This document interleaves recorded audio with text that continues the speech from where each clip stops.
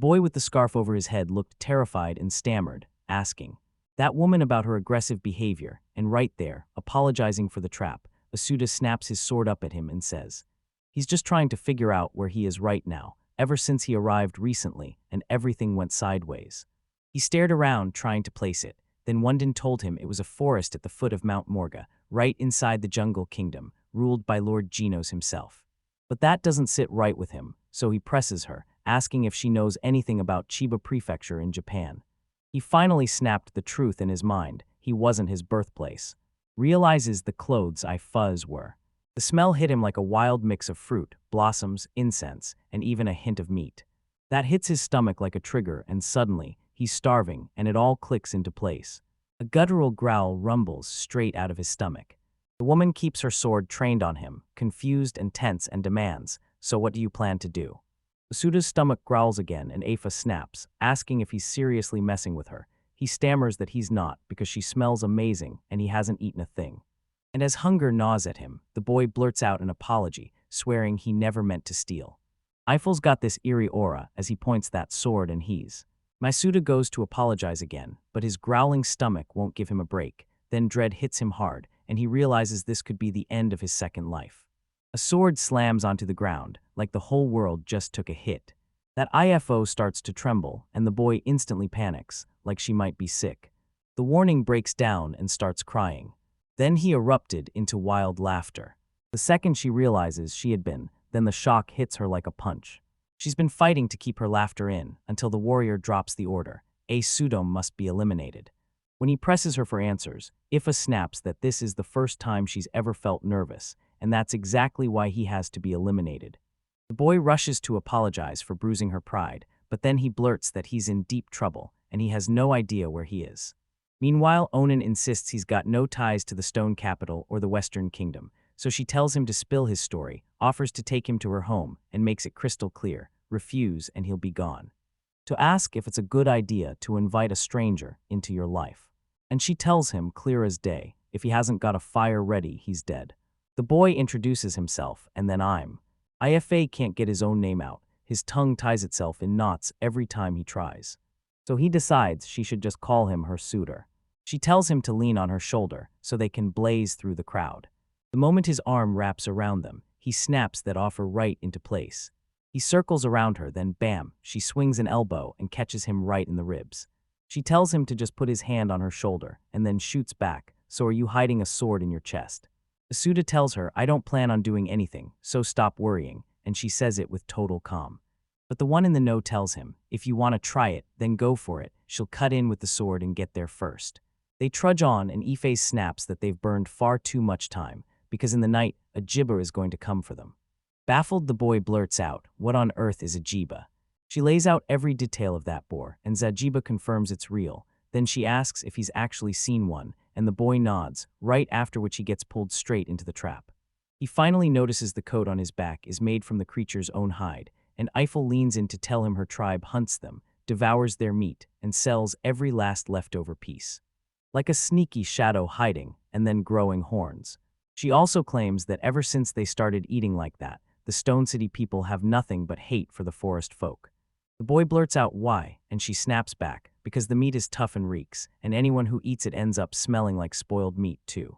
But Asuda lanes in and swears the smell is absolutely delicious. And because he's got an insanely good nose for sniffing out exactly what's going on. He's got one thought in his head, that gibber is gonna taste insanely good. She just shrugs and says the meat's not great, but it's definitely not awful either. And that boy grins, because to him, that's the perfect challenge for cooks. They finally spot the village, and the woman blurts out that they're almost there. Sud fires off a question about how many people live in the village, and she tells him their homes run from north to south, and the whole place tops out at 500 people. She adds, and just getting from one city to the next takes a whole half day, at minimum. A man suddenly shows up, lanes in and demands, "Why the hell? Follow that grumpy little brat, who's she with?" She lines in and tells him it's none of his business. But this one son claims the Sun family runs everything like kings, and she fires off questions about the boy's weird clothes and where he's from, then instantly shuts it down with, "I don't care about the Sun's family. He's a wreck of a man," and he pleads with him to get out of her way. Irritation flares in the man as he orders her to repeat herself, but she fires back with a challenge: fight me or vanish. She strides right past the guy, who's yelling at her to be careful, tracking gibbous growth so she never loses her head one day. Asuda blurts that he has no right to talk, but she should at least learn to get along with the neighbors. Then she tells it straight: after her father died, that monster slipped into her house and tried to attack her, and she fought back with brutal low blows to survive. She swears that ever since that day, the Sun family heir stripped her of respect in everyone's eyes, and she turns to Asuda like, "Do I really need to worry about a guy like him?" He tells her to hit him again, but she snaps back: "He's not worth my time. If anything blows up, they'll pin it on me anyway." The moment her stomach growls again and embarrassment hits, she snaps that he's doing it on purpose, so the boy blurts that she can laugh, and she fires back, "Shut up." They finally burst into Afa's little, modest home. And the boy quickly asks, "Should I take my shoes off?" Annoyed, she snaps that she'll whip up something to eat, because his stomach is growling like it's about to start a war. Thanks for asking. If she doesn't live with any other family, then we should figure out who she's with. She fires back, reminding him she warned him her father died, and that her mother had met the same fate ages ago. They slip inside, and the huntress barks at him to sit tight and wait. Then Ifa shrugs off her juba fur coat, and that meat stench hits even harder. His stomach growled like thunder, and she demanded he hand over the sword, saying that when you step into someone's home, you always leave your weapon with them first. The boy freezes up because the Santo Cumef is the only thing left in his entire world. But with nothing else left to do, he shoves it into her hands and begs her to treat it like it matters. She swears she'll do it and insists she's not clumsy at all. If they made a mistake, he won't call himself a victim. He's basically asking whether that memento really came from his father. And the suit locks in the proof, he tells the forest people this: anyone who mistreats their family, that kind of monster doesn't exist here. Asuna clutching the pod, the wound suddenly shows up, so she steps over, eyes wide with curious intent. Believing he's starving, Iface insists he'll be ready any minute. But the boy insists he's genuinely into the local food, because his job is tied right to it. As she cooks, the boy can't stop staring, burning with curiosity. He asks, is that total for 2 people? And what's so special about Cuban meat, anyway? Effort tries to get a grip on what he's even talking about. Even if it's just about, he's still saying it. He knows nothing. He stares at the. He finally ate with full satisfaction. The woman watched. When irritation flares, he snaps, "What are you laughing at?" Then when the apology starts, he just shrugs and says he was only thinking the food looked delicious. And Ifa fires back that it's just mediocre. He blurts out that this thing isn't ready yet, it's gonna take a while. And now she's itching to hear his story. He yanked off his scarf, slid into his seat, and sat there counting every one of the 17 years he's lived. He tells me that at first he swore he was dead, then he woke up in that place like nothing ever happened, staring around in disbelief, wondering if someone had dragged him to a foreign country. When it clicked, he felt something was off, like the whole world was acting weird. So he bluntly asks, "How am I supposed to get you speaking Japanese when you don't even know what Japan is?" Then he lines in and demands she tell him exactly where they are. Eiffel tells them the Forest Folks Camp and the Stone City clan sit inside the Western Jungle Kingdom, packed with people in the Western capital. Then she adds that the jungle people worship the god of the Western Jungle, and that Musikoran's continent is ruled by 4 great kingdoms and 4 great gods, warning that anyone who lacks their blessing is treated like a beast. Then the worried guy grabbed the boy and demanded, "How are you so clueless about that?" Asura shrugs and says he has no idea, and the boy can't stop thinking about that weird boar that shouldn't exist in any book, like all of this is one big, unbelievable mess. It ends with the cold truth: this world just isn't his. Then the boy leans in and asks I-5 if she's ever met someone like him. She shakes her head and admits she never has. He's sure someone dropped him into another world, because now he can't see Riene or his father, and the knife he was meant to deliver is slipping out of his hands. He keeps stressing over how long it'll take to crawl back to his real world, and he can't stop worrying. Did he really smash his head, or is he just making the whole thing up in his mind? The moment Afa's hand brushed him, the boy jolted, like he'd been ripped straight out of his own thoughts. She rises, head straight for the fire, and calls out that the meat looks perfectly done. He looks like a massive pot of stew, and when he realizes how much there is, pure shock hits him. But he still forces the courage to ask a woman if she's buying his tale. She swore just by the look in his eyes that he wasn't lying. And because of that, she's convinced he's completely unhinged. I sizzled the chops, tossed in the onions, and flung them straight into the pan like it was mission time. The boy clocks the foam swelling fast, and a heavy sadness creeps in. He turns to her and thanks her for trusting him. And the woman's like, wait, you actually want them to call you crazy, because that one's gotta feel wild to her. Asuda shoots back that he's just relieved she believed him, even if she still thinks he's totally out of his mind.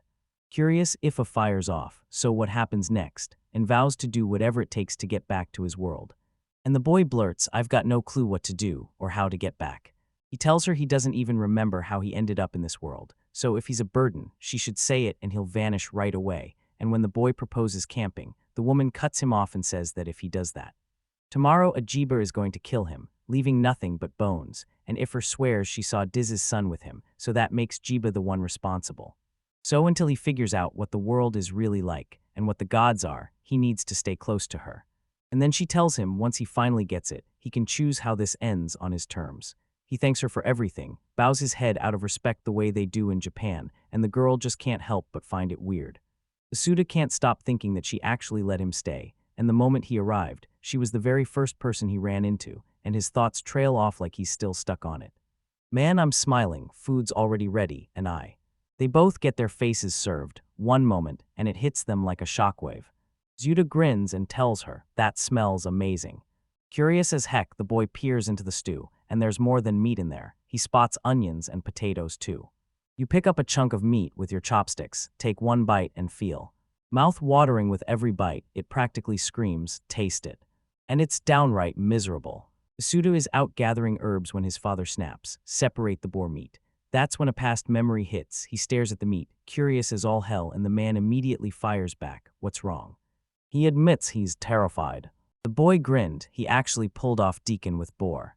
He storms up to his father and demands answers, and the man snaps back that the meat has to sit and age for a few days.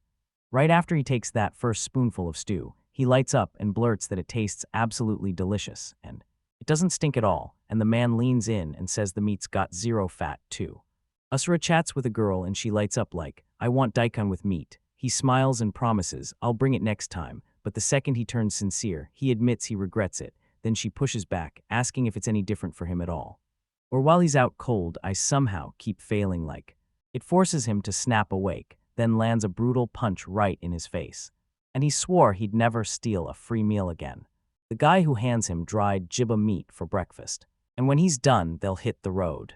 He's still barely managing to chew the meat, and now the smell hits him like poison. He's convinced the bleeding never got finished right. As he digs in, a clearly pissed-off stare won't leave him alone. The boy can't stop replaying yesterday's meal, the meat, the taste, all of it. It was brutally tough, packed with thick fat that clung to everything like glue, and yeah, the onions totally felt like the ones from Shakiyaki, just in texture. Potatoes melted into a watery mash, smooth as flour, and hit your tongue with a sharp bite of black pepper. Now as you take that first bite, the flavor hits just right, and the smell rolls in like a sweet victory. Annoyed, Ifa snaps at the boys, asking if they're still stuck on the meat while they struggle to choke it down. But he's already eaten. She tells him they'll be out gathering pico leaves and firewood until sunset, and then the boy perks up, asking about his Santoka knife. They sprint to the storage building, grab the knife, and the Suda whips his head toward it, hit by the wild, mouth-watering scent of spices that fills the grabs a special rummage. Eiffel spots the knife, snaps, we have to move, our time's already been burned way too much. She asks why he's stuck staring at the storage, and the boy finally admits he was the cook's son. And he can't help noticing, she's barely even reacting to how the food tastes. Then Asuda, smiling through his gratitude, tells him, thanks for letting me stay, let me cook the evening meal, and heads to prepare dinner. Eifer can't believe it and blurts out, am I stupid? Because, seriously, even a kid can cook. The boy fires back, saying the food here tastes nothing like the food it came from. And she snaps, that makes zero sense. But he just asks the boy to taste his recipe, and even if it's not much, it'll still give her a real boost. She doesn't even hesitate, she just nods, agrees, and blurts out, telling him to do whatever he wants. The boy finally exhales, at least for now he can cook, and that's enough to make him feel content. The other face says that the boy just made a reckless statement, and now, acting like a child is going to cost him. Panic surges through him, and he bolts up to her, gasping. Asks what she means, and keeps moving as he asks. It charges through the woods the instant it spots Some leaves fluttered down, then the woman cut in and the moment shifted. Even though they look alike, pico leaves only grow along the riverbank. Curious, the boy leans in and asks if that dried leaf is where the black pepper flavor comes from, and she grins. Yep, I toss it in to keep meat good for a whole month. To try to pick some leaves, but I got so worked up that it all fell apart. He grabs him, warning him not to lay a hand on it. Stealing from Morgan Mountain is taboo. He lays down the rule: you can't pick a leaf Jibas won't touch, because the whole mountain and forest are locked under the Western Jungle Kingdom's control. Eiffel also insists the Morian people are refugees spilled out from the Southern Kingdom. They're allowed to hunt gibbous things, so the world calls them gib eaters.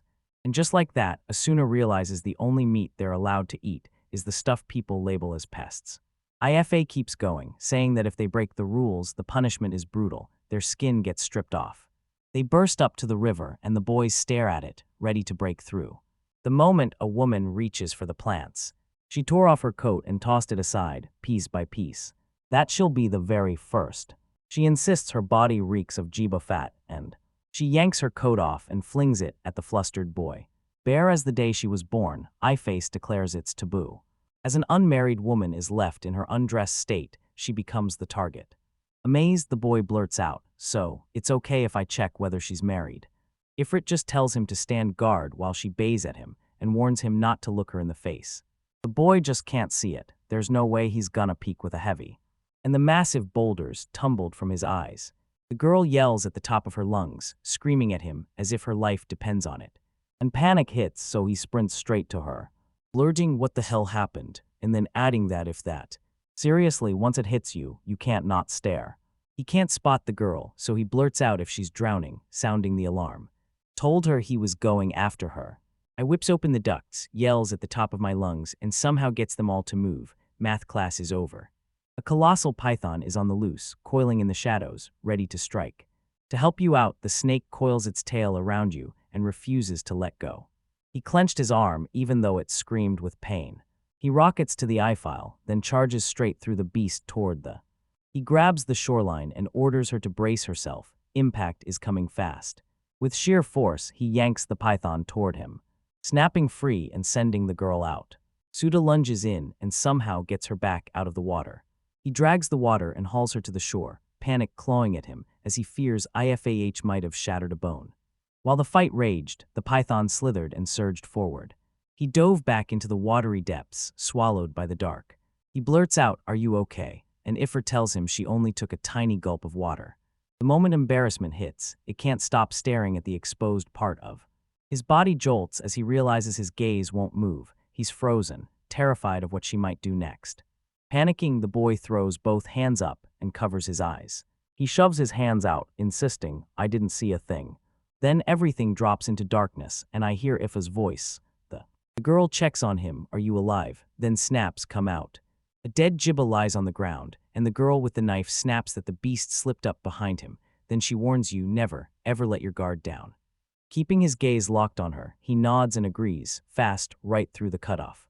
Face says that normally, for staring at a maiden like that, they'd rip his eyes right out.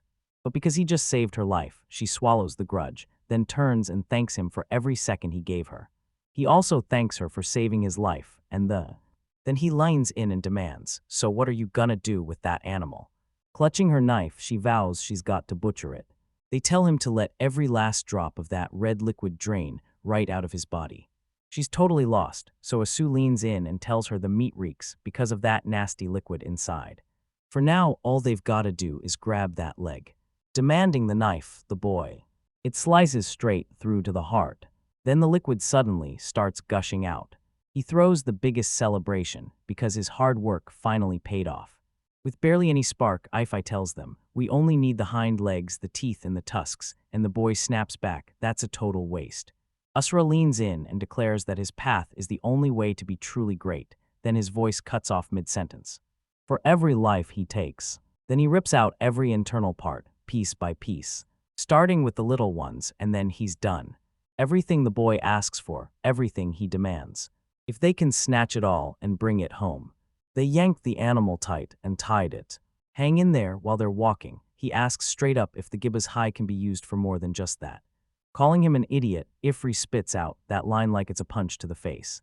They said sewing was only for women, but those tusks could still be traded with them, so when he didn't get it, he started blabbing about women hunting and the girl. He snaps that's not their job. When they grilled him about saying that, despite being the female hunter goes, since I took over as the head of the fat clan, I had to learn everything from my father. That bombshell ignites a fiery argument between them, and Asuna blurts out a comment about Ifa's body. Then she scrambles to ask what he meant by keep it in your heart, warning that if it's bad, she'll hand out a punishment that fits the crime. At home, the boy crumples to the floor, gasping in defeat that he couldn't grab a single pico leaf. Eiffel claims he's so weak, like a woman, right down to that sick little. Evil laughter bursts out of him as he leans in and tells the girl, from now. All right, this is just the training stage, and once they start, they're gonna start butchering Jiba. Suda claims he's already set everything up. An animal sits on the table, and the knives are lined up for skinning and cutting, only to notice Ifo doesn't look all that thrilled. He leans in and tells her, show me a little interest, then grins and promises things are about to blow wide open. Clutching a chunk of meat in his hand, he leans in and tells her.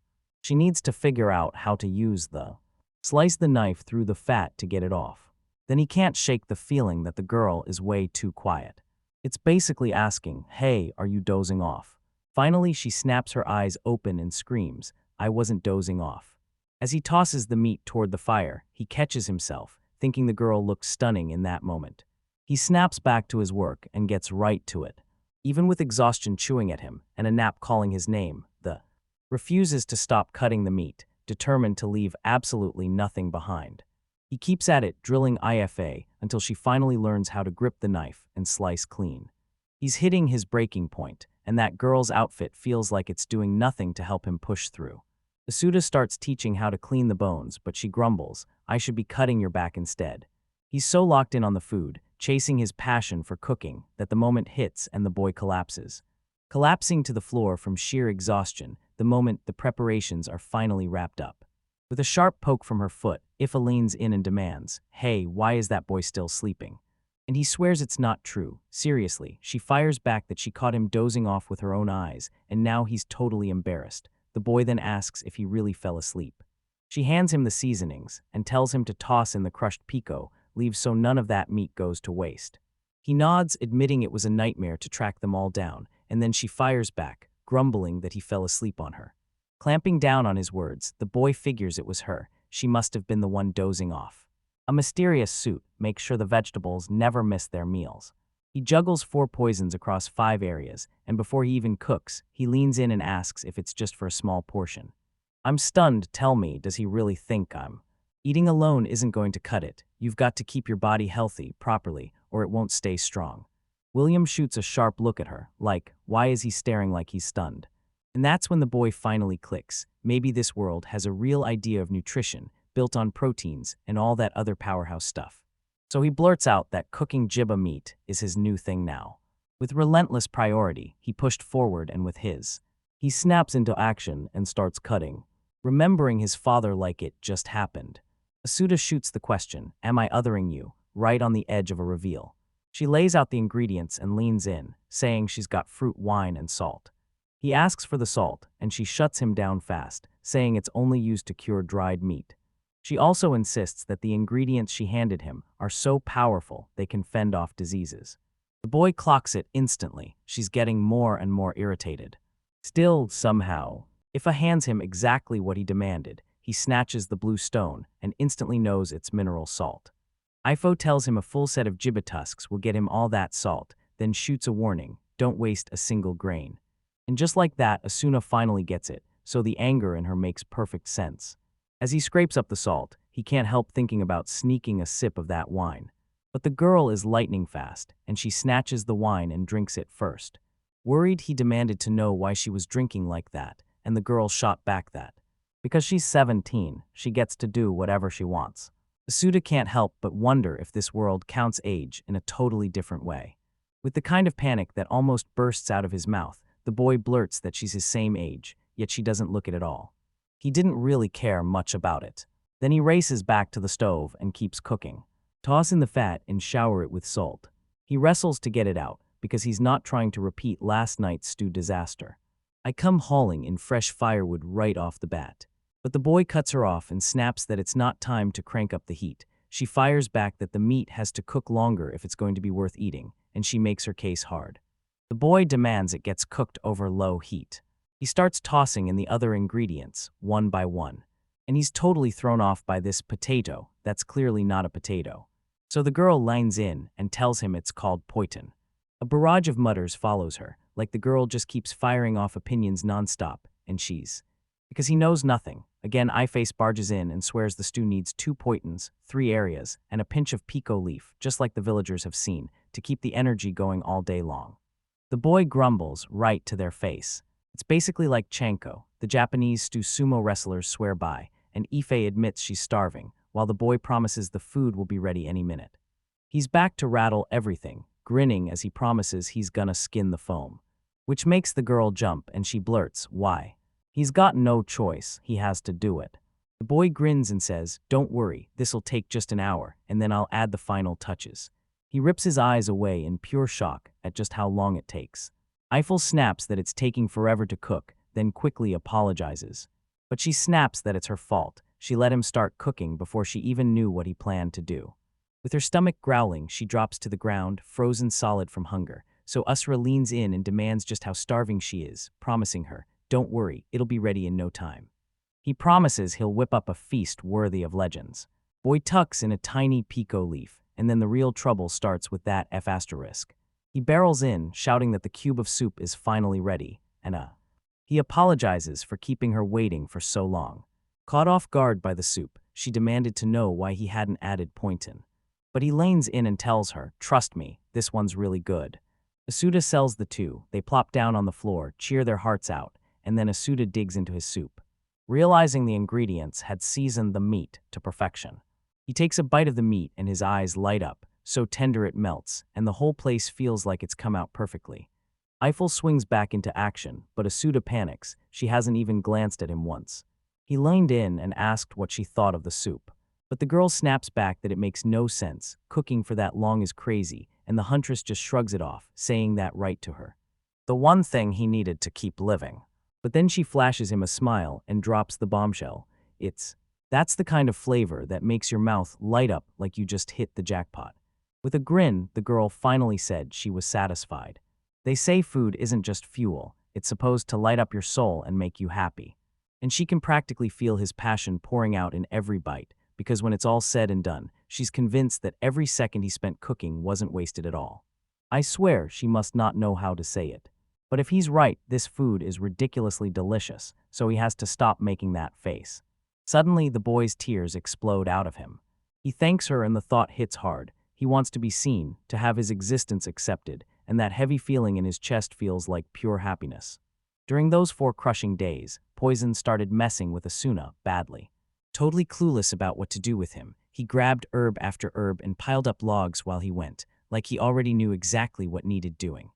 Then he begged Ifo for permission to use the poisons. 1 spoonful a day made the stew go mushy, boiling it made everything fall apart, and frying it in fat turned it into greasy, ruined slop.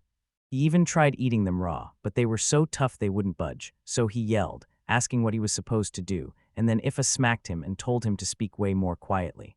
So when he hunts, why is he stuck at home cooking instead? Usura rushes over to apologize, and then she drops the bomb. She's got something for him.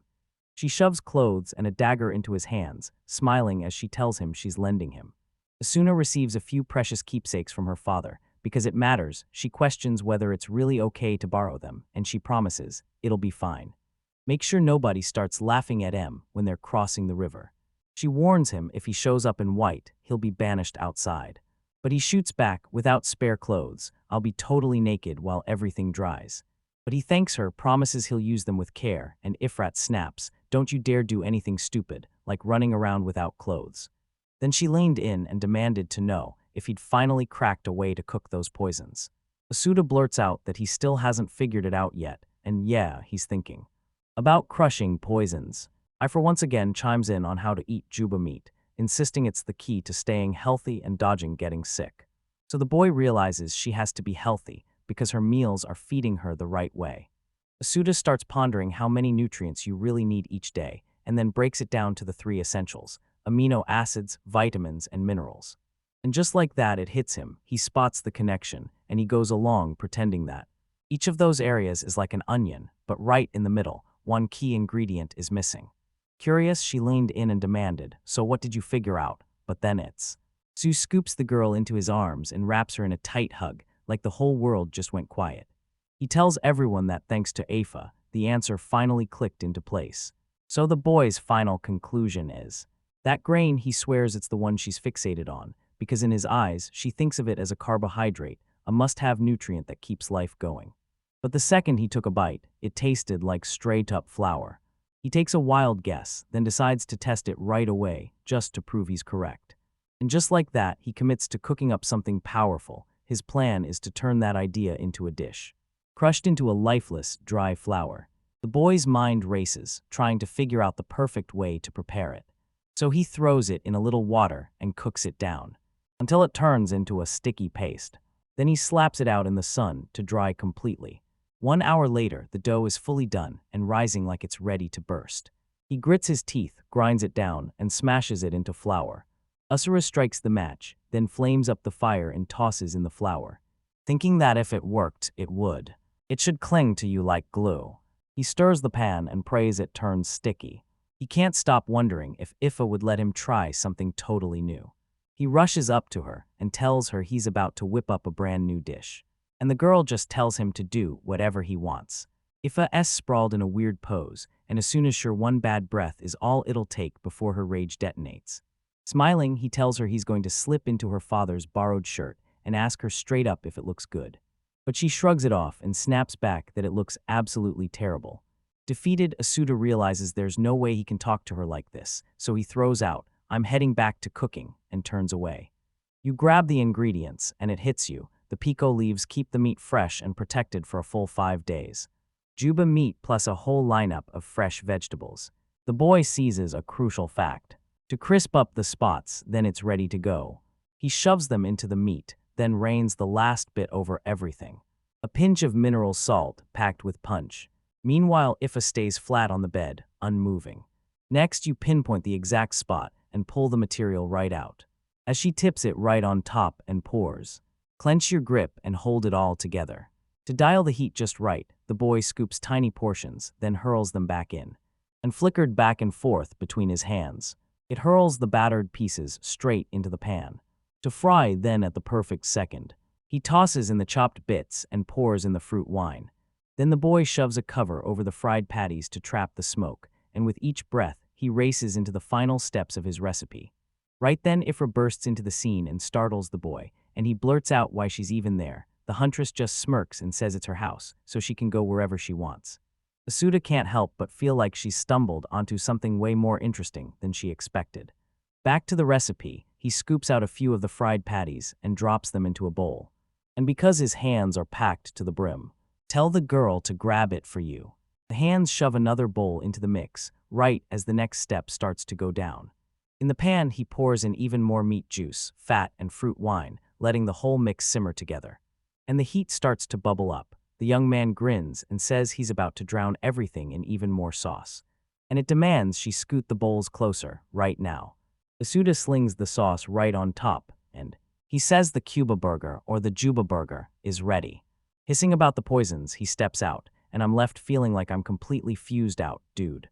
He comes back with a ready-made dose, flashes it to her, and leaves the girl so confused she can't even breathe.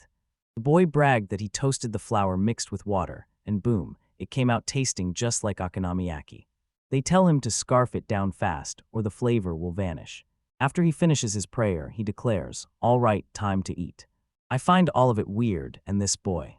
The boy lines in, convinced she's mumbling something he can't quite catch. Asuda leans in and bluntly tells them that this bread doesn't taste like anything at all, and told her she had to blend that piece right into the meat. The young man tastes the sauce, and his eyes light up like he just found something legendary. That rich, buttery fat hits like magic, the meat tastes unreal, and that punchy fruit wine smell fills the air, pure deliciousness. Pleased with what he built, he grins and declares, "This one's called the Juba burger." He says the best moment was when he toasted the Puritan, which used to be so hard to chew. And he flashes a grin, absolutely thrilled with the dish he just made. The knifer snapped, "What's so funny?" and the boy just kept smiling, like that question was the punchline. He finally clocks it. he screwed up big time by not paying attention to her. The second she asked what she thought of the meal, everything changed. The boy notices the meat, and immediately. The writers are vanishing in a flash, and while that's happening, Ifro plunks himself down, picks the food, takes a bite, and declares it delicious. Asuda grins at the answer and immediately presses for more details. War erupts and it all ends with a hard slap aimed at him. Kneeling there, the boy freezes, baffled by her reaction, and blurts that if the hug set her off, he's truly sorry. But Ife just shrugs and says he talks too much, so if she doesn't want to go further, he needs to take the hint and stop pushing. This twists the boy's thoughts into even bigger confusion. She whips her back to him and pleads, "Don't look at me." So Usura finally buys it. If she calls it delicious, then it's gotta be the real deal. A tiny burrow pops the door open. She leans in like, "So what are you eating?" And she blurted that she caught this incredible smell of meat in the air. And she can't stop wondering what that white thing is, so Ifa snaps at Rimi, orders her to get out of her house, and makes it crystal clear she already warned her not to come back. Vanasuda snaps to it. These two actually know each other, and the tension hits even harder as he realizes it. Right at the house entrance, the girl blurts, "It's been forever since we last met." But before the reunion even lands, Ifa's already bullying her, hitting her with non-stop questions, like what they ate, who cooked, and whether Asuda's her husband. Then Ifa snaps back, "I'd never marry a pale man." Asuna blurts out that she wants to know who the girl is, and the child answers right away. She's Rimi Ru, the Ru clan's youngest daughter and a friend of Ife. She can't stand loud little kids, especially ones like her, and she snaps that she should run back home. The girl starts sobbing, clearly terrified. Asuda wastes no time and asks why she'd say something like that to a child. To silence that crying, she swore it was just a joke. She only said it because the Sun clan is out to get her. So yeah, staying away from her is the Ru clan's smartest move. She also warned that if Rimi was out there crying and begged her to let her inside, it would turn into a real problem.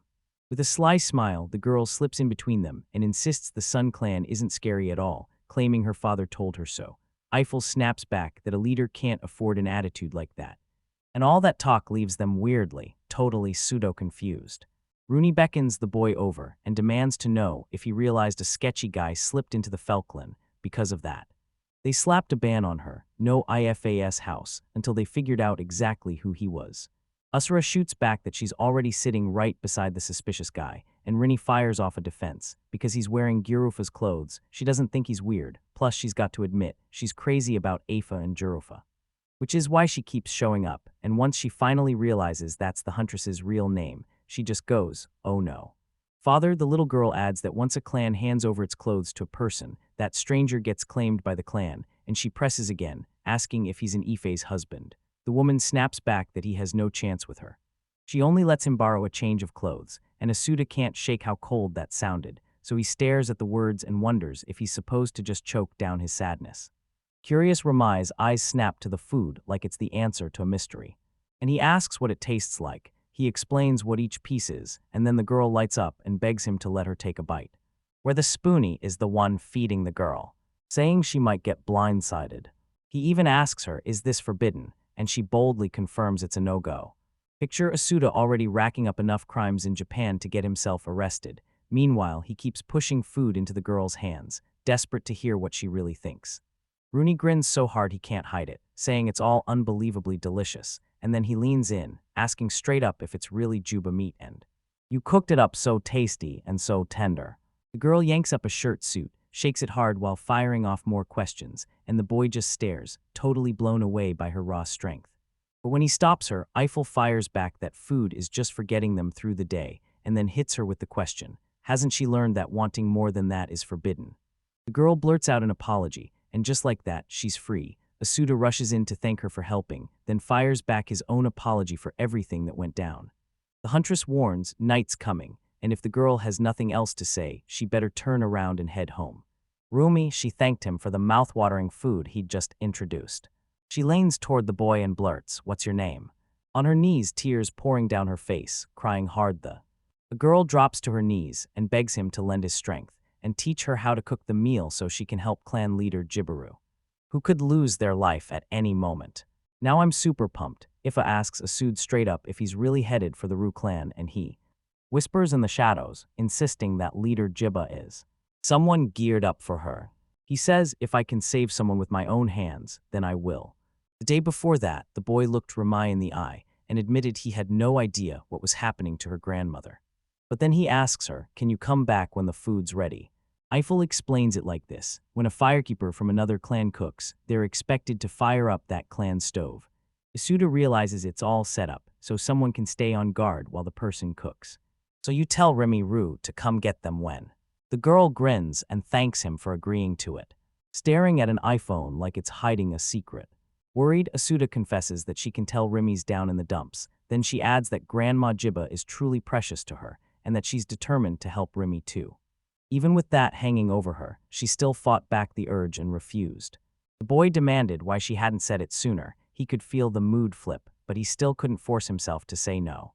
Still a little unsure, IFA admits that 2 years ago, after she tore through a fight with Diga's son, leader Donna Rue lined in and proposed the unthinkable. She wanted to marry the head woman of the Rue family. She turned down the proposal because she craved the hunter life, and that entire confession has Asuda practically buzzing with nervous energy. Continuing, she blurts out that Donna's grinning because they've got a plan to wipe out the Sun clan tried to force an arranged marriage, even though both groups absolutely despised each other. This choice sparks rage in the suitor, furious at the idea, and furious that they never respected the girl's freedom. Ifrez admits that's why she wants to stay far from the clan, but there's one problem: this forest is basically all theirs. Tears streaming down her face, she warns him that if he hooks up with the Rue clan, it'll all go downhill. You might find yourself caught in a brutal showdown with the Sun clan. To soothe her, Usra tells her he knows the clan's customs might be confusing, but he can't stand seeing the gorilla this heartbroken. He just wants to witness the smile of his savior. And she pushes herself to flash the smallest, brave smile. Today, Rimuru shows up at the place super early, and he still swallows his pride just to apologize for keeping him waiting. Usra grins and tells her to drop the seriousness. He's here, just like he promised. Then he starts packing everything into a cloth bundle and says, "We've got a ton of preparations to get moving on." As the boy strolls through the village, his eyes snap to the houses. These aren't like the ones in IFAZ at all. Rivia reveals they've got 13 family members, then points at the baby and says, "Nope, we're only cooking for 12. Nervous as hell, the boy blurts out that someone told him he'd be forced to use the clan's utensils. But he's gotta figure out if there's enough for all 12 people. The girdle gave a sharp yes, then she asked, and that's when I got stabbed by her knife. Once it asks, just hand it over. And Remy jumps in and says, "I'll do it too, because it's." People are used to handing their blades off to another clan. The boy clings to what IFA said and lets out a breath. At least the pressure only hits while he's busy getting everything ready. Then Ruby bursts in and declares she's brought new guests, Ifa from the Falkland and Asuda. Everyone in the clan spills out of their houses, and the shock hits hard. The one person they expected is a boy, while the huntress just stuns everyone by saying the only woman she'd ever known in that family was Remy. The girl rolls out her introductions: Tiedemann, the ex-chief's wife, then points to her grandmother, Vina Rue, and finishes by naming a young woman called Rana. The name snaps the boy's focus and hits his memory like a punch. He warned me about Rana from his world, and how he straight up broke his promise to make hot pot with Borfer. And then he can't help but think of his father again. How he ditched him, leaving him alone and feeling. And let that terrible sun descend. Ranaru spots something off about him and blurts out, "You okay?" And the boy admits he knows someone with the exact same name. The girl clocks the sadness on his face and blurts out, "Hey, is something wrong?" With tears still on his face, Asuda wiped them away and flat out said, "No." Ruby steps up and introduces the entire clan, and the boy panics because he totally missed the names of everyone else. Ifit steps forward, introduces herself, and proudly declares she's perfectly suited. Is one of hers, at least for today. Grinning, the boy tells her she invited me and says he'll borrow the clan's stove. The clan's grandmother grins and welcomes them, then promises that she, Remy, and Rana will jump in and help. She lines in and asks if he was born overseas. Vina leans in, sounding curious, and asks if he was born somewhere outside, then presses why he won't say where he's really from. The boy lines in and swears he was born in Japan. He'd never even heard of a continent called Amsterhorn, and no, he hadn't been born here either. Vina can't stop staring at this foreigner. He's clueless about where he is, and somehow he's ended up stranded on this very continent. Right then, Remy lights up with excitement and yanks Asuda over to show him the stove. He can't stop staring at the stoves. One cooks the meat, and the other boils everything down hot and fast. The boy nods like he's got everything figured out with the stove. Then Reina pops in and asks how he's supposed to make soft juba meat if he's not even going to boil it. And you can tell he might have slipped in something new with that meat, because those pseudofiends are razor sharp when it comes to questioning, but she claims they could have just handed over the meat. Then she heard him say it would get done his way, no exceptions. But right when the moment hits, the boy gets pulled off course by something that snags his attention. Around her neck hangs a necklace, and then he spots it. Everyone's got 3 tusks. He leans in and asks if a couple can be traded for food. The girl blurts out that it's a charm, one she got as a gift from women as a kind of blessing for good health, and Benasuda realizes it's not just used as money. They can craft all kinds of accessories with it, unlike the fat clan that's out there hunting every 5 days. He snaps his eyes to Afa. She looks pissed off, like she's seconds away from blowing up, while Ramai bursts in with the poisons. The clan's grandmother leans in and demands the huntress, "Tell me, did you catch the jibba?" She shrugs it off like it's no big deal, and Titanium flat out refuses to believe any woman could take down that beast. Then the girl spills the truth. Her father trained her, so she knows exactly how to survive and live alone out in the forest. The older woman leans in and asks, straight up, "Are you really planning to die by yourself?" And if Ifa even tries to speak up, the woman cuts her off, saying, "At this pace the Fakian will be over," then flips the question back. Doesn't she want kids? Eiffel keeps his eyes on the cooking as Remy asks if the water for the poitons is right, and Asuda jumps in to explain that they have to be made exactly like the ones. I'm still in a terrible mood, and I can't stop staring at that girl. He clocks something weird about her. Then curiosity sparks. He wonders if she'd been talking to someone before. He storms over to Rena, who's cooking uppa, and she warns if they boil too hard, they turn to mush. Then Grandma Gibble will go after you. You won't be able to eat them at all. Usra asks if she's ever cooked peewitons, and she snaps back, "Yeah, my grandmother taught me, but the family chewed her out for it." The boy promises that once the poisons are out of the way, he'll cook the meat himself. And Remy looks totally caught off guard, saying she's never seen meat cooked like that in her life.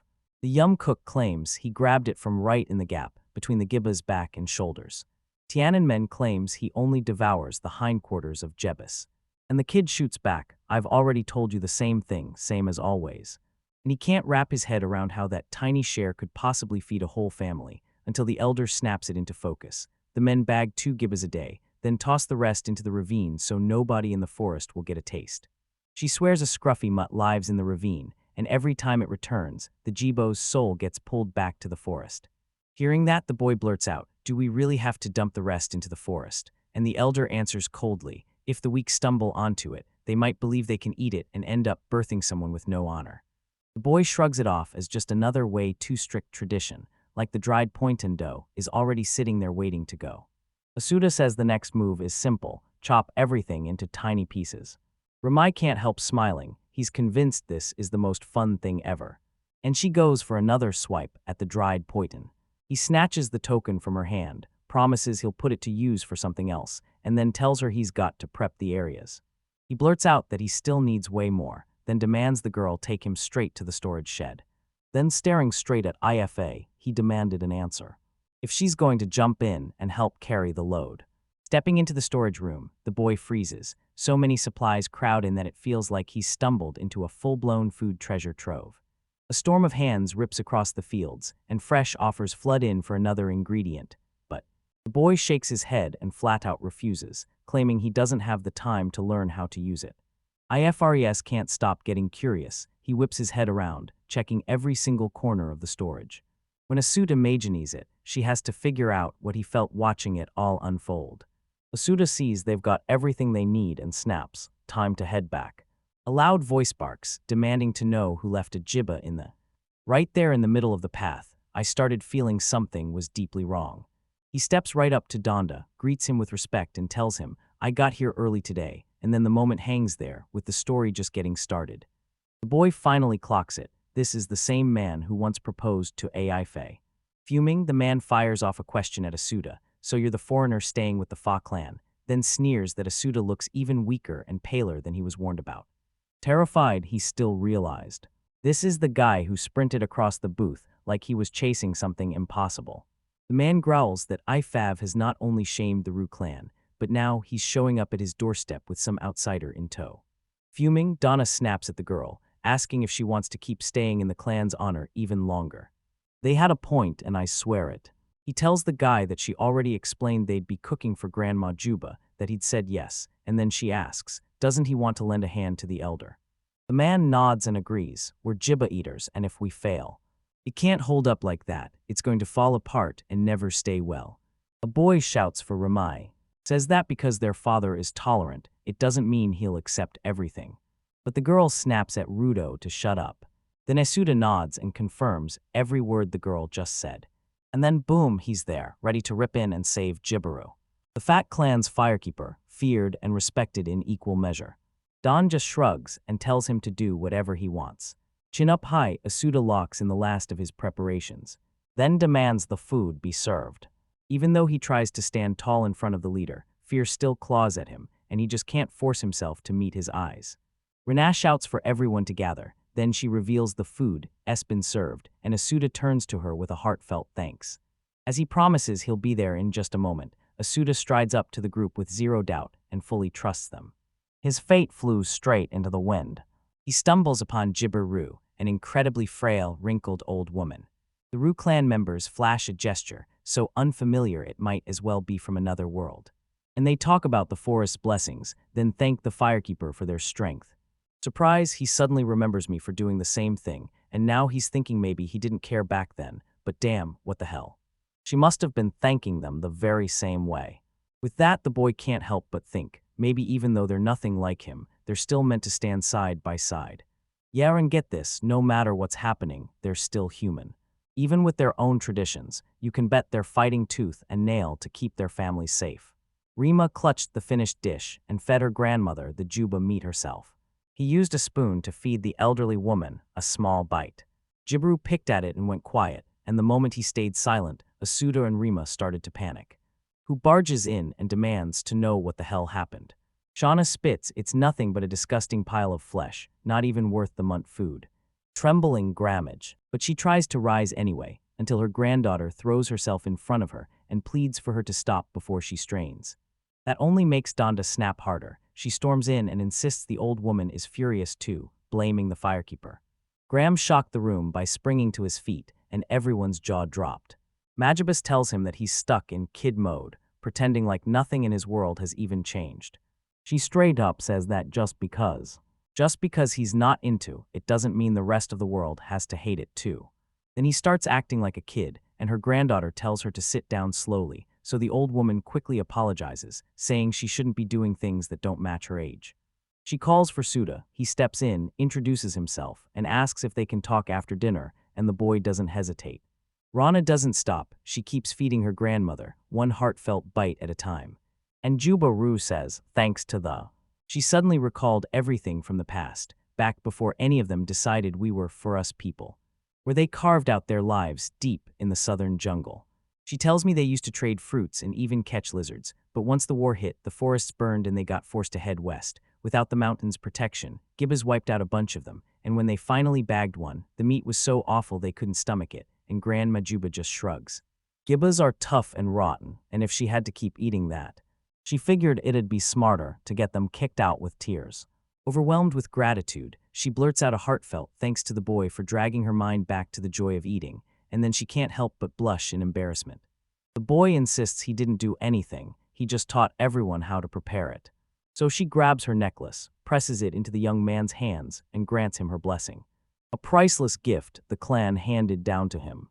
To help him, IFO leans in and tells him to grab it, because it's the reward he earned for everything he's fought for. And every family member steps up to offer their blessing too. He tore away from the boy's hands, leaving their palms packed with Jibba tusk necklaces. But Donda snaps, don't let it go to your head, because he doesn't care what anyone else is saying, so. That kid forced him to swallow poison. You're terrified the boy will ask, was it all just a failure? He's freaking out about the punishment waiting for him, but Ifez stays icy calm and says, since you're already blessed, just tune out those threats. She opened her mouth, ready to drop the next bombshell. But Jimaru calls for her. An elderly woman beams and says she's grown so much, then urges her to come closer. With trembling hands, she brushes the girl's face and whispers, you've been. She transforms into a stunning beauty, and the moment she steps into view, she looks just like her mother. Tears spilling down her face, the girl snaps that she ignored him for so long. But Jubaru shrugs it off and says, "Don't worry, we've got plenty of time to talk." Asuda's grinning, still buzzing from the chat, when Rudo snaps him out, saying it's late and pushing them to stay the night right there. Outside, the young man hunts for the empty family cabin they promised him, but every place looks identical, like they're all playing the same trick. Then he can't help smiling as he remembers how Afa seems totally calm, and he clutches the little bag of food they handed him. But he knew not everyone shared his taste, and even with the ones who backed him, being an apprentice chief still felt wildly embarrassing, because he couldn't stop replaying what Dondi said, that his food was basically poison. Suddenly, the boy jolts in shock, turning even more deathly pale. Vina shows up, stares at him, and demands to know what he's doing, stammering the whole time, so he blurts that he's not doing anything. Then she pushes again and asks what he thinks about having a private conversation. The boy is totally baffled, and she tells him, "This talk is something I can only have with you." Stunned by it all, Yasuda insists she's not a bad person, but worry gnaws at him, like he can already feel that awkward conversation coming. She would lean in close to the foreigner, whispering straight into his ear. Gina leaned in and asked, "Do you really have no clue what life's like beyond the forest? And the world beyond, calling like a promise no one could ignore." The boy starts sweating like crazy, nerves hitting him hard. And she tells him to drop that intense face, because this is a secret. Then the girl cuts in and says, "Not yet, maybe later," and when the perfect moment finally hits, she wants you to remember her. Then she vanishes and the boy is left staring into space, his mind racing over Vina's words. Maybe there's a whole world out there, far beyond the forest, and nothing like the one he's known. Then an iPhone suddenly pops up, blasting him with fear, so the boy blurts out, "Are you done with your call?" while she leans in, demanding, "So what were you doing here?" He tells them the houses all look identical, and boom, he gets completely lost. She basically tells them, if you tell him to use a house with no resident, then he'll just hunt one down, no lights included. He flashes an awkward grin and admits, with a straight face, "Yeah, it's true." As they start to walk away, he leans in and whispers that he's about to get eliminated, somewhere sealed behind a locked door. In the morning, I get myself ready for the day, then I tell Asuvik what's up. Now it's time, get ready, because they're heading out to hunt, and is. Only answered when someone asked, when he finally fell asleep. Worried out of her mind, the girl leans in and asks if he's feeling sick. He flashes a grin and insists he's fine, and the huntress. She tells him, "Don't burn yourself out, you've already done enough," and then she admits she still has to find the right words to properly thank him. Hit the ground and the boy blurts that she's an angel, like some heavenly voice just reached down and grabbed him. Eiffel snaps at him, and he shoots back that it's nothing, just insomnia keeping him up. Suda replays that night when anxiety wouldn't let him breathe, while I, for some reason, act like I'm totally fine. All because Donda said his food was poison. Now he's spiraling through every possibility, trying to figure it out, since the ingredients were only the ones they all used themselves. The boy shrugs off all worry, because he thinks he already nailed Rumi's request, so what's left to fear? And help crack the case and finally settle some of Issei's problems. Frustrated as hell, you're about. He flat out refuses to accept it, because deep down he remembers he's the son of the firekeeper chief of the Falkland and more. And yeah, he's not just into it, he's obsessed with cooking.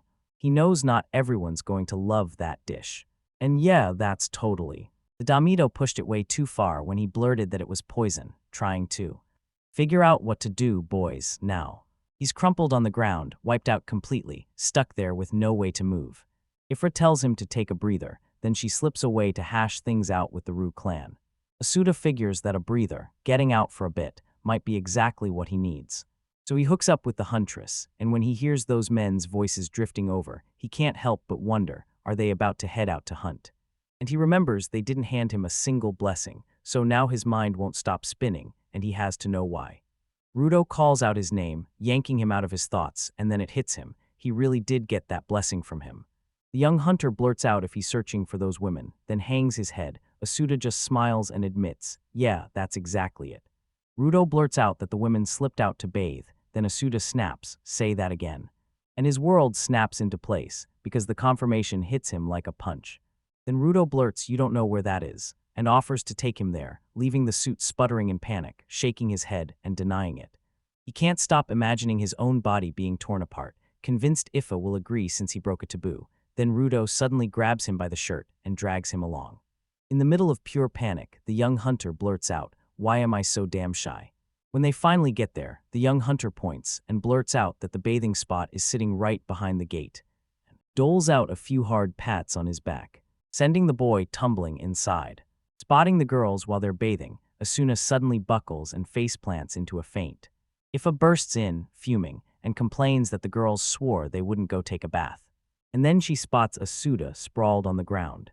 Rana blurts out that something's wrong, and the huntress snaps at everyone not to come too close, because she's about to do something to fix it. As he calls out in Venus, they're so scared they don't dare look away, because the moment his voice lands, even the members of his clan can't ignore what's going on. To catch his heartbeat, I leaned in and listened, with her upper body pressed right onto Sue's face. Still barely holding on, he strains to understand what that soft flesh brushing against him even is. Feeling trapped and gasping for air, he snaps his eyes open. An IFA shoots back, asking if he's really okay. He tells her this is a wild new way to wake someone up, then the girl kicks him for it. Later. I felt like I had to apologize, because that kick hit like a punch. And he just shrugs like it's totally fine. Then came another painfully awkward shock, when they finally realized he was a boy, even though everyone around his age had been calling him a girl, like that was normal for firekeepers. That's why Rudo marched him straight to where the girls were bathing, and with everything happening there, he never got a shot to bring up the poison again. So shyly blurted, "Wait, do you mean?" I thought, like the question was burning in her throat as she searched for the right words. She's craving dinner and she nods like, "Yeah, I'm in," as. He says that's the only thing she ever wants to eat, then goes even further. He compares that soft meat to the one he felt against his face earlier that morning. Laughing it off, the boy gets slammed as stupid by her. But all he can do is think they feel soft. That's what makes him regret fainting, because when he finally couldn't reach her, a strange wave of anxiety crashed over him like warm softness. So he thanks her for everything she's done, and vows he won't back down. So Serta lets him try cooking again for Donda, and to do it, he demands one thing: he needs to borrow Donda's strength as the clan leader. Because she led the way last time and helped, Ifa swears it's her duty to repay the favor, then she steps in and asks if he's sure he'll crush the fight. With his victory already sealed in his mind, he smirked and told her she didn't have to worry about a thing. Marching up to the Ru clan's leader, the girl drops to a humble tone and says. He leans in and asks for a favor, then straight up asks if you'll listen. He agrees, and then I get ready to stand there and follow her orders, ask the fairkeeper of her clan to whip up another meal for the Ru family. The laughing man grins and snaps that she's gotta be kidding. He faced him head on the moment the chance showed up. He lines in and says, "I'm dead serious." With arrogant swagger, Domi snaps that the boy mistakes courage for plain stupidity. But out of respect, he'll set the next stage in motion in just 3 days. At her home, he explains that Donda's orders are crystal clear. He's been picked as the firekeeper, and it'll happen in just 3 days until the wedding, and then the clan slipped back into its same old routine. She tells you from this point on, it's going to get even stricter, because you're not just helping out, you're serving at the wedding reception. That's the move that'll smash the Root clan and the Written clan together, finally forging one united force. And if he slips up, the Ru family will turn on him fast. They crushed them and left the Fair clan stranded, cut off with no way out. That thought hits him hard. Maybe his choices dragged her into all this, but before he can finish the thought, she granted him permission to take on the challenge. Then the boy lit up and declared he has to win, no doubt about it. And then he twisted the knife until the girl doubted him, started to question everything like, "Do you really?" before he'd even finished saying it. But Navi speaks with iron confidence, and together they smack hands in this epic high-five moment. As he strides along, Asuna races through ideas. What can he do right now? Because the meat was so tender, people snapped to one conclusion: poison. While he's hauling in the ingredients he brought, the boy desperately hopes he can pull this off. I tell him straight-faced that Remy went and talked to the women of the clan, just like he asked, and then bam, the girl shows up out of nowhere. Smiling sweetly, the little girl claims she pulled together all 4 of the women they had. Riene and Vina step in to help right away, eager to ask him what he needs from them.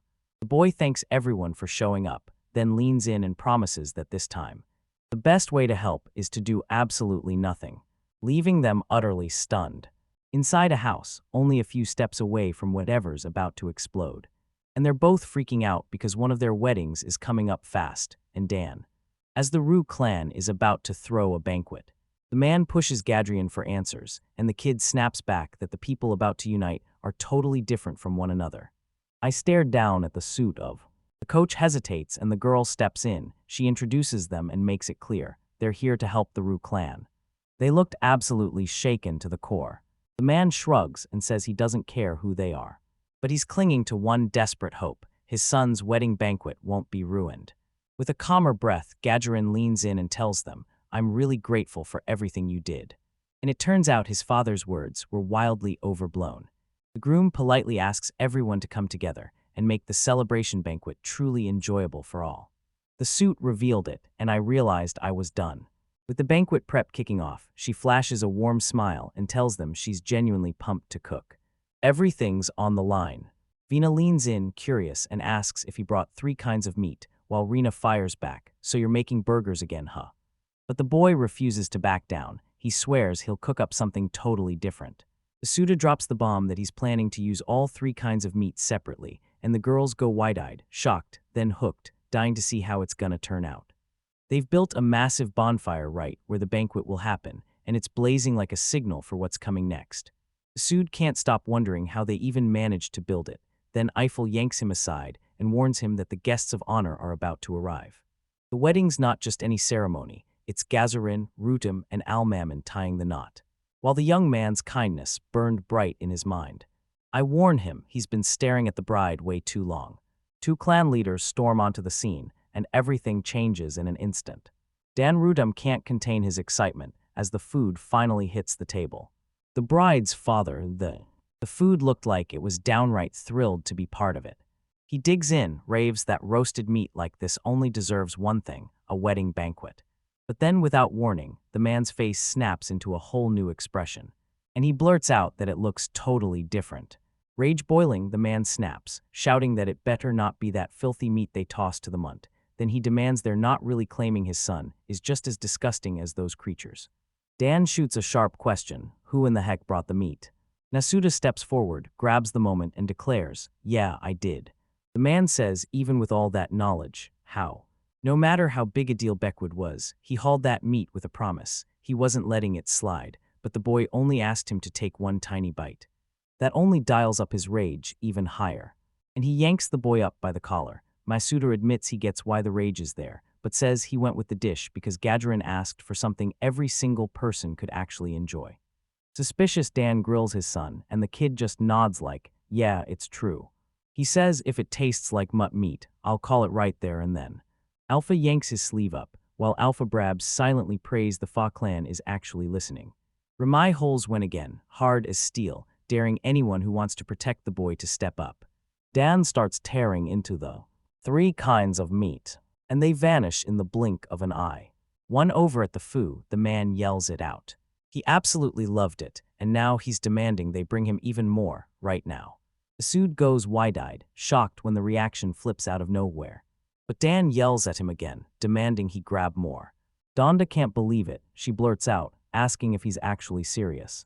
Then the groom's father leaned in and snapped, "Aren't you even gonna try it yourself?" Refusing to throw in the towel, he just shrugs it off and fires back, saying he thinks so. Then the Rutem clan's leader slams his word down and orders the banquet to continue. Meanwhile, Asuda drops a heartfelt apology to the girls, admitting he's got them stuck helping him lug the dishes. Vina grabs his attention and blurts that her father is finally ready to make contact. The moment his eyes landed on Don, devouring his food. Sensing what's coming, a man blurts out, "Are you seeing this too?" That's what he's locked onto, staring like it's about to explode. The young man just shrugs it off and shoots back, this time. The leader digs in and eats like a champ. No whining, no complaints, just full steam ahead. But Donna rips the moment open by blurting out. From far away, you can barely make out what's coming. Ramai yells that she's not doing the job, and the boy just can't stop wondering what the truth is. Dama steps in and straight up says he's a hunter. He has to hunt Jibu himself, for him and every family member who can't. And that's why they have to keep their teeth sharp and strong, or they can't chew and eat the way they're meant to. But if they chew that tender meat, their teeth get worn down and they end up weak, so. That's why he swore the meat from their last meal felt like poison. Donda thinks this time's food might finally keep their bodies from changing. Remy goes for it again, tugging at his focus and begging him to finally hear her out. But he swung around and told the girl to hold on for a moment. Asuda snaps that you're not allowed to eat dried meat. Then he grabbed the tougher chest meat for them, because that's exactly what they're used to. Meanwhile, Remy and the others dug into the tender lower back and the juicy upper shoulder meat. Curious, he demanded to know why he'd do something like that, because food isn't supposed to be more than fuel for the body. With eyes blazing, the boy snaps that he doesn't need a reason. And as a chef, nothing else matters more than bringing people together and making them savor every bite with big smiles. Donda says that's exactly where his pride is forged, and he pops one tooth off the necklace, then thrusts it into the boy's hands, swearing he'll give a blessing just for this one meal. She suddenly lunges at her suitor like it's now or never. He got shoved aside right as he blurted that he'd forgotten about her. Then Vina laughed and said the girl was pure mischief, all hyped because she was a firekeeper. Remy immediately chimed in, asking if they were roasting more meat or if they could finally dig in. Rana just shrugged and said, that little girl, she did the most work. Still reeling from it, Donna blurts out, wait, what do you mean by that? Isuda blurts out that he only came with a cooking idea, and Vina fires back that it was them who served as the firekeepers. The young man grins and declares that the Ru clan can whip up this dish anytime they want. And he also claims that both G, Ruba and Rudo, and thus everyone in the family can jump in and enjoy it together. He whipped up something for everybody to dive into and enjoy. Dantle, and suddenly his mood lifts, like a weight just fell off his shoulders. Don't wear that gloomy face, please man, you've got to snap out of it. Asu lanes in and asks Remy if there's any more meat left. Remy shakes her head and says, nope. So she shows up to talk to him, face burning with embarrassment. He blurts that there's no more meat, and Donda snaps, asking what Asuda really thinks he'd do if he came begging for meat. Dan grabs their attention and orders them to jump into the banquet. To kick off a conversation, beneath a night sky blazing with stars, the whole world lit up. I fought, and the moment the fighting stopped, I went straight to sharing a meal. The boy blurted out his question to the... She's furious that he's ignoring her, or maybe it's because there's no hamburger, but she snaps it all down and denies both.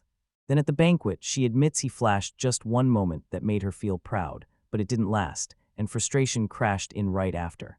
He demanded, why would you feel frustrated when being proud is totally normal? And she's like, I'm the clan leader, and I still wound up dragging his feet, and the boy's just sitting there thinking, yeah, that doesn't sound okay at all. So he barks his name and calls out to Ifat. He holds out his hand and admits, this time I can't do it solo, then drops the truth. He's only here because she took him into the clan. Eifert grabs his hand, and together they, side by side, they lifted their hands and swore, firekeeper and clan leader, then gave everything they had. Gazarin can't help it, curiosity sparks, and he starts wondering what they're up to. Asuda and Ifa are sprinting through the moment, trying to see who can raise their hand higher, while the others are completely clueless. He tells her that, for his service, she's been thinking about giving him. He blurts out, so, what do you like?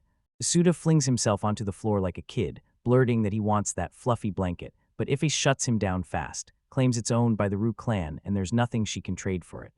He swears he was just joking, because the whole time it felt like she was. Then he brings up the Ru clan storage, says they need something real, and demands a way to get his hands on those things. Ife swears they're running out of fruit wine fast, and she always swaps those gibbet tusks to score supplies from the Ru clan. But she insists it's not really a gift at all. So she says, tomorrow we're going to Gino S, the trading city where the deals never sleep. Eiffel kept the Juba tusks split up for the trades, and the second Asuna thought about grabbing supplies in the city, her excitement hit like fire. Crossing that bridge was his first real boss level, so there was literally no other way out. Even so, that fresh path was just what he needed, and when he finally saw the horizon stretch out, his nerves eased and his mind settled. Soon, if I tell everyone she can already see the city, then it's game on. The girl calls out Geno's, and the trading city hits you instantly. Those tall buildings and the swirl of all kinds of people make it feel completely different. Asu can't believe it. So many people are rocking those hoods, and it feels weirdly wrong. By comparing how he looks to them, it hits him. He doesn't feel even a little out of place. He glances at the woman with sharp curiosity, like he's just caught something he can't ignore. Meifa asks if he's okay, and he shrugs off the worry, saying they're just different from the people of the forest. The girl nods along, pointing out that even folks from other countries come here to trade. He can't shake the feeling. This place is way too quiet, and he starts wondering if it's all in his head or if people are really dodging them. Then Ifar cracks back into the conversation and orders them to head straight for the merchant. The merchant keeps his eyes locked away as he swaps the tusks for coins. And that's when it hits, you can see it plain as day, they're being ignored. Ifa tells him she can finally buy everything they need, and the boy nods, stunned by how calm she stayed through it all, because he's starting to feel excited again and blurts out that he wants to buy tons of stuff, only for the girl to hit him with the truth. She can't afford that kind of luxury. Then the two dive straight into the ingredients and start working through them. In every single stall they hit, the crowd shuts them down, straight up ignores them. Even though Ifa looks totally unshaken, she's beaming the second the girl clutches the purchases, saying they've finally got the basics, and she's absolutely thrilled with how much they managed to score. Then Ifa leans in and says, "We've still got a few bronze coins left, want anything else?" With excitement, they stared at a food stall, already picturing themselves selling juicy pork dumplings. After they finish the meal, a steward steps in and asks, "So, can we finally go home?" Because he's desperate to taste something made by someone else. Even though it's not her vibe, F5 goes for it because it won't add any heavy extra weight. At the stall, the boy leans in and asks for 2 dumplings. The man's eyes flare wide with pure, helpless terror, calling them GBARS.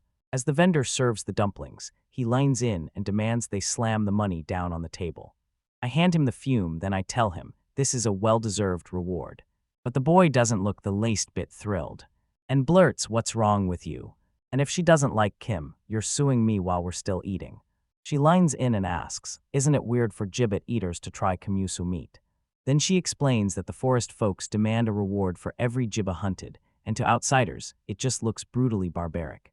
But their hunting keeps the city safe, while everyone else turns a blind eye. She spotted the suit and decided it looked like she was into those guys. The boy pauses, then thinks hard for a beat. And with a grin, Ife admits she can't stand the Capitol crowd either, they're just too loud. And that's what makes the boy feel happy, because her thoughts about them hit right in the heart. She shifts the topic on purpose and leans in, asking how that Kanusa dumpling tastes. He straight up tells her cooking is the best, and Ifa throws its support behind him. Out of nowhere, they hear some guy screaming, absolutely rude, no filter. Seeing the chaos explode, Asuda snaps into it and recognizes the dam. The very first guy he ran into was Diga's son, and this dude instantly grilled the little girl who'd bumped into him, asking if she wasn't paying attention to where she was going. Meanwhile, the city crowd blurts out, "Wait, aren't fights illegal?" And someone else snaps back, "Then call the guards." After taking it all in, Ifi declares that she's still new, and that she can only answer cruelty with cruelty. Shibara is one of the vendor's sticks, and even dressed in a suit, it still feels like it doesn't belong. When he tried to stop her, she cut right through it and just told him to take care of the bags. He yanks the same staff back into the spotlight again, pressed her improvised weapon tight against his throat. The girl snaps at the man to leave, quick, or she'll turn it around and use it to wreck him. One of the couldn't figures watches, and he's convinced that girl is straight up awesome. The guards finally crash in, and they demand to know what the heck is going on. Then Diga shoots back, saying Ifa attacked him while he was on guard. He spots her with a stick and snaps, "Explain yourself." Even though Asuda tries to tell everyone that Ifa didn't do a thing, the girl just blurts that she wants to hand back the vendor's stick, then immediately marches toward the guard. Out of nowhere, a man shows up and claims he witnessed the drunken Diga slam into the girl. Right when he was about to kick the child, I lunged in out of nowhere and swung the stick to stop him. The little Brulabri retells the entire story, and it hits every beat. And just like that, the soldier insists there never was a fight, then shouts for everyone to scatter and move along. Ifa snaps the staff back into place, and then Suda interrogates the witness who actually stood up for them. She said she was giving him the green light to accept her services. Suddenly, the man shows up out of nowhere and blurts that there's no me to thank. Masuda was left reeling, completely stunned by his sudden, shocking appearance. He cuts in and says he's got something urgent to handle, then he thanks them right after they show him what they came to show. All right, this gets interesting fast, and they keep moving like they've got somewhere to be. Way hopping with pure joy. Back in the forest, when I see the boy, exhaustion hits him hard from everything he's been through, so I nod, and he admits the bridge is swaying way too much. She suggests they whip up dinner soon so they can finally breathe and unwind for a bit. But then bam, they realize visitors are already waiting for them, right there on the other side. The Rechin clan couple stands at their front door, right there, about to open it. And the man blurted that they'd come with a request for the leader of the fat clan. I asked why he came to visit, and he leans in and drops a bomb. He's got a request for the firekeeper. The groom blurts that the second he saw her cooking skills, he was blown away, so much that he couldn't stop talking about it. She's pushing him to become the head chef for their wedding banquet. That's when nerves hit the boy like a truck right before the proposal. Gadrin announces he'll cook for 100 people, and then rushes in with a heartfelt apology for the whole sudden request. Asks if he's willing to accept. The boy can't stop thinking about this. Means they finally see the skill he's got. Asuda grins and says he's totally happy with the request, then he asks. Since he's never cooked for this many people, he's only willing to trust what matters most if gathering feels sure, so he steps up and asks for a few more days to prep, gather ingredient info, and handle everything else he needs. A couple locks eyes, and Gadrin nods like there's no turning back.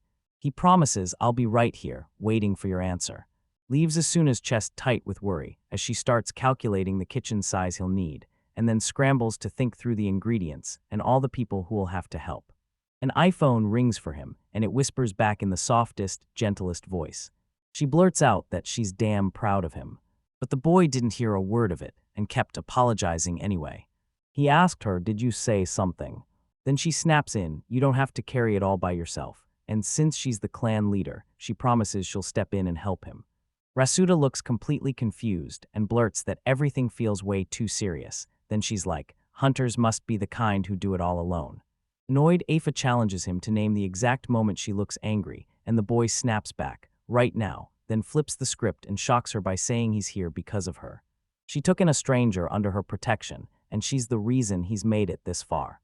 Once again, she praises the boy under her breath, crediting him for forcing her to acknowledge him with nothing but his own strength, while Asuna rushes to apologize for not hearing her clearly. Then she finally admits his cooking is actually worth it and tells you to believe in yourself. Her words hit him hard, and he thanks her. Asuda squats on the ground, double-checking the ingredients, and tells her, "For a crowd of 100, we need several dishes." Then he grabs an ingredient, asks if it's something people commonly use, and she just shrugs, "I don't know." It grabs 2 more ingredients and repeats that same question, and the girl shakes her head again, saying she doesn't know. Asuna thinks back to how Afa had no clue what delicious food even meant until that very first meal hit. Meanwhile, Ramai took one bite, and her face lit up as she declared it absolutely delicious. And he also remembers Reina saying the exact same thing back when they were stuck in that storage room. So he leans in and drops the bombshell. The answer is buried in the Ru clan. Ife doesn't sound thrilled at all. She says they've got no choice but to trust them, and the boy can't help but admit it feels a little embarrassing. Then the huntress decides, "I'll ask permission to visit the Ru clan village," and tells him to come along. The boy nods and says that's exactly what a leader is supposed to do. Back at the village, Rana boldly says she already knows about the ceremony and that everyone can stop worrying because her father already gave the go-ahead. Then she asks if Asuda's really going for the head chef spot, and even though Asuda's awkward and still not sure about his choice, I'm shocked they already got the green light. The boy asks if the banquet means the food will be cooked there too, and Ryana just shrugs and says she thinks so. Asuda blurts out that he remembers there are 4 stoves, then immediately wonders if they can cook up a feast big enough to feed 100 people. Since it's for those huge portions, Rana pressures Deba to heat up some soup in the area, then asks if they can use the 4th grill to cook the meat. He agrees, and Asuda's eyes light up because they can whip up a dish that'll feed 100 people. Then the boy leans into Rena, telling her about the time they were stuck in the storage room, and she handed him ingredients like it was nothing. And it floors her that he still remembers. But just like that, he steps up and says, "I've got a request." He says he wants to ask a few questions to the women of the village, then strides into the warehouse where they're working and announces he's looking for cooks with experience, asking them what ingredients they use and exactly how they cook with them. That question hits them like a truck, and they're left totally speechless. Eiffel leans in and whispers that if the boy had asked to learn how to use them too, then it'd make perfect sense why the couple would have had him cook for them. He tells them he'll sit down and figure out the perfect dish to serve. The time's running out, so he has to get the right info. Asuda admits the ingredients are from another world, so he can't just guess how to use them, or the whole plan will blow up in his hands. Then another woman from the clan shows up, and Rihanna snaps, "You came at the perfect moment, help Asuda." but seriously, what's the real point of all this? Conan tells her she usually munches jigo, even though she doesn't really get how it works. She just loves eating it like it's a veggie. Ramai grips another ingredient, and the woman leans in to say it's for the girl, Chaki, because it turns soft, sweet, and absolutely delicious. Vienna's holding another treat, Tino, shaped like a little leaf, and she swears by it because once you cook it, it turns super soft. Asuna leaned over to Reina and asked her about those seasonings she'd mentioned the last time. She steps forward, points at it, and proudly says the name, Taraba. And the boy suddenly remembers he bought it back in the city. She tells him you can munch it raw, but once you cook it, it turns sweet and hits you with a faint, slightly bitter edge. And the kid finally gets it. It's just like a tomato. Reina promises she'll beg her father for more ovens, and she'll grab the veggies from the market, but the jiba is the real snag because women don't hunt. He fretted like crazy, then he noticed the sun slipping lower, and he knew those men would be back any moment. He steels himself and decides, all right, now he's going to ask him. Looking slightly hurt, Ifa snaps that she can hunt anyone anyway. Asked if she didn't want him to help with that. Reina spots them, those men just rolled in. But somehow they just feel totally different. Someone posted about the iron stink, and Iface jumped in, saying it's the blend of red jiba fluid with human fluid. When he spots Rudo torn up and badly injured, fear slams into the boy so hard he can't even move. Asuna stands there, eyes locked on the chaos unfolding all around her. Hold on, figure out what just happened. Meanwhile, the men hoist the injured boy and rush with him. And they decide to plop him down under a tree. Tries to move in, but it slams the brakes on him, meanwhile. A warning slams into Rudo's world, then he snaps his eyes open at the call. In desperation, the boy blurts out, I'm fine. He only slammed his head and still demanded answers about her father. Then Shin-Ru drops the bombshell. Her father won't be able to hunt and live much longer. The girl tells him the man still hasn't woken up, but the rumors she heard say her father's body got crushed by a jiba. Then she blurts out, at this pace, our whole family could be wiped out. She declares she's the only one who can hunt, then admits she doesn't know if she can feed her entire family all by herself. She apologizes for dragging Rudo into all of this. Masuda watched their conversation like a hawk and snapped, asking Ifa if the mission had failed. She shot back that it was, at least, because nobody got eliminated. That's when the boy starts wondering, why does the huntress chase Juba alone, then return like nothing ever happened? Which makes him totally curious about how she pulls it off safely. He steels himself and goes to ask her about it. Then Shin strides up and calls out to him, shouting out to Ifa. The girl leans in and asks, do you still hunt on your own? And when she gets a yes, her whole face lights up. She begged for someone to teach her how to carry out a sacrifice hunt.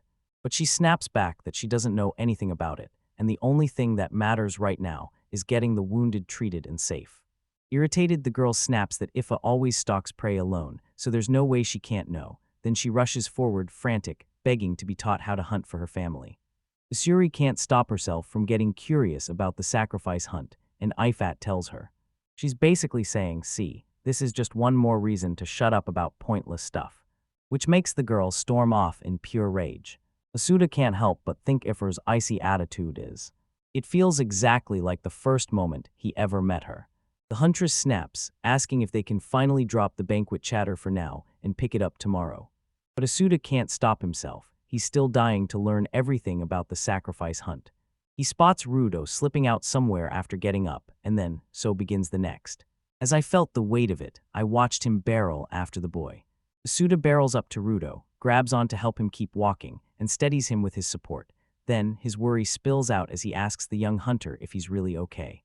Blood pours out. Rudo insists it's just a hit to the head, nothing more than a minor cut. He grins and says he's heading for the river to rinse off and get a suitor to take him there, making the firekeeper burst out laughing, because last time it was Rudo who ended up leading him. In the river, the boy wipes every last drop off. His face lit up as he blurted out thanks in a rush, like he couldn't believe it. He finally felt his head clear up, and he insisted he could get home by himself now. But the firekeeper, still curious, still a little shy, leans in and asks if she knows anything about the sacrificial hunt. At first, it looked like the two just couldn't hit the mark. Now we finally get each other. Then Rudo fires off a question. What is he planning to do with that info? And Asuda shuts him down, insisting it's not meant for him. Then the boy from the Ru clan leans in and asks, was it Shin who told you about all this? Rudo leans in and asks if the leader of the Fuck clan knows any more about it. And it reveals that the hunters use a sweet scent to lure Jiba in. This floors Isuda, because suddenly he remembers that same scent he caught the first time he met Ifai. But Rudo insists it's only a hunch and still, somehow, the firekeeper can't let it go and needs the truth because I told her she didn't know about it, and I kept my tone ice cold as Shin stood there. Then the boy admits it's an ancient hunting trick, so he's no expert, but he says they rely on their senses to lure out the gibbers. Using themselves as bait, then a student catches the truth and the realization hits like a punch. It's a dangerous way to do it, but Gutherboy swears it's a hunter's pride to shield their families and says every one of those sacrificial hunts is driven by the same heart. So he squints at it like it's a reflection, but his gut screams that something toxic is hiding in there. Then it hits him, this whole thing is being done for his family. A wild idea suddenly sparks in his mind. He rushes in to apologize for letting Rudo walk back alone, then tells her he has to head straight back to the village. The boy still doesn't get it, and he insists again. He's totally fine and ready to head back. Finally, Asuda gets what hunting really means, right in the middle of his run. He tracks down Alpha. He shoots you a worried glance and blurts, "Did something happen?" But he only gives her a quick thank you for sticking close, then tells her he's going to go straight and talk to the village men. The moment that front door swings open, everyone who's been waiting inside turns toward it. Donda stops him mid-step and snaps, "Don't charge in like that, we're still tending the wounded." Suda blurts out that he's asking at the absolute worst possible moment. For the banquet, hunt down 30 gibbas, now. Shinru locks eyes with him, and the boy reads her silence like a verdict. Asterisk, even though her family is suffering, he's daring to ask for something like this. He knows deep down it's not a problem, but if he stays silent and doesn't ask, he could run out of time for good. Shin's father jerks awake and snatches his. He grabs a coat, then glances at his daughter with a quiet little smile, telling her that hunting for others is the start of. Pride still burns in them, and even if he can't do it anymore, she doesn't have to toss that away. Then she promises she'll hunt Jiba with everything she's got, just so the wedding can happen, and Kira's the one person you should ask if you really want to know she means it. Then Donna makes a bold decision. The men are her next move. The Ru clan will hunt down as many Jibas as it takes. With a huge smile, Asuda thanks them right away, fully getting just how fiercely these people protect and value each other.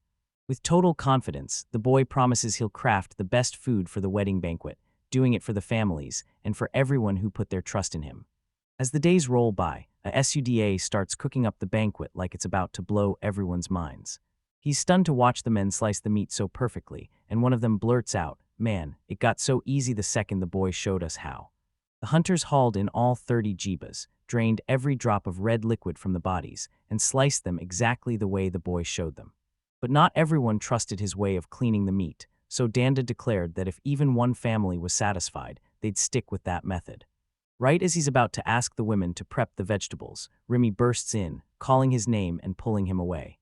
Giddy with excitement, the girl rushes up to the women and proudly blurts that they hauled the vegetables in from the city, just like she was asked. That quantity is acting like it's tailor-made for all 100 people.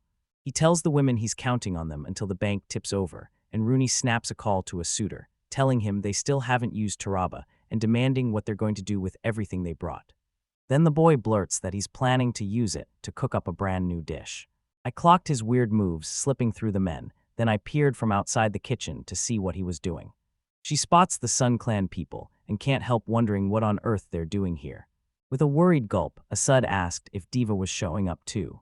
And she's terrified it could backfire if he picks a fight, so if says she'll go check it then. Beg him to stay right there on the ground. Jiba lies slain, and one of the sons blurts out that they're only here to drop off a gift for their seat at the banquet. Donda blurts out, "Wait, you're really calling that a gift?" And it basically explains why they never got time to prep until the Ru clan's leader drops the bomb. He didn't invite a single person from the Sun clan. Donda lined in and demanded they clean up the mess of their gifts, because his clan couldn't waste a second on that. Then she snaps at him to get out, while her anger still simmers like a fuse about to blow. With a tiny smirk, Diga leans in and asks if the Ru clan plans to be rude to the Sun clan now, like they're here only to help with the wedding prep. The leaders lock eyes and refuse to blink. And as I dive in, I start to close the distance. Clearly irritated. But she clocks a fake-looking, A weird, eerie call tears through the air and pulls at him. Diga blames the Ru clan for not inviting them to the banquet, and Asuda storms up and demands what the guy is doing here. Then Diga's fury spills as he snarls, asking if it was him who hurt the Jiba. And Digger leans in and asks, so what's the problem if it wasn't? Who does this boy think he is? He snatched the diva's coat off the boy. Wei presses the man, doesn't he see what he just did? And how can he not realize they're people too, trapped in the same forest? Then the man drives a punch into a suit of horror, cracking it, and the whole thing tumbles right onto the meat table. Everything came crashing down as the impact knocked it all to the floor. The others glare as I charge toward them, feeding my anger in full throttle. Then the boy pops to his feet and snatches. Steve is back in that fur coat, strutting like he owns the whole damn place, demanding the man publicly apologize to the entire Ru clan. Again, the man slams the suit to the ground. This time, the kick finally landed. I heard people call his name, panicked and urgent, but then it just. Donda yanks the boy to a stop, and it leaves him staring in total confusion at the man's sudden move. The clan leader shoves the boy aside and snaps, "I've got this." David points at the boy, yells, and demands to know exactly who he is, then rips into him for an apology. Dotna claims he's a guest of the clan, and the man shoots back. So yeah, it's even more reason he should apologize.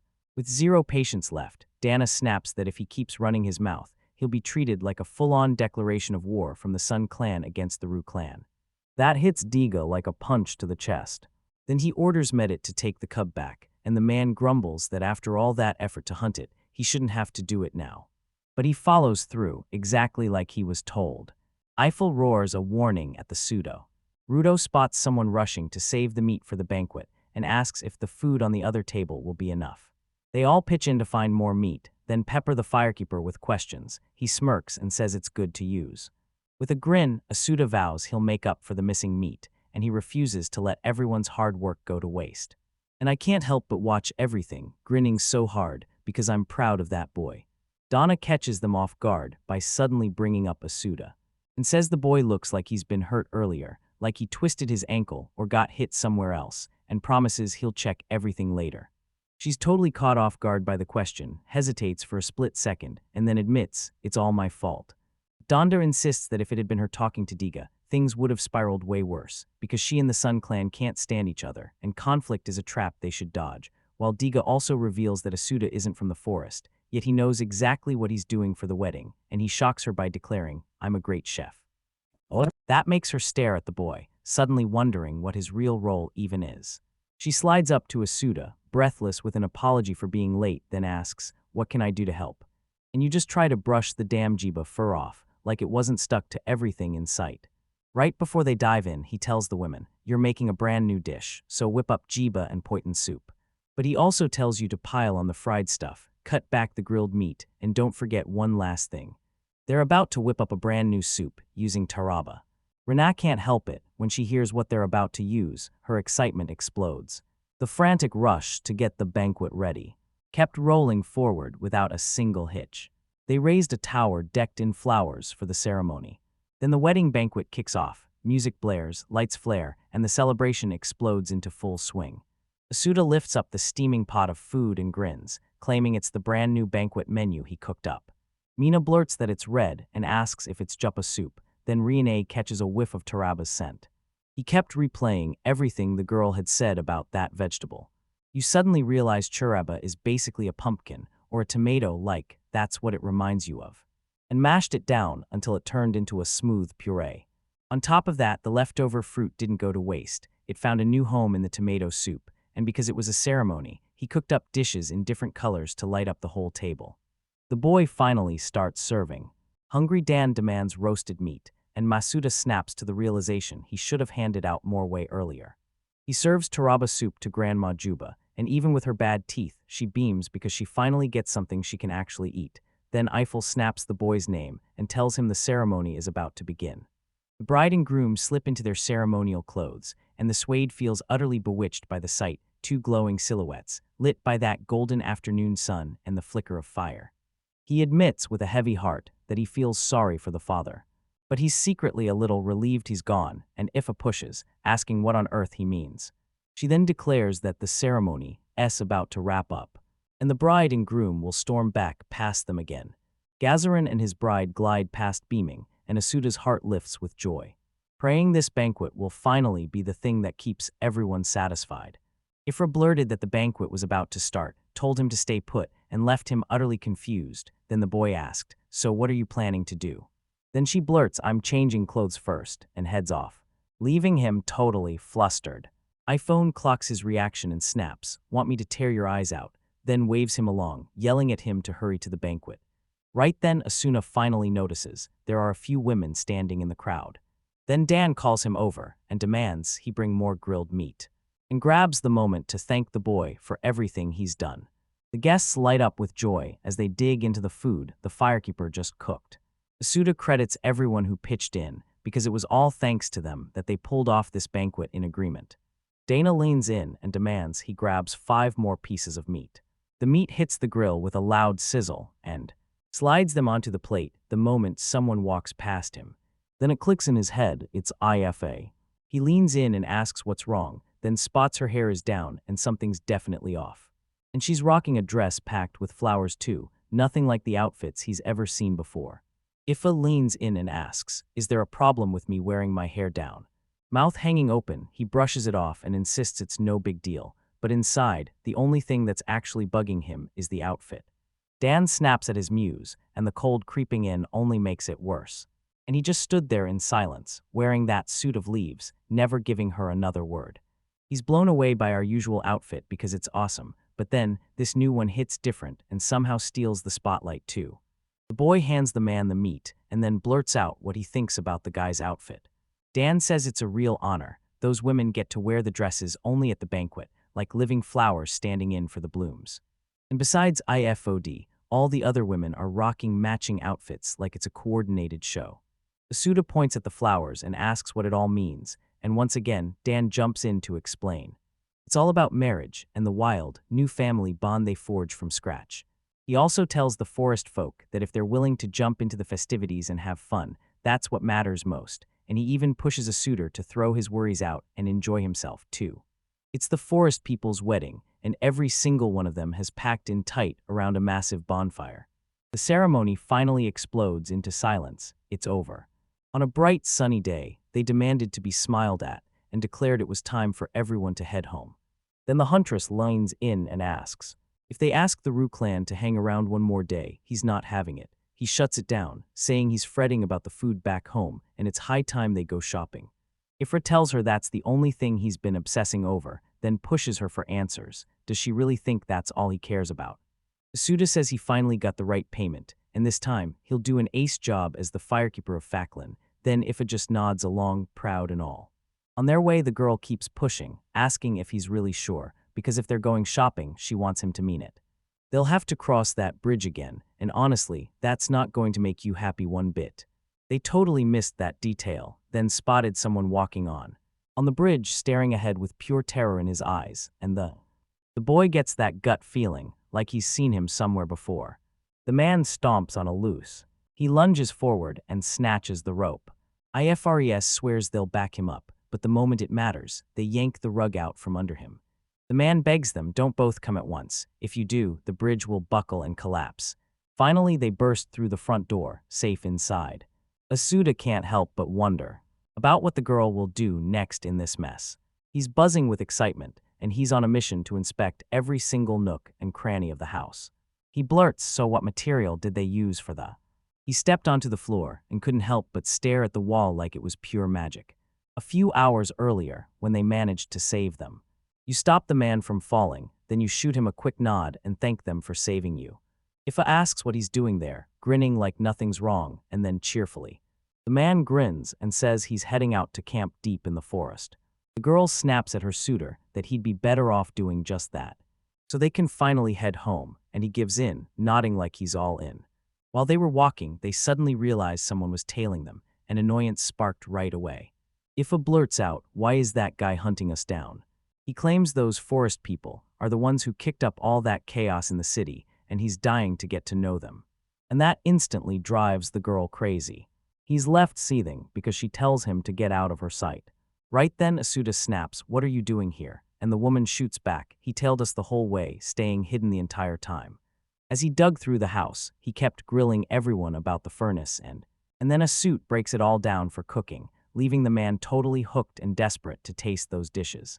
The boy lights up the moment he can talk about what he loves, saying he usually cooks up meals using jiba meat. He shoots a shocked look, then grins so hard he can barely contain the joy and asks if he can try the meat. I walked away feeling completely thrown off by what they asked, and it sparks instant hatred in her. She tells the suitor, slip him some grilled meat, then watch him change his mind. He tells them it's not just asterisk some guy, his name is Camille Yoshu. Yeah, gourd. Kira blurts out that Asuda's asking what it means, and Asuda's gut drops, because he tells her his job is to escort important people all the way to their destinations. With that cracking shout, he declares the forest folk are bloodlines from the south, and he's dying to learn their ways. Then he adds this, not everyone trades with gods, and the ones who do call themselves the northern whirlwinds. Asuda heads off to prep the juba meat, and the man can't help but grow curious about what she's making. As soon as it's ready, the man's jaw drops in pure amazement, praising himself as a proud citizen of the West. Then the boy blurts out, hey, the meat's gonna get cold. With one extra hand, Ifa watches as it starts tearing into the meat. Then he hits the brakes, right as the girl goes silent. He thinks it just like he knew would happen. For someone from the capital, he probably loathed every second of it. Yet right when they expect a fight, he drops the bombshell that the meat is absolutely delicious. It's the first time he's ever tried something like this, and he leans in to ask if the clan will keep the meat secret, just for them. Ifa is dead serious, and Asuda can already feel that irritation creeping up. So the girl blurts, that's it. She rises to her feet and tells him, straight up, that he hasn't even taken on the legendary pinnacle of jiba meat yet. And Yoshu's curiosity suddenly spikes. With a grin, she tells him it's called a hamburger. It lit a spark in him, making him desperate to try it. The moment she figures it out, her only thought is to snatch it and eat it all herself. As the shooter starts cooking, a man lays it all out, his wild journey, and the real reason he can't stop. He fought tooth and nail to shield the merchants from the east until they finally stumbled into the kingdom's gates. He says that right from the start, on their journey, they were set to go. He slipped past the forest people's camp, so if you wanted a look, this was your moment. Ifa snaps the sentence shut, and that's when he drops off the bridge.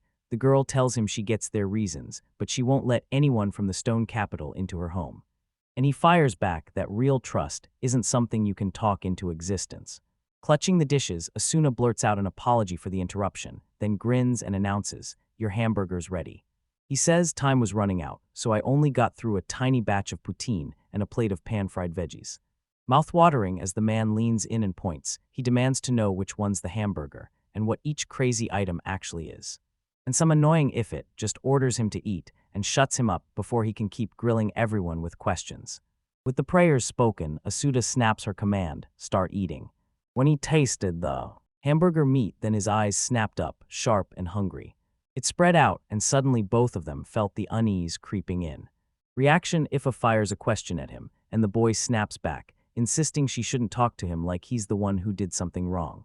Suddenly, the man snaps into action. Everything changes in an instant. He flung himself onto the ground, sobbing harder, saying it's soft, and that it tastes so damn good he can't even figure out how it's jiba. Both of them froze, completely stunned and silent. And Yoshu swears he knows every flavor from the stone capital, yet he's baffled that the boy somehow pulled off a dish this incredible. He takes a bite of the dry point and dough, like he's daring the universe to stop him. If it's truly just potato. Back to normal, he shoots off an apology for losing control, then asks Asuda if the forest folks eat that stuff every single day, only for Asuda to shrug and say he doesn't know if they do it every day. Just as the tension spikes, Iface cuts in and shrugs, saying there's nothing to argue with about the guy who pulled off these methods.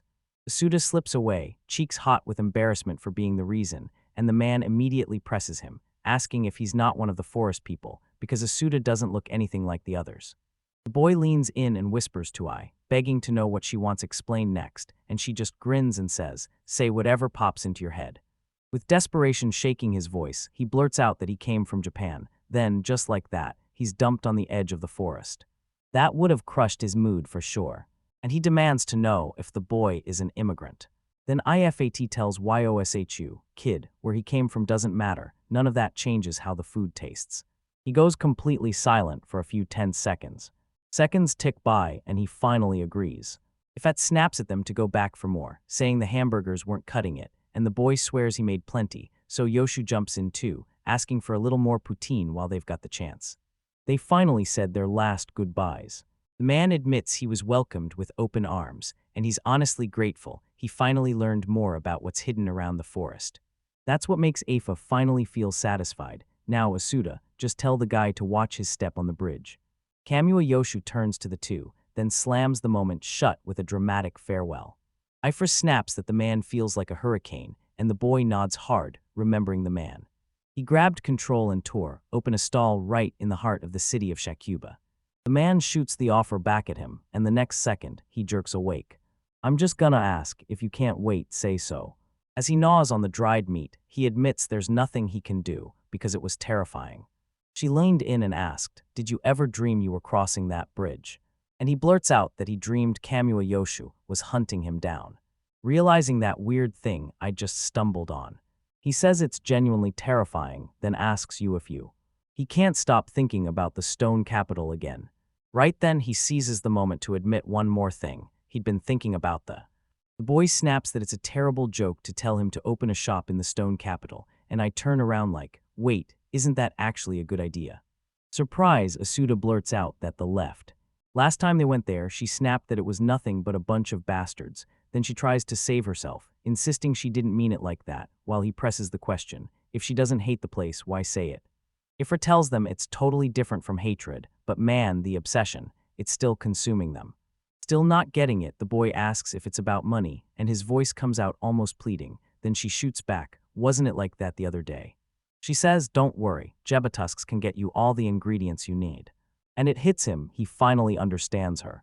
Right, she says that for now, the only thing they've got to sell are the Jiba tusks. Then she practically buzzes with excitement and blurts that if Asuda sells Jiba meat, they can turn it into a trading item, and chow down on hamburgers, too, and she's convinced there are a bunch of perks to it. The boy says he can somehow feel her interest in the idea, and I've been forced to shut myself down, because when it comes to meat, I'm told it'll bring prosperity. She also claims people could buy more points in certain areas without farming tusks first, which would slash the deaths caused by malnutrition. Asuda feels the chat getting way too heavy and blurts out an apology. He makes it crystal clear, he's heading out to hunt down the others and get the full story straight.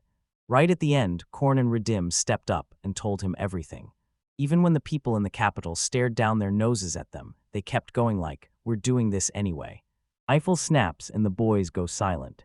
Payne and begged them to just take him to the capital already, and he asks if they'll find Yoshu, since he's staying at an inn. Then the girl bluntly says you can only track him down there if he's crossed the bridge.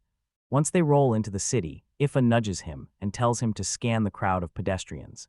The boy realizes that no matter how different their skin tones and features look at first, they all wear the same furious, irritated expressions in the end. He clocks that some people don't even bother caring about him, and it hits him. Are they acting that way because of their race? Boy frets over whether selling chips and meat there will cause trouble, and he can't shake the thought that being ignored isn't a good sign. Then he worries even more about what happens if a forest seller shows up with a stall right there. Suddenly, if I tell you she found it. He asked if she meant a forest bowler's stall, and she fired back, what are you talking about? She tells him she tracked down the Inkamua Yoshu Sehibai and found out it was staying at that place. Trying to bolt out the second. He asks if he can go home, but Ifa yanks him back. She says if he returns now, the whole trip was pointless, and she knows he'll just end up at home, procrastinating again. He stepped in, like the moment had been waiting for him. He's met face to face by a boy. Slips in and asks if he's got his sights on her like, are you a suitor? Still not getting it, the firekeeper lines in and demands to know who he really is. And the boy fires back, I'm Lido, Yoshu's disciple. Asuda pities that poor kid, who still can't even grasp why it's happening. Leto orders them to head upstairs to meet his master, but the boy shoots back that sure, they were invited, yet the man never showed up. So he'll drag you straight to his room. Lotto swears he thought he was already awake in. He blurts out an apology for what happened, but Asuda tries to slip away, telling Ifa to just let him sleep, until Ifa shoves him back. They burst into the room, and there he is, sprawled across the table in the most bizarre, unnatural position imaginable. This terrifies Asuda, convinced the man's already been taken down, while Ifai stares at the pose like it's pure majesty. The boy scrambles to wake Camilla, smashing him off the Everything he'd come to steal his way into, he was ready to drag the man into waking up. Who he calls, that old man, back again. Asuda blurts out, "Can we go right now?" But Kimula didn't just shock him, he had to snap out of it fast. Who says they can't turn this into business and make it happen? This absolutely messes with Suda's head. And the man leans in and tells him straight up, to open a shop in this city, you've got to fork over the rent. He claims the price is about 10 Kimu meat buns, so 10 red copper coins, and he'll skim 10% off every sale, but all the kid can think about is those buns. And the man lines in and asks, did you even eat them yet? Asuda shoots back just once, and Kamua points him toward the stall, bragging that it's a famous product, then insists Jivamit is exactly what will help them beat the competition. But this boy can't shake the worry, will anyone actually pay for meat like that? But he insists, look, as a taster, he's sure everyone else will love it too. Asuda's not buying it, though, because he literally cried right after eating Jibba. Leto fires off a question to the firekeeper, is something wrong, but what if Suda's about to explode? All I can say is this, he'd heard something just like it before, back when cameos showed up somewhere. Then the boy blurts out, Ifa, can I talk to someone from the forest people? And the girl nods, ready to make it happen. And that's when Cammy finally realizes the proposal isn't getting accepted, it's staying stuck in limbo. Dan says it's basically dinner time, and drills into Suda, so what do you want to talk about? The boy shrugs and insists he doesn't need all the drama, he just wants to give his honest opinion. And the man blurts out dinner again. The moment the boy finishes talking, eyes blazing with happiness, Dan leans in and asks whether a Suda king would want him to taste a fresh grilled meat. You're trying to tell me it's... The boy can't get a single word right. Dan's expression hit him like a beam of light, straight to the soul. It's Suda in the kitchen, firing up dinner, and then the meal gets interrupted by a dramatic Dan. Nabis swears the grilled meat tastes just the same, using that same old recipe. And the boy can't stop asking himself, why did I even show up in the first place? As they dig in, Afad jabs the boy with a nudge, and he clocks it, his chiefs getting more and more irritated by the second.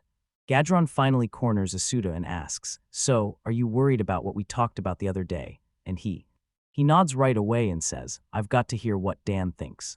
The chief tells them, selling this meat in the city is like fangs and horns, dangerous but not cursed. It's missing the forest's blessing, so it's not a forbidden thing. But this boy is terrified that once people taste his food, they'll turn their noses up. Mouth stuffed with meat, Dan blurts out that it's downright ridiculous. It's insane to think some people could look at that food and not immediately understand just how insanely delicious it is. Gazarin ends it by asking if the rest of the conversation should just be one big Monday fat clan. Because it's way past midnight, the two of them stay put in a room prepared for the routine clan. A student is left absolutely stunned because they only had one bed, and the woman shot him a look, asking if there was truly a problem with them sharing it, since they both came from the same clan. I5 took one bold step forward, thanking them for the room, even though their son was visiting. The girl taps the carpet, says it's soft and top-notch like it was always obvious, and Asuna just can't figure out how anyone could even be thinking about that right now. She's already curled up on the bed and tells him to lie down, teasing him like, come on, you don't really hate all this softness, do you? Embarrassed, Asuna blurts out, do you? And she asks if he should ask for another bed. She claims he's addicted to comfort, but then she shuts it down hard, saying he should stop because this isn't his house. He blurts, that's not it, trust me. But Ifact orders him to hurry up and hit the bed. Maisuda lies back with his back to Ifa, and pure tension crawls through him. It felt like she was right there, right on the edge of reaching her. She calls his name, and it hits him like a punch, sending him into a deeper panic. I asked him straight up if he'd made up his mind yet. Will he dare to unlock the stall in the bustling commercial city? Then yanks him right into her face. He says first things first, he can't open a shop because he's short on utensils. And she can't wait to find out what happens next. And he insists this isn't just his problem, he'll need some cash, and he's going to need her permission too. She insists that from the very start he already had her permission, and she thinks he just hasn't clocked it yet, he's only hunting for a reason to back out. Ifer admits that, down in his gut, he's not really chasing the dream of owning his own shop. It slams into the boy's instincts and catches him completely off guard. Then she leans in and blurts out, I've got a favorite. Begs him, fighting for every breath, to let him go. As family. The moment he hears those words, embarrassment hits him like a slap to the face. And when Afa's fingertips brush his face, he grips her hand and watches everything unfold, eyes locked in place. Every inch of her body, as her eyes blaze with light. Sooner strides across he slides over to the door and yanks it open. He finally let the tension drain out of his chest. Afa can tell he's buzzing with curiosity, and she fires back, "So what happened? Why are you like this?" With a grin, he announces his choice and heads straight to open the stall. Then Alpha leans in and says, "I get it, no doubt." And he's about to meet Kamua Yashio. They're sprinting through the forest, on the hunt, chasing something that refuses to stay found. Says they're not even heading toward the city. Isuda freaks the boy out with the idea that they're lost, then tells him, "Forget it, let's head home first and figure out what we're gonna sell." Ifra shuts her mouth and gives him nothing, no more words, no more answers. At home, the suitor cranks up his nerve and starts to. "What do you do with that jiba meat? Because of course." The girl insists it should. He tries to argue, but then, swear it down, he only wants hamburgers. And the only thing left is to gear up and get ready for them. Staring at the food, Iface snaps that it's smaller than usual, and then he cuts himself off mid-breath, like something feels off. He asks if she can finally eat now. All fired up, she promises she'll grab the wooden spoon, then Usra cuts in and asks. He makes her hold on and tells her straight up, once they open that stall, he can't guarantee spoons and plates for everyone. She asks, "So what do I do now?" And he straight up tells her, "Just eat." She gripped the air tight, like her hands were the only thing keeping her steady. At first, she finds it strange, and the moment she tries to grab it, she can't believe how scorching the meat feels, and he starts flipping it from hand to hand like he's getting ready to strike. This makes Suda panic, so he blurts out, "Maybe." Maybe she's struggling to chew down a hamburger. But she snaps back, flat out denies it, and hurls it. She shoved the meat into her mouth. The meat's still sizzling, and right as you watch, the juices start to drip. Then the boy blurts out, "Maybe Humbert." Asuda slams down the touch point, and an idea sparks in his head. This is gonna be easy. He says the Kimyu should meet bread, and they'll eat it. He shoves the meat into the drive point dough wrap, gets his hands a little messy, and then the girl snaps, "You did that on purpose," and he just shrugs, "Don't worry, I'll clean it up." Handed her the poitin-wrapped meat like she'd asked, daring her to take a bite and tell him what she thought. "I for choosing." With nerves on fire, he blurts out what she thought. She's a little disappointed, saying it's good the juice won't spill, but the pointin's texture feels tough. She wishes it were just the hamburger, with the pointin served separately. Stunned by her brutal honesty, Asuda lined in and thanked her. Then he snaps that the sauce isn't cutting it, and that the texture feels all wrong. Soon he slaps a cloth on his head, and mutters that he'll finally squeeze out fresh ideas from the ingredients he's got. And the huntress just nods along, chewing down the last of the meat like it's nothing. After a while, he finally declares, "I'm done," and I hit the switch fast. She blurts out, "Is that even edible?" Taking a piece of the jerk. She chews it, grins like she just cracked a secret, and blurts out, "I get you, you're super easy to read."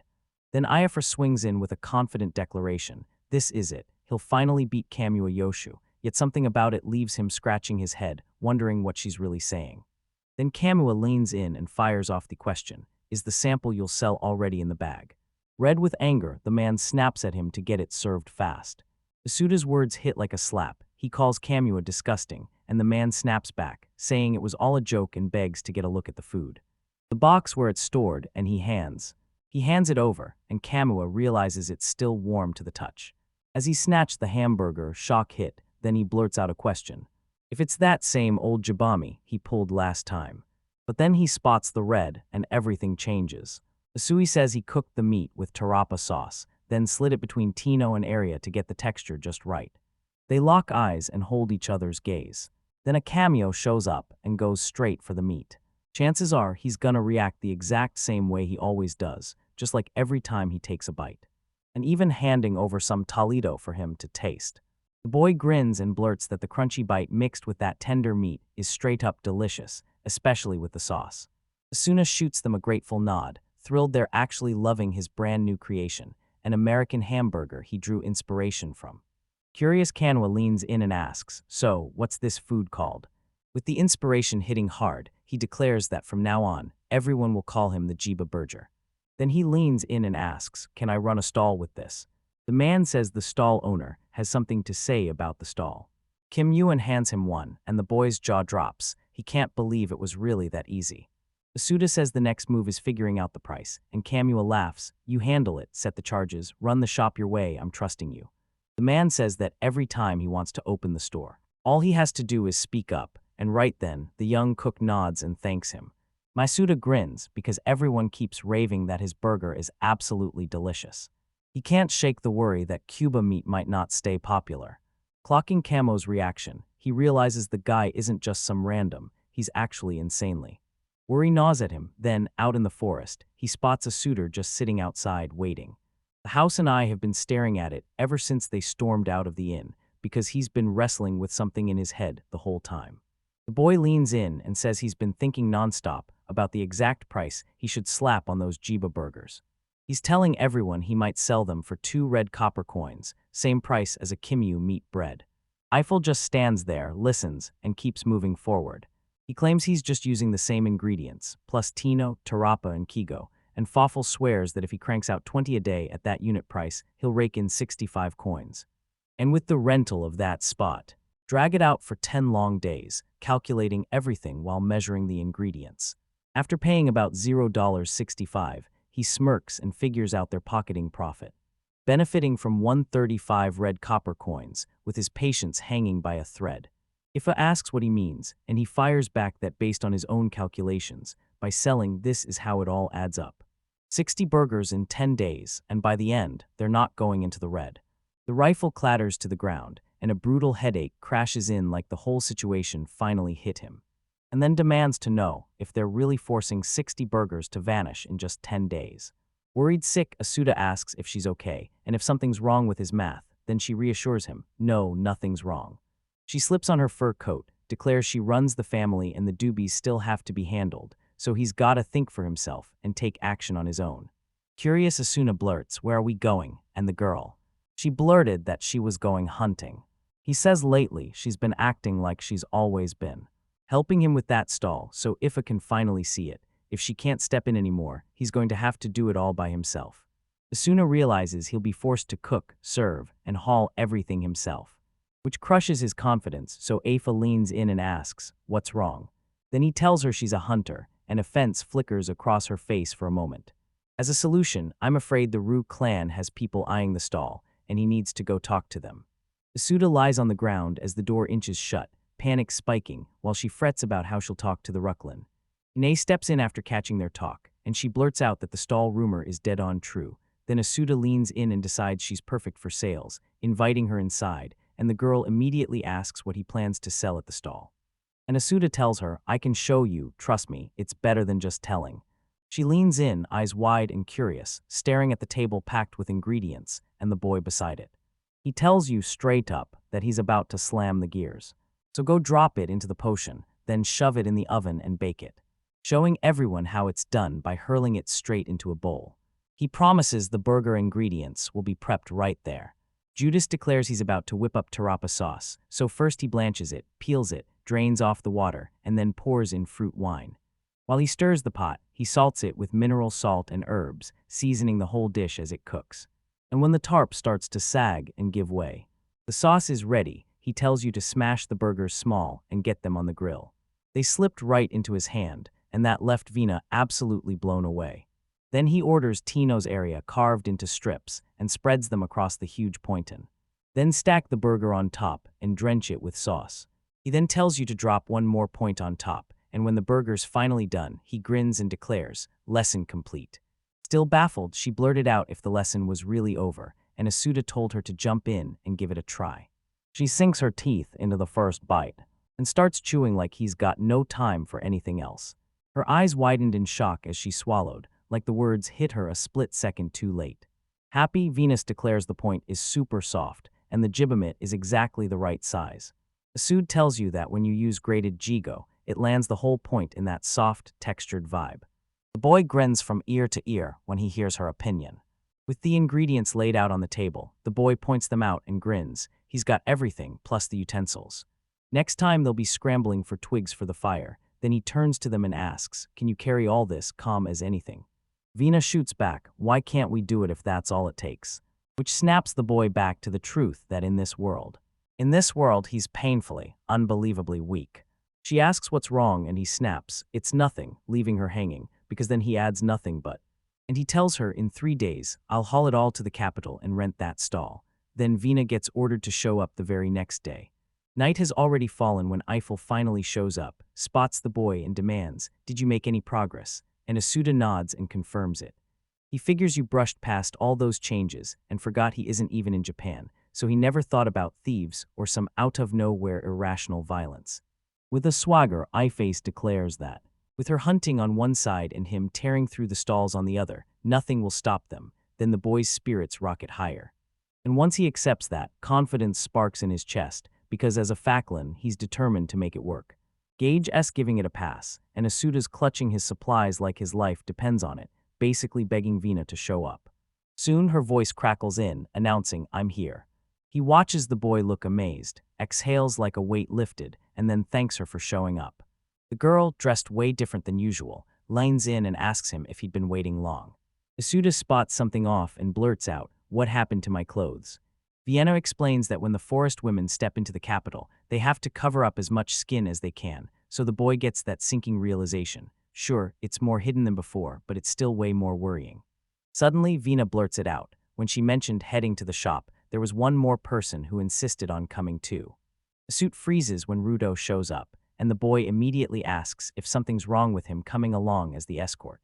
Vina teases him and asks, "So you only showed up because you heard some suitors opening a shop?"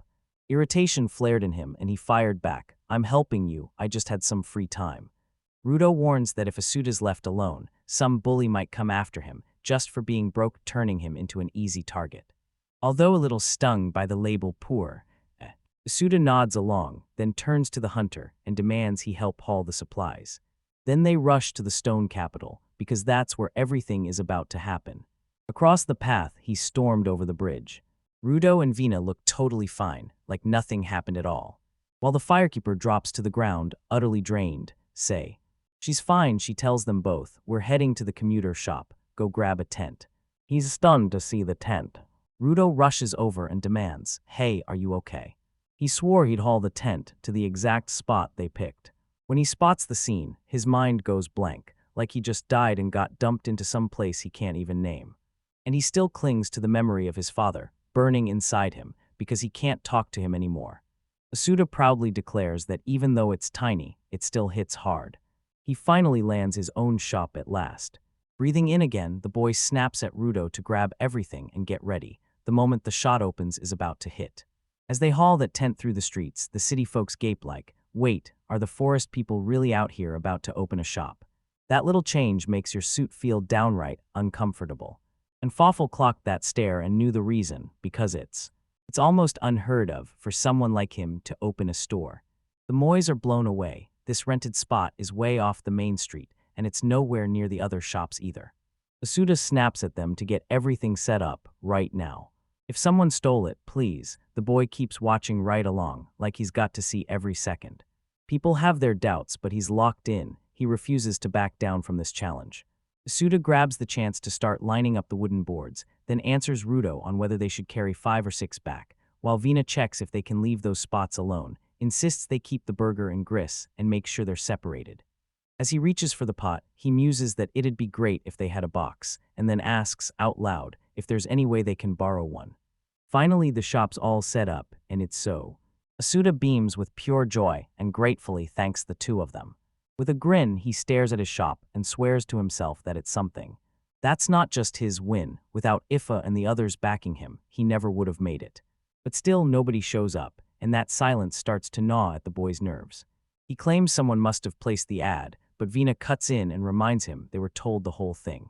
It's prohibited because the second they start prepping the burgers, as soon as Vina had to nail down the exact areas on the point. Suddenly, a man steps in. Masuda's face lights up, and he's convinced he's been insulted. The customer, but right as it starts, the man whips around and turns away, like he's cutting the whole conversation off mid-sentence. The boy looked suspicious, and you could tell he was a little disappointed too. A student stares at the empty street and freaks out. Where did the people who watched and opened the store all go, and why did he F** up so badly? Rudo, guarding the place, still looks like he's fighting off a yawn. This gnaws at him, because if he can't hit his goal within 10 days, At this pace, that firehouse won't make it much longer. With disaster looming, he clenched his resolve and demanded an answer, anything to stop it from happening. As Vina tackles the rest of the ingredients, the panic keeps spreading, then he tells you to raise the alarm again. Hold up, listen, the boys. He's so locked in that he can't even feel time slipping by until Vina snaps his name and calls out to him. There's a bunch of people packed around the stall, and he just stands there, staring. Still, I can't believe it. Those people got pulled in purely by the smell. But then one of them blurts out, "No way, this is Juba meat." For some people it backfired. They turned tail and walked away, convinced they'd seen something else. And they straight up weren't buying it, so the boy's hopes crashed and he was left crushed, believing that no matter how you prep it, only the forest folk can accept Jibamit. Vina calls him again, and this time her excitement hits even harder than before. The hooded men demanded Jiba, and Asuda answered with a price ball, but her eyes locked on those dark-skinned men, totally unnerved by what they were looking for. Always stick with a group and dress like you've got something to hide. He shoves the meat into the guy's hands, then can't stop wondering, will he actually eat it? The man grabs a huge bite of the Jiba burger, and right then, someone else watches him like a hawk. Morphed men swarm together, huddling inside a suit. He finally clocks that they're not from Zeno's crew, yet he still has no clue who they really are. He locks eyes on his very first customer, who devours the entire burger in one sitting. The boy leans in, hanging on every word as he chats with his companion. Beside him, still he can't make sense of their reaction. The man catches him off guard, then boldly asks for 7 more portions. Still stuck in place, it's Vina who finally snags his attention. Then the boy hears them demand 7 more, and it hits him hard. Their reaction wasn't random at all, it was an evaluation. He slides out the burgers, each one stamped with a price tag of 14 red copper coins. Vienna is throwing a wild celebration because 8 burgers just hit the spotlight. Suda was buzzing with excitement, but one question wouldn't let him breathe: what exactly was coming next? What everyone said about his cooking. Out of 10 tries, he finally pulled it off, 8 sales, and it didn't come cheap.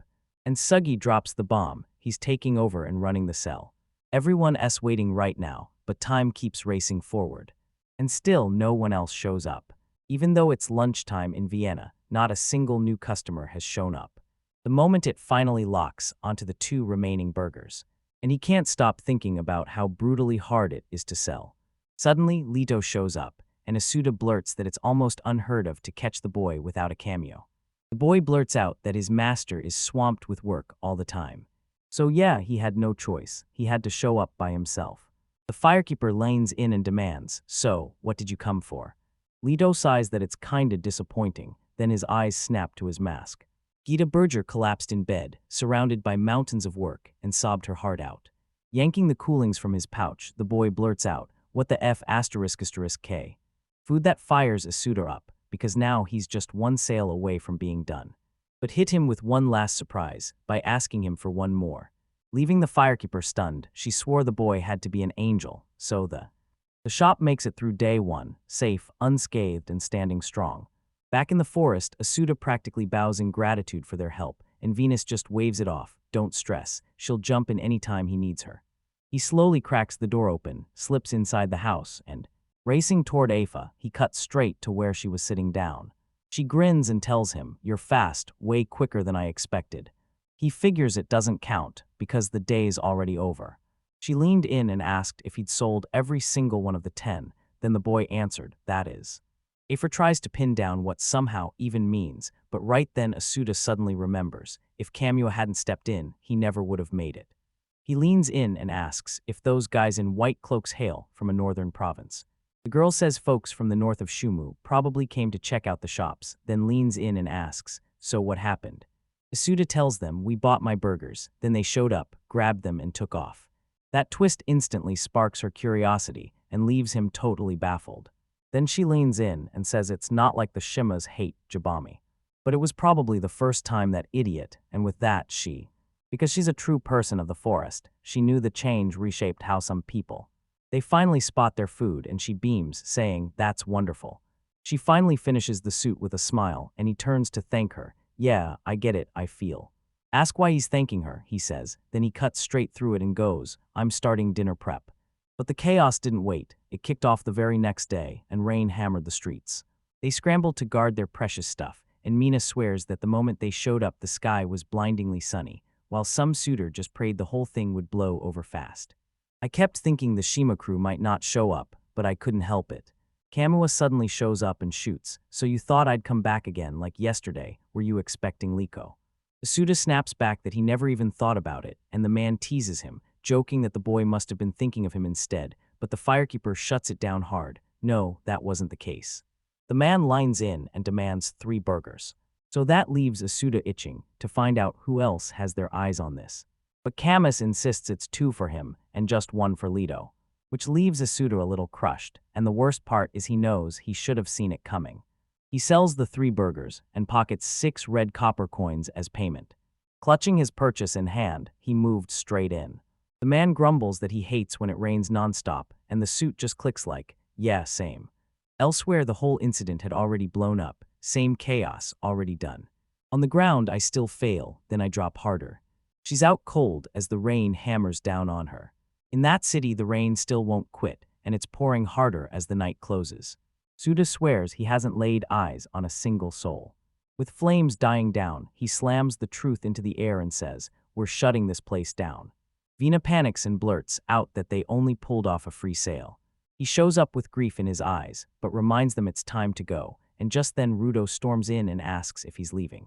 His suitor blurts out an apology, saying he forgot him and even made the boy haul everything back. Rudo waves it off, saying he's fine, but he refuses to cross the mountain while it's wet because it feels like a death trap.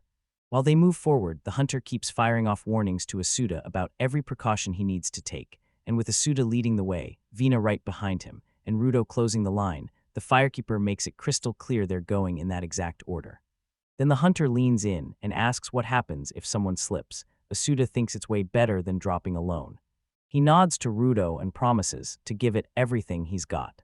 As he kept strolling already, pretending they're practically home, he finally steps into the footprint size. He never blinks at footprints that would scare anyone else. And then he demanded, "Ruro, come over right now." As the young man closes in, he blurts out that someone might slip and hit the ground, so they panic and ask, "What do we do right now?" Rudo promises he'll check things out, tells the 2 of them to stay put, and the firekeeper can't stop hoping nothing terrible happened. Careful Lady Yan Hunter drops down, and right. You snap your eyes open and immediately spot someone sprawled on the ground, yelling for help. The second you drop everything and come over, calm like nothing can hurt you. That message slams into the firekeeper like a cold punch. His body locks up in pure terror, convinced the only reason they'd call him is something terrible. Asuda strides over and sees I felt crumpled to the ground, and Rudo swears it looks like she just fainted. The firekeeper snatches up A5, and the young hunter begged him to hold on until the townspeople could rush in, but to still turn. He refuses to abandon her, not for a second. Then he begged Rudo to help him haul his family home. Spotting trouble, the young hunter rushes in and helps him lift I5. Making him double-check he's holding her just right. He grabs Vina and pleads with her to help them out. Finally, he stumbled into the house, injured, barely hanging on, and the rest of the story about to explode.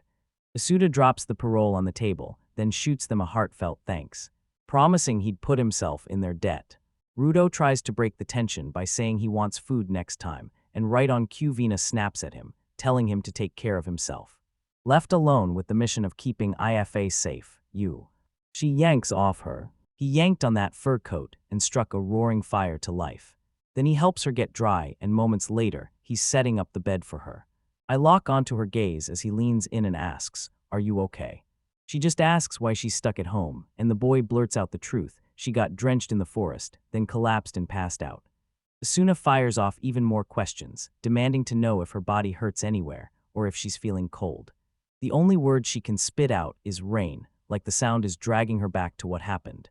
Worried to the core, he blurts out if it hurts, and when she insists she's fine, Asuda grabs her attention and orders her to lie down, tucked in under thick tuba pelts. Ifo sinks, feeling her whole body go heavy. Asuda stirs the pot, glances at her, and goes, "I'm just heating the soup, now you've got to wait a little longer." She can barely move her right arm, her shoulder feels completely dislocated. The boy rushes up with the soup, holding it out and asking, "Can you eat this?" And she leaned in and asked if he could feed her, then he nodded and confirmed. But the moment he hears that request, something feels wildly off. But she doesn't add a word, she just jerks herself upright and stares ahead.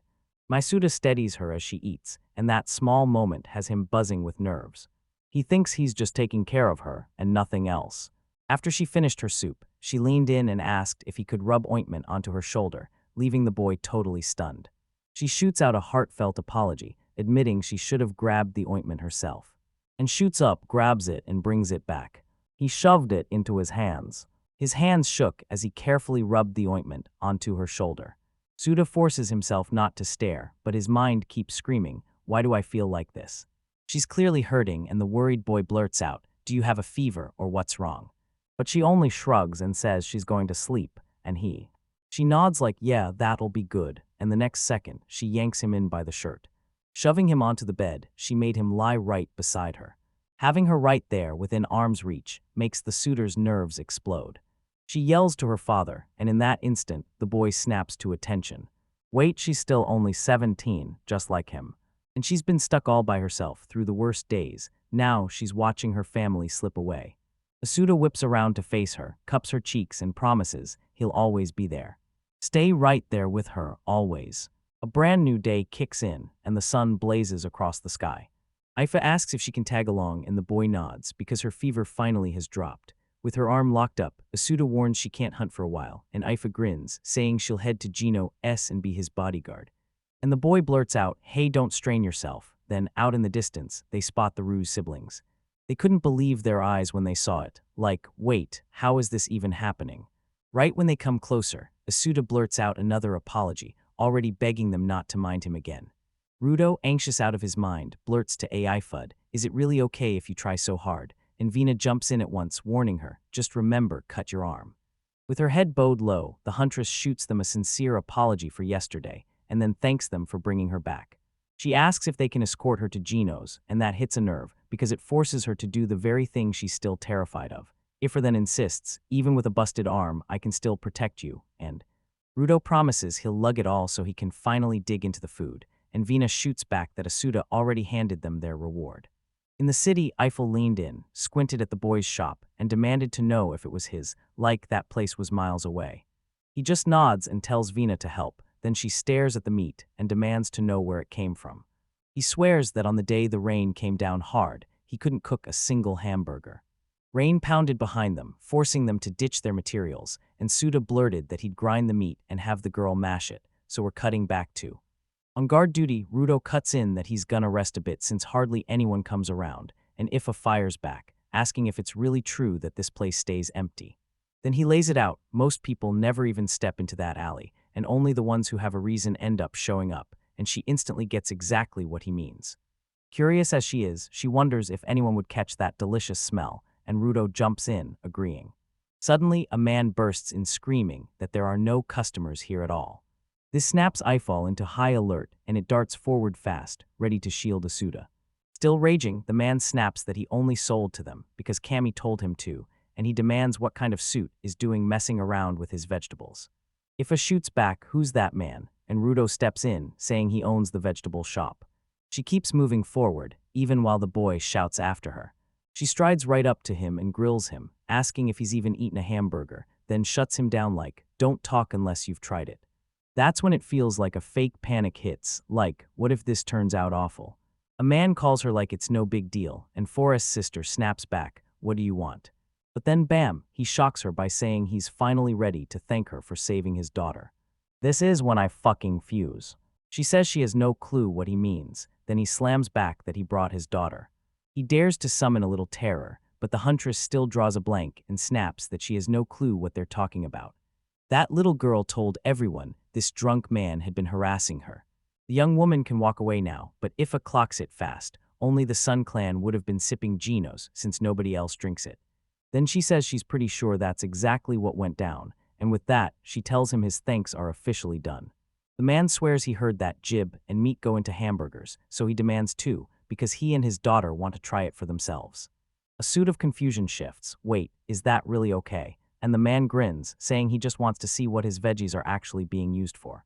The firekeeper ordered Vina to set Tino on the poison, and as that was unfolding, the man keeps his eyes locked on everything and says that if they do it this way, he won't even get a taste of the Tino. He can't stop wondering what they're cooking up, and the more he looks, the more he thinks it's not even close to enough for him. Tino's got meat on his head, and the moment he spots it, he can't help but feel like something's seriously off. The suitor already has the burgers cooked and ready, yet he's still reeling in disbelief. The man leans in and asks, "So, 4 red copper coins for those?" Tara is the first one to take the leap. She stormed away, leaving her father burning with curiosity. She rockets over to Ifei and blurts out, "Because it tastes absolutely unreal." While he watches in disbelief, he spots the shy daughter suddenly talking like she owns the room. The huntress flashes a small smile and says it's awesome that she liked it.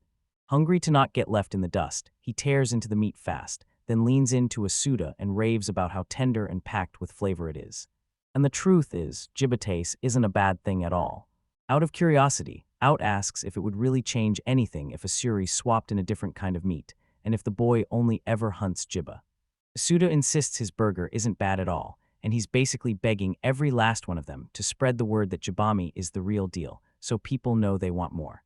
Even though he promises he'll only sell with that meat, he can't ignore it. Things are going sideways fast.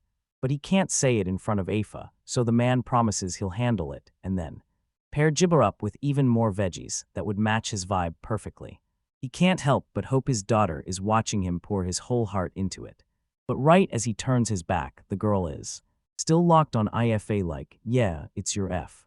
Asuda swears this is gonna help a ton, then grins and says he'll go grab them and wave goodbye to the waves with joy, while Afa watches him and can't shake the feeling the guy looks a little heartbroken.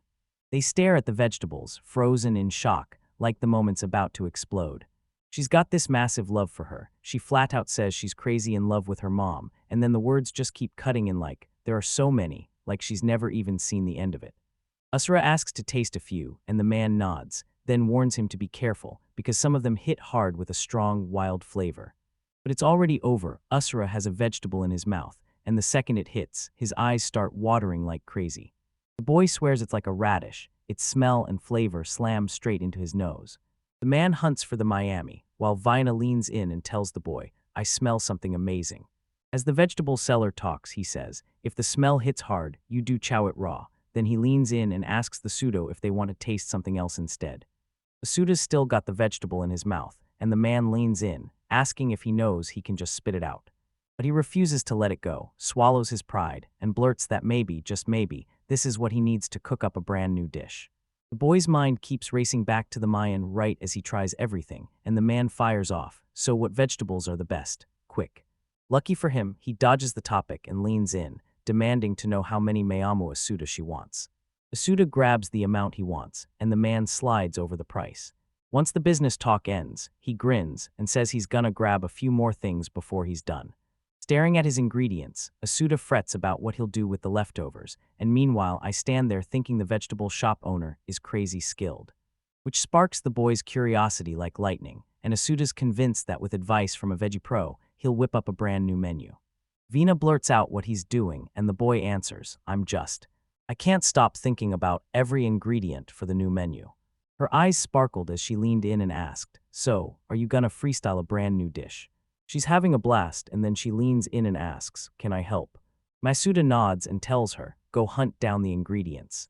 He tells them, "First, we prep the meat, and we'll soak it in fruit wine to give it that killer special aroma." Curious, Vina leans in and asks if that's what's going to add flavor, and the boy shrugs and says, "Yeah, it's what we've got for now." He also dives into mineral salt and that fiery pico leaf so it mimics the exact flavor twist he uses for grilled meat, to convince them to take a bite of the meat. "All right, hold up, I've got a totally different idea." A curious creature stared at the meat like it couldn't believe what it was seeing. He demanded to know if he was about to slice it up paper thin. And the boy breaks it down for him, explaining eating it this way makes it so much easier to go down, and once that salt hits with the pico, the flavor explodes harder. The veggie guy rolls up, and one of the suitors hurries him over like, "Hey, right here." So the man fires a question, does the boy know his name is Dora? After thanking him, he brings in even more mamo. The second he starts slicing the vegetables, he turns to Vina and orders her to light the fire. The firekeeper pours in fruit wine, and right there, turns the heat up on the moment as the liquid starts to flow. Mayamu lets it simmer, then, right after, he pours in a bit more of the drink. Smiling, Dora claims you can already smell the food, while even Vina starts getting jittery. Right after that, Asuna lays down thin slices of Cuba meat. The two were still stuck there, drowning in the rich aroma of. The food hits his senses, and the man swears it smells like pure hunger, like it could pull a starving appetite right out of you. Jiba's energy hits hard in Miami, like the whole city can feel it. A terrifying curse is racing through the city, infecting everything in its path. Still on guard, Rudo snaps that he's starving, and I'm stunned she'd even say something like that, like he'd pull it off in a stall that small. Chef Asuda leans in and orders Vina to brew up a powerful roasted dish packed with tino leaves. To make sure it was perfect, she grilled the boy, does it look right? And he gives her the green light, and in his head, he's already picturing that weird, pointin' with tino leaves dish as something you can munch on while you're walking. For the cuv jiba meat, he slaps it right on top of the pointin'. Then he drizzles the sauce right over everything. Then he tightens the pointin' around the meat and tells you, straight up, that the fillin' could come apart and drop. That's how the jiba with Miami got served. Vina lights up and says it looks amazing, and Dora snaps back that since he sold the vegetables, he should be the very first customer. Asuda blurts out, it's just a test, like that excuse can save everything. The man won't drop it, he keeps insisting he'll pay, pushing to try it right now. Cornered with no other option, the boy shoves it over, and right away, he's handed 2 red copper coins in return. Dora takes a bite and every flavor hits clean, fiery Mayamu heat, then juicy meat, finished with a perfect pinch of salt. As he digs into his food, the huddled group of couldn't men stares him down, refusing to look away. Asuda leans in and asks, so, do you want to? You got a stack of burgers, until one of them snaps and starts pointing. The pot full of sliced jiba. The putted man demands jiba, right here with Mayamu for just one. Asuna lined in and told Vina to get ready for round 2.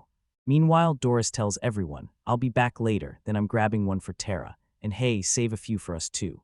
But this young boy swears he's really trying to slip away, food's already done, Asuna thrusts it into his hands, and Vina's the one who grabs the payment.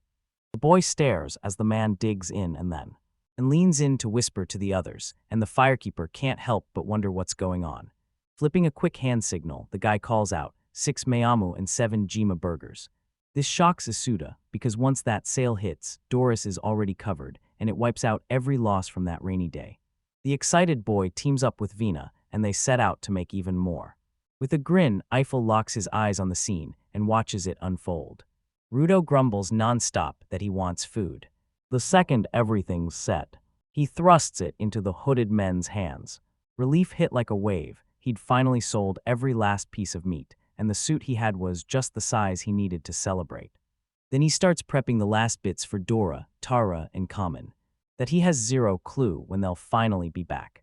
Rudo volunteers to go fetch it, and tells them that if is on guard, it won't be hard at all, especially with that smell guiding the way, so he'll handle it. As he gears up to leave, ready to hit the road, the suitor shouts his name at him, and when he comes back, he's gonna make him a jiba burger. Way happier now and rocking that suit, like the story was about to flip. He can't help it, his bright smile looks absolutely breathtaking. Vino rushes to apologize for her brother, but the boy waves it off, because in the end, it's him who's really being helped. Asuda snaps that selling the meat like this was all because of them. And he's pouring out his gratitude to the people of the forest and even to the ones from Geno's. That's when Vima nods and tells him she's grateful too. It shocks the boy, but she casually declares she's going to cut Tino. As he strode through the city streets, Ruda slips past a bunch of people chatting about a shop. That's what snaps the boy's focus onto whatever they're planning to pull off at Asuda's shop. She's dead sure, no doubt at all, and swears it's coming straight from that shop. Alert, Rudo decides he's not letting them get away and starts tailing their every move. The suit fires up and declares, burgers ready, but it's still missing the Miami, until Vina snaps and warns him they might have a customer headed their way. Arms locked across his chest, he glared at them like he was daring them to move. The woman's patience looks razor-thin, like she's about to snap, which makes their skin crawl. Believing Asuda's shop is about to get targeted, Yamrudo snaps his sword grip tight, ready to strike before anything goes wrong. Suddenly the woman snaps into speech and blurts, she F. He chased that smell to the spot, and there it was. A forest crew had set up shop right there. The guy right on her heels asks, is it Jabami? And that instantly lights a fuse in her. She snaps that she's heading to the vegetable store. But one of the men cuts in and says, we came from F. He insists it's too far and she can't trust what she's seeing. Then he snaps that it's his own fault. Everyone else nods along and tells Yumi to take the responsibility too, leaving her totally lost about what's going on. They shove her ahead and tell her to try it, but she fights back hard, saying Ibumit is disgusting. Asuna Watch isn't buying it, and she hates the idea, especially with how shady the forest people's reputation is. The boy snaps that if she's going to complain just by looks, she should at least give one of their products a real try. That dares the woman and leaves her stunned, and one of the men even blurts out that the shopkeeper feels the exact same way. Asura knew what he'd done wasn't exactly shining, but he'd never opened his shop just to start trouble with anyone. Then she leans in and asks for a little taste of what he's cooking. The boy grins and swears he'll get my amu ready. Yumi's face twists in pure horror, and one of the men sneers, calling her cursed. A pair of hands ready to rip the wrap meat apart, and he blurts that it'll cost you 2 red bronze coins. She looks absolutely miserable, like she never wanted to cough up a single cent. The boy stares at her and thinks, yeah, she's here for the smell, but if she'd just take one bite, everything would change. After a long pause, Yumi steels herself and goes to meet, crafting a suit made of pure joy. One of them asks what she thinks, and her irritation only cranks up even higher. She snaps at them to get out, and then asks if none of them even want the meat, because she won't let it happen. It throws Suda into a furious tailspin, because he watches every single thing. They reject her, ignore her pleas, and then fall right into her path, because that furious woman won't let them go. Wiener meets Eiffel, boom, the story kicks off. I'll stare at the boy, and the worry hits me hard. Then Rudo and Dora come back with that man, and he demands answers about the Mayamu. With a grin finally back on his face, the boy hands over the food. With his daughter, Tara, every step he took was for her. Amanda calls a suitor out on what doesn't sit right, then presses him, what's going on, because the way he talked about Mayamu sounded anything but confident.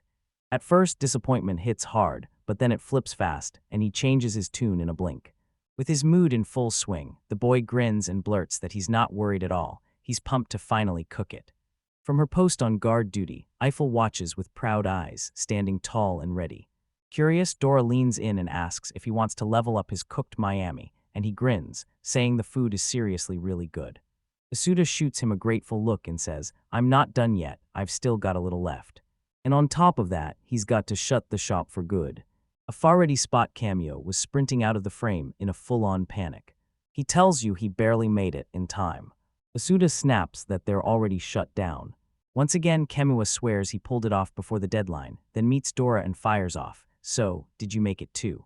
The man sniffs the air and growls, do I smell ma'am? Then he quizzes the suited guy if it's a brand new menu item, and the boy nods and confirms it. Claiming they'd already packed everything up, so Cameo's hopes crash hard, and Dora hands the special gift meant for his daughter, Tara, over to him. He stares at the new dish, and the second it doesn't throw off the flavor of the kiba meat, he lets out a satisfied nod.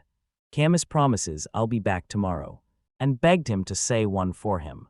The suitor leans in and asks, are you really gonna eat all of it by yourself? The man shuts him down, then blurts out a messy explanation about Lido, how he's awful with strong, stinky foods, even when he's trying to wipe that smell away. The man storms out with a goodbye, and the boy's left staring, utterly baffled. Vina shows up and asks what happened, but Asuda shuts it down fast, says nothing's wrong and tells her to put everything away, while the vendor Doro grins, says goodbye, and hurries off to deliver food to his daughter. Asuna walks right alongside them and loudly thanks everyone for their hard work. It's Vina who clocks something's off with Afa right away and tells her she looks worn out. The huntress shot back that she was only distracted, nothing more. But she can't stop spiraling in her head, and sleep just won't come. His stomach growled from the smell of food, and he was starving. She can't blurt that out to the others, and she's left wondering if a swayed customer will even buy what he whipped up the night before. They threw open the doors, set up the whole shop, and started getting everything ready. Rudo peers at the box someone just hauled in and blurts, wait, what's in there? Asuda pops it open and says the jiba meat, soaked overnight in Miami sauce, that's what he's been marinating. Right as they can't waste another second, Dora bolts off and Asuna shoots, wait, did you bring the vegetable I ordered?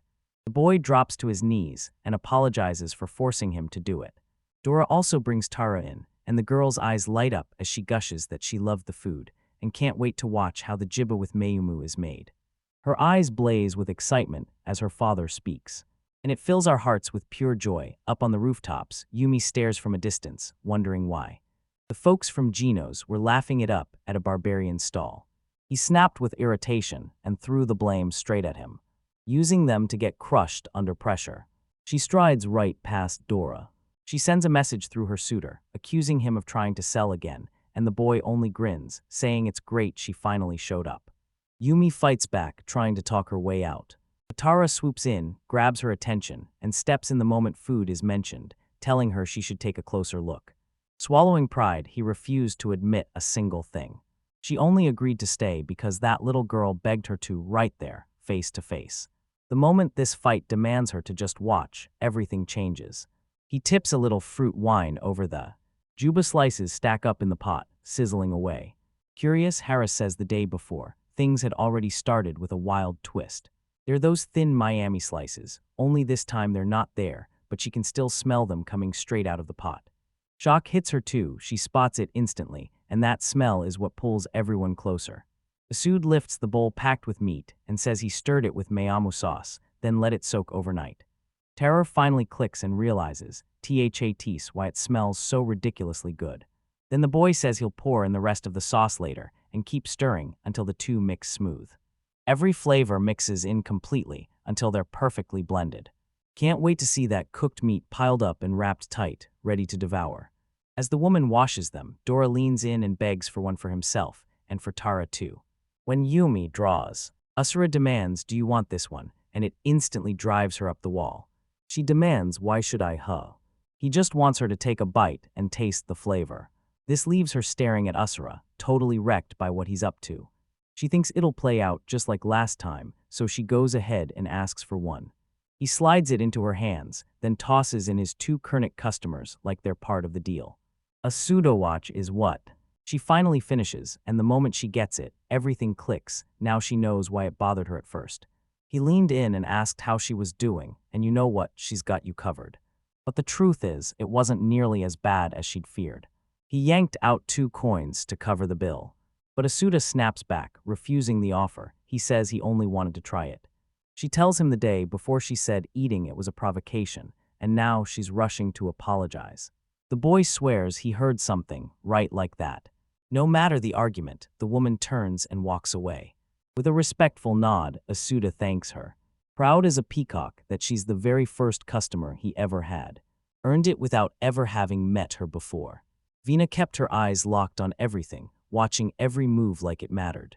He demands to know why she's laughing, and she blurts out that she never thought the woman would actually come back. Then Tara drops a bombshell. She says it's actually super tasty, packs way more flavor, and all she wants to eat is the meat. But her father snaps her back to reality. He tells her the TNO they sold was awesome too. Asuda just watches, thinking, even the locals of this city have their own cravings. At last, Kamua bursts in with a grin on his face, claiming he's here for the food. The boy thanks him for yesterday, and the man just stands there, totally clueless about what he's talking about. Asuda can't stop thinking about how they always gush about his cooking, until now, when he finally tells the truth. Dorotal's cameo practically proves the food tastes even better than before, so his hunger spikes and he can't wait to dig in. Finally, his shop is open for real, helpers rushing in, customers pouring out, keeping everyone crazily busy like never before. Sometimes, Asuda feels like the whole world is slipping into a dream. As she grabs the payment, Vina snaps his attention. Hooded men from Shumu are closing in fast. Kamua and Dora trade tearful goodbyes with Tara, then the moment hits, like a final goodbye you can't take back. The second they draw near, Asuda lines in and demands their order, but then, out of nowhere, one of the men just blurts out that he wants to talk. From far away, I thought the watches were watching them. He just couldn't shake it. Something felt wildly different, and it freaked him out. Then her suit finally shows up. And then he blurts out that they need to talk, right now. With worry eating at her, Ifa blurts out what happened. A little awkwardly, the boy blurts out the Shingu people's request. He shoved a knife at the suitor, which only makes her worry more, so she presses him, "What did you do?" And he scrambles to insist there wasn't any attack, even though one of them had a knife ready to strike. But it was only meant as a little show and tell, proof of their cooking tools, not anything more. It heads straight for the shop run by Schumann, who marches in with shiny silver pots, catching the boy completely off guard with the surprise. everything there pushing to sell. Asuda figures it would have been smarter to have Rudo with them, but Rudo stayed back, guarding the shop like it mattered. Then Ifa shot a question, so what were you even talking about? And he reveals why she was brought along, as the boy starts explaining. If the chumarol knife could slice vegetables better than anything else. The girl leans in and asks, so what are you trying to tell me? Head bowed low, Asuda murmurs that he wants to use the money they earned to buy utensils. And she basically shoves the decision into his hands. Go on, do it. Asuda's left reeling because he figured he'd need the family head's permission, but Afa just shrugs and says, nope, you're the one who earned the money, so you do whatever you want. Buzzing with excitement, the boy dashes off to check the utensils, and the girl finally exhales, so that's what they were talking about. To show him even more things. Meanwhile, I figured I'd be waiting forever, so When Afa stares at the decorations and shrugs them off as not pretty at all, Vina swoops in and declares every necklace beautiful, while the huntress refuses to even touch the display, and Vina fumes that Afa just doesn't care about something right in front of her. So they split up, then later, Essie comes back with a heavy bag, and I'm staring at her, frozen mid-step as I says you snagged a ton, and the boy just laughs. Nah, we're not buying much, we're just big. Feeling a bit weird and out of place. The boy says you bought something for her, and Frey snaps that it breaks the forest people's sacred customs. So you basically tell her, at least just take a look. He yanks a necklace out of his pocket, and the girl fires back, if that's all it is. Don't worry, nothing S going to mess with the hunt. Asuda insists he's no hunter, so he can't hand over a trophy, but he still wants to give you something like a charm.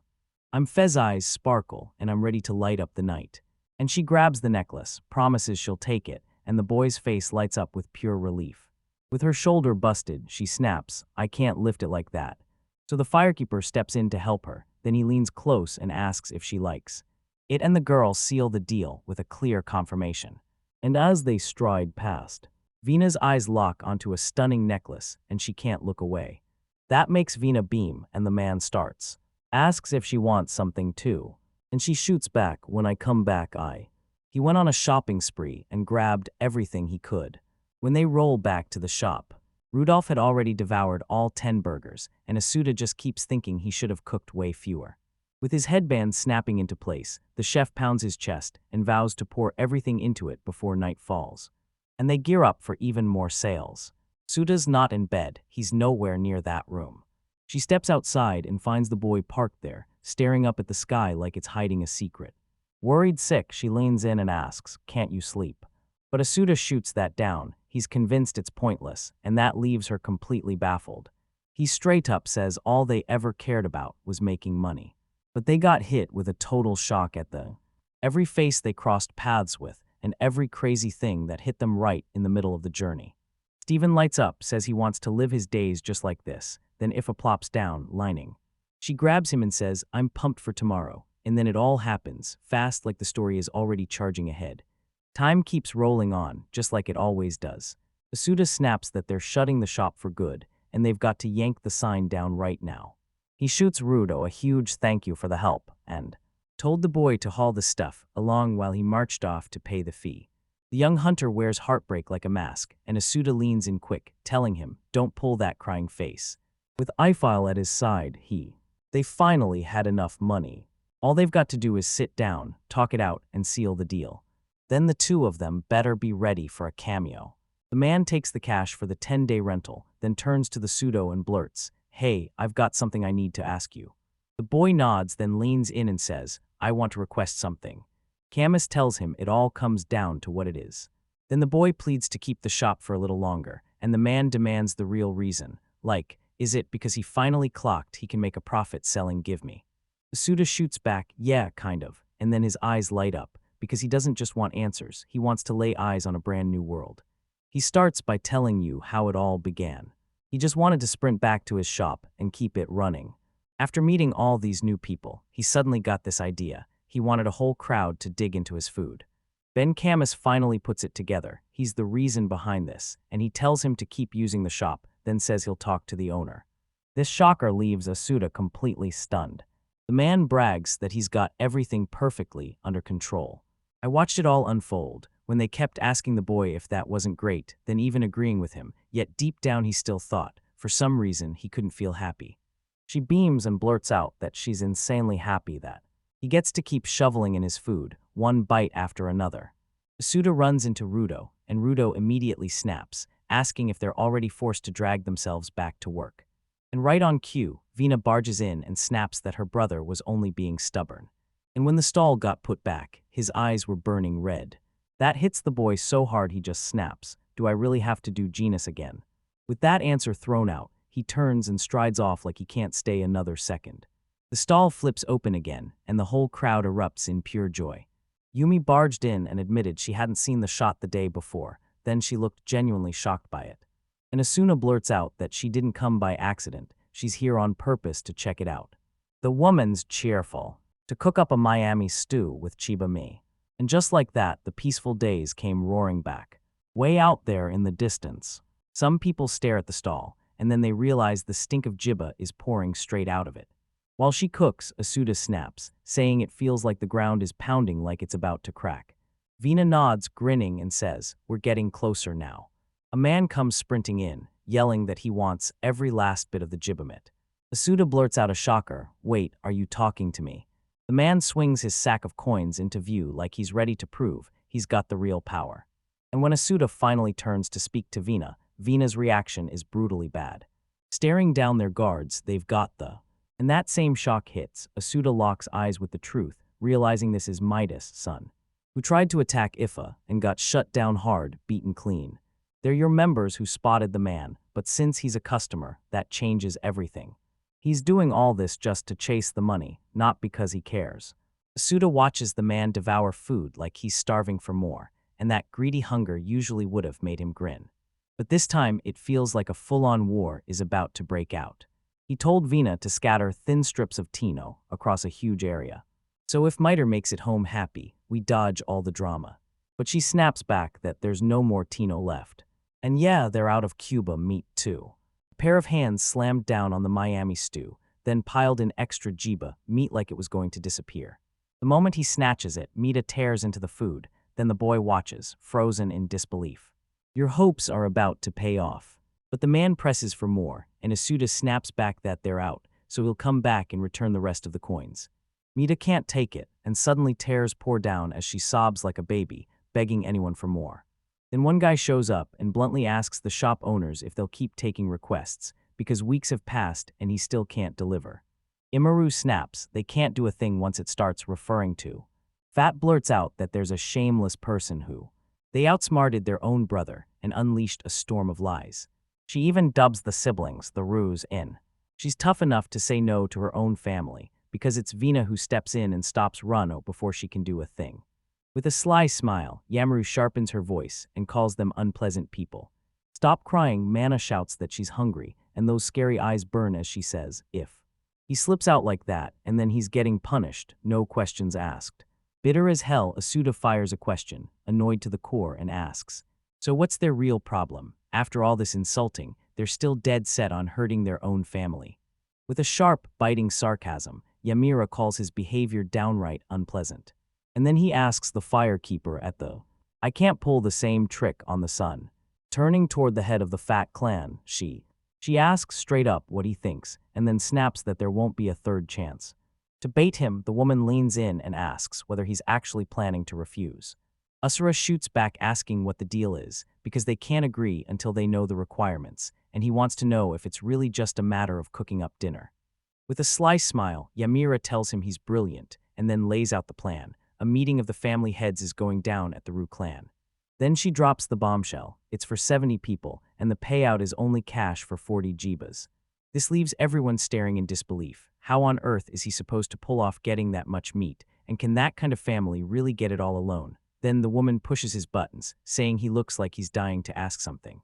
So if he's still confused, he can go straight to the Ru family and ask them.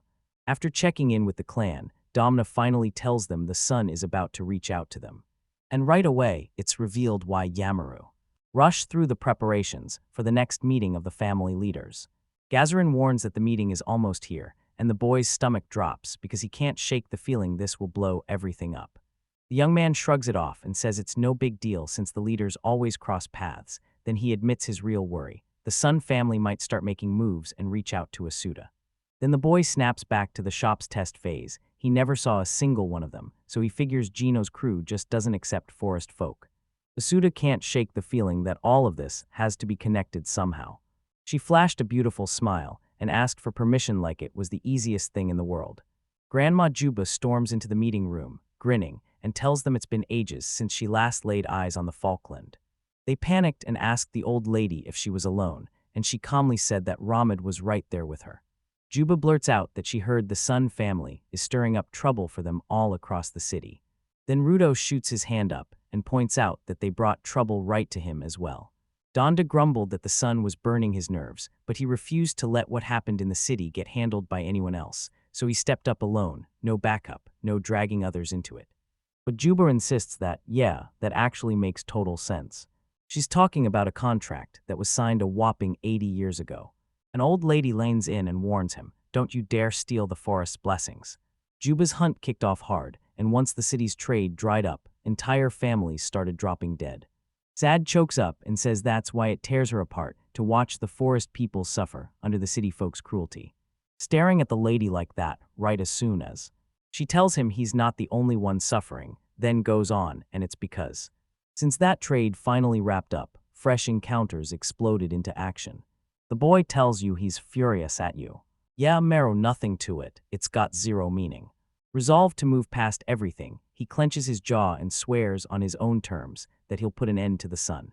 But Eiffel snaps a warning, this move is going to mess with the Rue. So don't go hunting trouble, take your own route and deal with things your own way. Donda steps up and offers his own men to haul the ingredients, then throws in a few women too, to help him run it all. Finally, on the day, the family. The moment the heads meet, everything changes, arrives.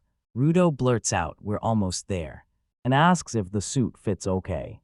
And he nods and says, "Yeah, when we get there. Read by Tae-sun. I'm sprinting through this place the moment I catch the first hint of danger." A heavy, gloomy chill hung in the air, like something bad was coming. They drop every ingredient into the exact spot, and a lonely cabin called his name, and he dashed inside to find a working stove before the cold crushed him. Inside, you'll find a group of women waiting there, with grim, not-so-happy expressions. He steps up, points at himself, and says, "Name me." The second he tries to ask for a favor, they just shut him out and pretend he doesn't exist. As she touched his shoulder, Ifa urged him to pull himself together and not let it get to him. Vina and Rena rush in too, backing him up like they've got his back no matter what. He slipped on his chef's scarf and kicked things off, straight into the action. Finishes the prep and finally jumps into action. Other women lunged for the ladle, and even though Rena tries to shout that it's jammed, the words come too late, she's already stuck. And the sizzling broth bursts over her. The woman crumples to the ground, hurt and bleeding, and Rena screams for help, yet everyone else just turns a blind eye and walks past. Bino rushes in, grabs the situation, and tells them to take the girl to the river and splash her clean with water. Asuda shouted for them, and they promised they were on him, then they bolted out, dragging the injured girl with them. "Thanks for the instructions, got it, and I'm ready to go. Everything in the kitchen's cooking perfectly, but there's one thing that's got us spooked. Was the spilled food. So they've got to match the exact same amount, no more, no less. If there's nothing else left to do, He says he'll foot the bill for the ingredients they can supply." The women look totally lost, like they can't even figure out what just happened. Which shocks Asuda, because this is literally their job, keeping the kitchen running. A little irritated, he couldn't help it. "I'm thrilled you finally told me where the ingredients are." Then it lands right at the absolute worst moment. This makes the boy's stomach drop. What if he's about? He just barges in and eats whatever he wants. And just like that, he grabs it like it's his shot at everything. All fired up, Maida demands the exact food he once devoured from that stall. And some pseudist insists he can't come because they're still missing ingredients. With a flawless move, he stepped up and demanded. The man stepped in to lead him straight to the pantry. Meta grabs the boy and says, "They told you not to come here," but the moment she mentions he's with the cook, she shoots back, "So it's fine." That tells Asuna, because Meta doesn't think anything about it, and that hits her like instant relief. The second they spot the warehouse, Midpoints and Asuda can't believe it. This spot is even bigger than the trick they were promised. Hope ignites in him as he starts believing he can get back what the accident stole. But the moment they try to crack it open, They yank the door and realize it's locked. Mita's irritation spikes instantly. Usra tells him to stop cold, warning him not to force it or risk breaking it, and he argues that since it's used every single day, it shouldn't be locked at all. So the curious boy fires back, asking if the dinner from the night before was really normal. Midas insists he always grabs a bite in the city. This makes us think about the impossible, like right in front of our faces. Maybe he's the only one left who can actually pay for it. Nervous, the man asks if you can cook without even opening it, but Asuna shuts that down fast, determined to stay locked in on the dinner. Just as they shove at the door, Tyson suddenly storms in and snaps, "What are you doing in the warehouse?" Asuda blurts out, "Something insane happened, my ingredients vanished," and then he tries to explain it all. The man snaps that the boy is trying to steal, so the boy fires back, "I'll pay, just let me take it," but the man cuts him off, saying he shouldn't act like a thief, and then blurts, "Say." Asuda should have asked a family member, but he plowed ahead anyway, straight past Midas' presence, and when he tried to talk, he asked the cooks, only to get shut out. And Tai snaps that he never felt like that guy was trustworthy. Ruto bursts into the scene, demands to know what they're doing, and the firekeeper's gut twists because she fears trouble's about to strike. Taiven claims that with the Ru already here, the son has zero reason to hand out any ingredients. The man snaps at Mita, screaming that she was never allowed to be there. Asuda shoots Ruto a grateful look and blurts out, "So, why did you show up?" Then the young hunter blurts out that he spotted Vina and Riane, and he came running to see what the commotion was about. Asuda leans in and says, "This time I'm just short on a few ingredients." Rugo tells him, "I'm heading into the city to grab everything we need, now hurry up." The moment his suitor opens his mouth, he cuts him off and snaps, "Slow down, don't rush me or I'll forget." With the whole list in hand, the boy bolts off too. By every twist of time. The second he steps out the door, the girls rush back in, with the whole crew backing him up. The family gathering prep never stopped, and the whole house kept buzzing as everything got ready. All the family heads are converging right now, packed and ready for what comes next. Vina tells everyone they're heading back and asks a worried Suiting if he's staying, and when he shrugs, she hits him with it. Sun Clan only pays after the meeting, so don't get it twisted, they never pay in advance. Riane pipes up and says they can just leave the payment with IFAS, she'll be at the meeting, which makes him suspect they're trying to keep a suitor all by himself. Then the girls lane in and warn him, "Be careful." Asuda narrows his eyes and realizes something seriously off about that warehouse. It charges straight for the place where the meeting is about to happen, sitting there ready to eavesdrop for a moment. As the food disappears, one of them lanes in and says the taste is so damn good it could sell in the city. Asura figures it'll feel exactly the same as eating in the city. Then something in the chaos grabs his attention, and he lanes in for another quick peek. Another cheek scoffs that clans like theirs can't pull off something like that, while he insists the Sun clan has the cash, and the smaller clans are stuck out hunting gibbous. Ippo nods in agreement and says, "Not every family gets enough." And that's exactly why the Sun should start sharing their wealth too. That's when they burst into laughter, saying it's hilarious to hear a family that sells jibba in the city crack jokes like that.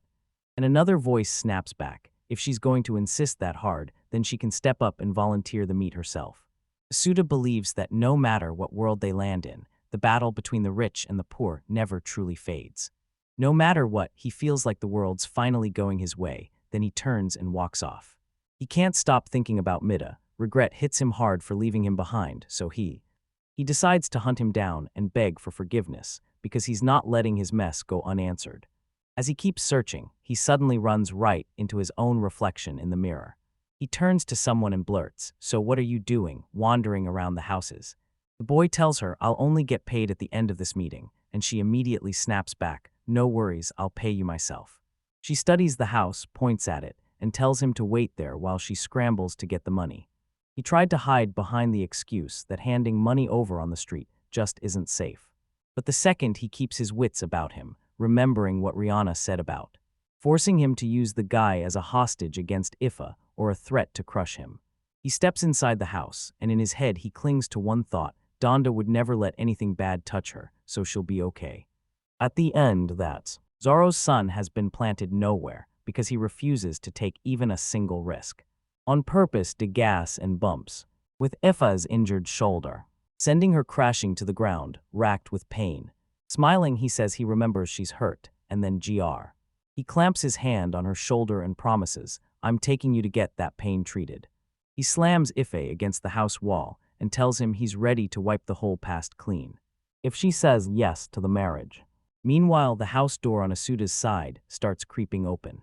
Opens and then someone walks in and instantly starts complaining that it's total darkness swallows the room and the boy just shrugs like, it's fine like this. By the flicker of a candlelight, Myro bursts in totally naked and asks, right to your face, if you're ready for the wedding ceremony. She asks if his heart can handle it, then Amir fires back, asking if he's so stunned he can't even get a word out. He gapes in shock, wondering, did he really look this huge all along? With his shirt pulled over his face, Asuda blurts out that he's just shocked. That leaves her totally lost, and the boy snaps back that she's pulled the exact same move before. Amir stays even more lost about what he's trying to say, and with his head covered, she instantly realizes he's hiding something. Then he blurts out, are you naked? And if I stare at you, do I have to marry you, or am I about to get my eyes taken for it? The boy insists he understands it, even without laying eyes on it. Laughing like she just hit the jackpot, the woman lets out a sharp little. She calls him an idiot, but then smirks and insists she's still totally interested anyway. With his head still covered, Asuda tries to slip out of the house, even though he has no idea if she's still waiting inside. The door swings open, his hand reaches out, and he instantly feels a body, then panic hits because he has no idea what he's touching. Then Maida blurts out, what are you doing? And Asuda, thrilled to spot him, yanks the shirt off his head. He swallowed his pride and apologized for breaking his promise. But it made us choke back our curiosity and say, forget it. Asuda's scared Ymir is still lurking, so he tells him to stay close and keep his eyes peeled. A little farther off, Tay leans in and asks if she pulled it off, but she snaps back that his whole plan blew up completely. That's what lights a fire under him and makes him furious. If she lets anyone get anywhere near the warehouse, Yamri will shut it down, no exceptions.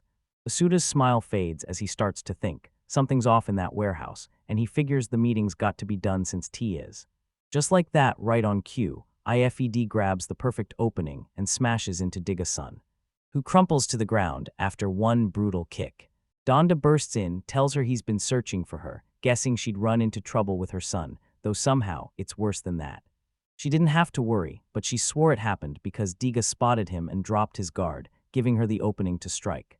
Because of all this, Donna's sure of one thing, the sons had to be cooking up some plan tied to that meeting. And suddenly, Suda's safety hits her like a wave, and she starts worrying for him. They track down the boy with Maida. This is the one we're hunting for. Asuda blurts that it's a huge relief to see she's safe, right while he wants to know why he's even with Maida, and the boy blurts out the truth. She helped him with the ingredients long after they got kicked out. Still suspicious, Asuda snaps that they've been keeping members. They push the other clans out of the warehouse, so weird it feels downright unusual for them. Ifa can't shake the feeling that letting Nadium the cook slip inside was way too suspicious. Then Donda decides to roll up and check out the son. Netta warns them they'll blow up in anger, but Netta doesn't care one bit. Suddenly, Zoro's son shows up and snaps that they're stirring up trouble in someone else's turf. Then ID calls everyone fools, and even Maida gets dragged into it. But Donna presses him. Why is he meddling with the other clan leaders over some warehouse? The Ru leader throws out a sharp signal, and everyone snaps to attention. And then the other three swept into the runoffs. Dama lunges in front of Zero, cutting off his chase in one sharp move. The man barks that he needs to get out of the way, then the Ru leader cuts him off and says, he's not asking for much, he just needs someone to finally explain everything. Afa demands to know if the door's locked, warns him to watch his words and don't bite his tongue while he talks. Then the boy, still being carried by Mara, nods and says yeah, but the key wasn't anywhere nearby. The girl can't shake it. This whole situation feels like a mystery she's seconds away from cracking. Right when they're on the move, they slam into Dan Rutam, who admits he's starving and can't fall asleep, so that's why he's here. When he spots Asuda being carried, he can't help but stare and asks the kid if he's about to turn into an ingredient. Usra tells them they're headed to the warehouse, and since he's dragging behind, they end up carrying him. Dan can't help but get fired up and decides to tag along, while Ifa just tells him to keep it down and not make a sound. Even the Rutam chief can't hide his shock. The warehouse is unbelievably massive. He whips around to Asuda and asks if that kid can cook him something with sun meat, and Asuda says sure. Before they do, they've got to open it first. Right then, Tai's son bursts in and shouts, "Don't come near the warehouse. while he snaps at Maida, who trembles with fear, clutching Asuda like it's her lifeline. Seeing that fear claw at the boy's face, he can't shake the regret that he didn't do more. Right at the edge of cracking the secret wide open. But Dan, fuming, snaps at him to shut up, because he's not letting you be his meal, got it? Asura seizes the moment, grabs Maida's wrist and begs him to stay put, then he storms to the door and tries to open it himself. Smiling, the boy tells them he's got to cook for every customer who asks, for better or worse, even for him. She snaps at Dan to get out of her way, but the Rudum leader just smirks, daring her to try. Then Ifa offers to help, right as Danda storms in and claims he already took care of Zura's son. He whips the man's body into view, then blurts that he just collapsed out of nowhere. Maida and Asuda wrestle with the door, yanking and straining like their lives depend on it. Then out of nowhere, someone demanded, "Don't do that, stop right now." Even Tag flinches at Zatsu's son, and Dan snaps, asking if she wasn't supposed to be in bed. That weird old man scowls like thunder and snaps at them, "Don't you dare open that door." Stunned by how weird he seemed, Dom snaps at a student to just open the damn door already. Maida trembles with fear and blurts out nonstop apologies. Dan steps in and says he'll take care of the old man. Asuda cracks his knuckles, swears he'll throw everything he's got, and Maida mutters that this is gonna be dangerous. But the boy shrugs and says, "I'll do it anyway, there's no way out." He must have thought, with a body this fragile, there's no way he can pull it off, so should he throw himself at the door to shield the boy? The warehouse is totally empty, and Asu studies that box with a suspicious, sharp focus. He shot Maida a plea for help and went after that box. While Dan and Donda wrestle with the old Zatsu, I-Fight bursts in to make sure the suit is still good. With the box swung wide, Asuna steps in and reveals that the secret they guarded was nothing less than the mountain's blessings. While scanning the room, Ifa spots an inner bar slammed across the door, stopping anyone from getting out. She peers into the box, empty, and spots a hidden passage only meant for the members. The old man snaps into a furious rant, saying they've dared to touch the forbidden blessing, and on top of that, they've been living wild with money without even hunting Jiba. Still drowning in despair, he blurts out that they broke the rules. Dan and Donda lock eyes just for a beat, but then his father, declares it. The son's family line is over. Then Yamri finally shows up, and with a rush of gratitude, he thanks them for bringing everything to an end. Many days have blown by since that awful meeting with the Sun family shattered everyone. Asuda and I snapped into action, and when we pressed Chibaru, she finally admitted she understood what truly happened to the Sun family. At her command, they stormed in to pry into every single thing that had happened. Even after Donda warned her, the lady blurts out, "So, that's your son," and then it all goes to hell. Suda pretends he's that same old man, the one who was screaming at the top of his lungs. Ifa blurts out, "Wait, did they name me for a reason, or did you call me because you wanted me to find out something else?" Juba leans in and asks if she really caught what happened. She tells him she brought up the contract and can't shake the feeling she was terrified the son's family was falling apart. The lady nods, then drops the bombshell. She had already talked with Zatsu about that contract, way back when. Back in his slightly distant past, a younger Jiba pauses and stares at a tree. Then he blurts out, "Isn't it weird to find all these fruits in the forest and still get told not to pick a single one?" Right as he asks, young Zatsu shows up and snaps that they're powerless because a contract limits them to hunting only the dangerous Jibas. She kept her eyes on his injured body, terrified for him, yet the boy. He steps back and admits he's still not used to hunting yet. Confident as ever, the boy declares they have to get stronger, because hunting Gibbas isn't the point, protecting the forest people's future is. And with a bright grin, she tells him, he's right. Back in the present, Grandma Jubas is right here. Says that's what I said, and then he couldn't stop wondering what he's doing right now. She can't stop thinking about the son he fought to protect, who sat on the edge of fate, waiting to be judged, and to obey every single one of their orders. To know the full story of who he really is from. Yamri tried to expose his own evil deeds, like he couldn't keep the truth buried. She also can't stop thinking about Maida, the sweet, innocent girl who's never spilled a secret, and now she's about to be shuffled into other families. Tearing himself away from it all. With his head bowed, Asuda mutters that the chaos he saw might be too hard for anyone to truly understand. Grandma Jiba just smiles and thanks him for telling her how it all ended, then she slowly hauls herself up, struggling a little, saying she wants some fresh air, while Ifa shoots back that she can't overdo it and rushes in to help her. Asuda dashes straight for the door and throws it open to help. With Ife backing her up, she steps outside. Asuda and Ife stare up, soaking in the breathtaking sky, and there's more waiting in it. The lady spots her younger self in Zatsu. Ifo is the first one up, already awake before anyone else. Then right on its heels came Asuda. She throws both arms wide, stretching them like she's about to unleash something big. And the moment she hears her name, she beams and calls out a cheerful good morning to the boy. Finally, he clocks it, something's off. He leans in and asks her if her arm's finally better. And she blurts out, yeah, there's no pain anymore. Then she throws on her fur coat, eyes burning, and declares she'll step into her role as a hunter and make it happen. Which makes Asuda's heart sink, because he'd grown used to having her in his life, like she'd always been there. Ifri snaps that she's bothered him way too long, and now while he stays in the city and she watches the forest, they'll stand guard side by side and protect their home. She also reveals that the leader's headed straight into the city, too. A report on the Sun Clan, those people used to roll through that place all the time. They're back at it full power, right where the action left off. With 3 jibba burgers clutched in his hands, Asuda shoves them to Rudo with a rushed apology, then bails, leaving the hunter totally baffled. Then his suit blurts out that it was built for the moments the boy helped him. Rudo grabs it, then smirks and says Asuda still owes him about 20, so this is just the first payment he'll take. So once Tugs got the firekeeper's shirt in his hands, and with a quick glance down, he snatched Hera out of the way. The girl blurts out that she was picked for a mission, and then stops, like she's holding back the real shock. Then her father leaned in and told her he was craving some cooked mayanmu with jiba. She slaps 4 coins on the table, then right away demands a share for herself too. While the boy cooks, something snaps Vina's attention. She grabs a pinch of chopped tino and shoves it into Asuda's hands, even though he's totally confused. Then she hurries him to look at the shoe people closing in on the shop. Asuda orders and her fear hits like a storm, then she turns and thanks him. She slips away between the men, and the boy instantly assumes she's just playing shy. The shoe crew demanded 11 cooked Miamis and 6 Jima burgers. And Asuda realizes that somehow makes it look like Tara's just stunned. Then the boy promises, I'll get everything ready for you. And one of the men suddenly shouts, hey, callin' over, and ask how the things you bought are holding up.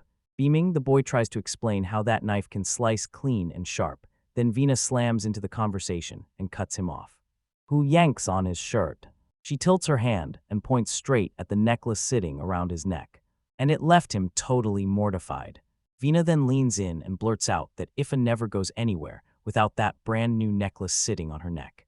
Asuna can't find the nerve, so the girl goes up to Shu Muraru and blurts out that Ifo is wearing the blue stone necklace. Every single day, he has to do it, and he's gotta make sure he genuinely likes it.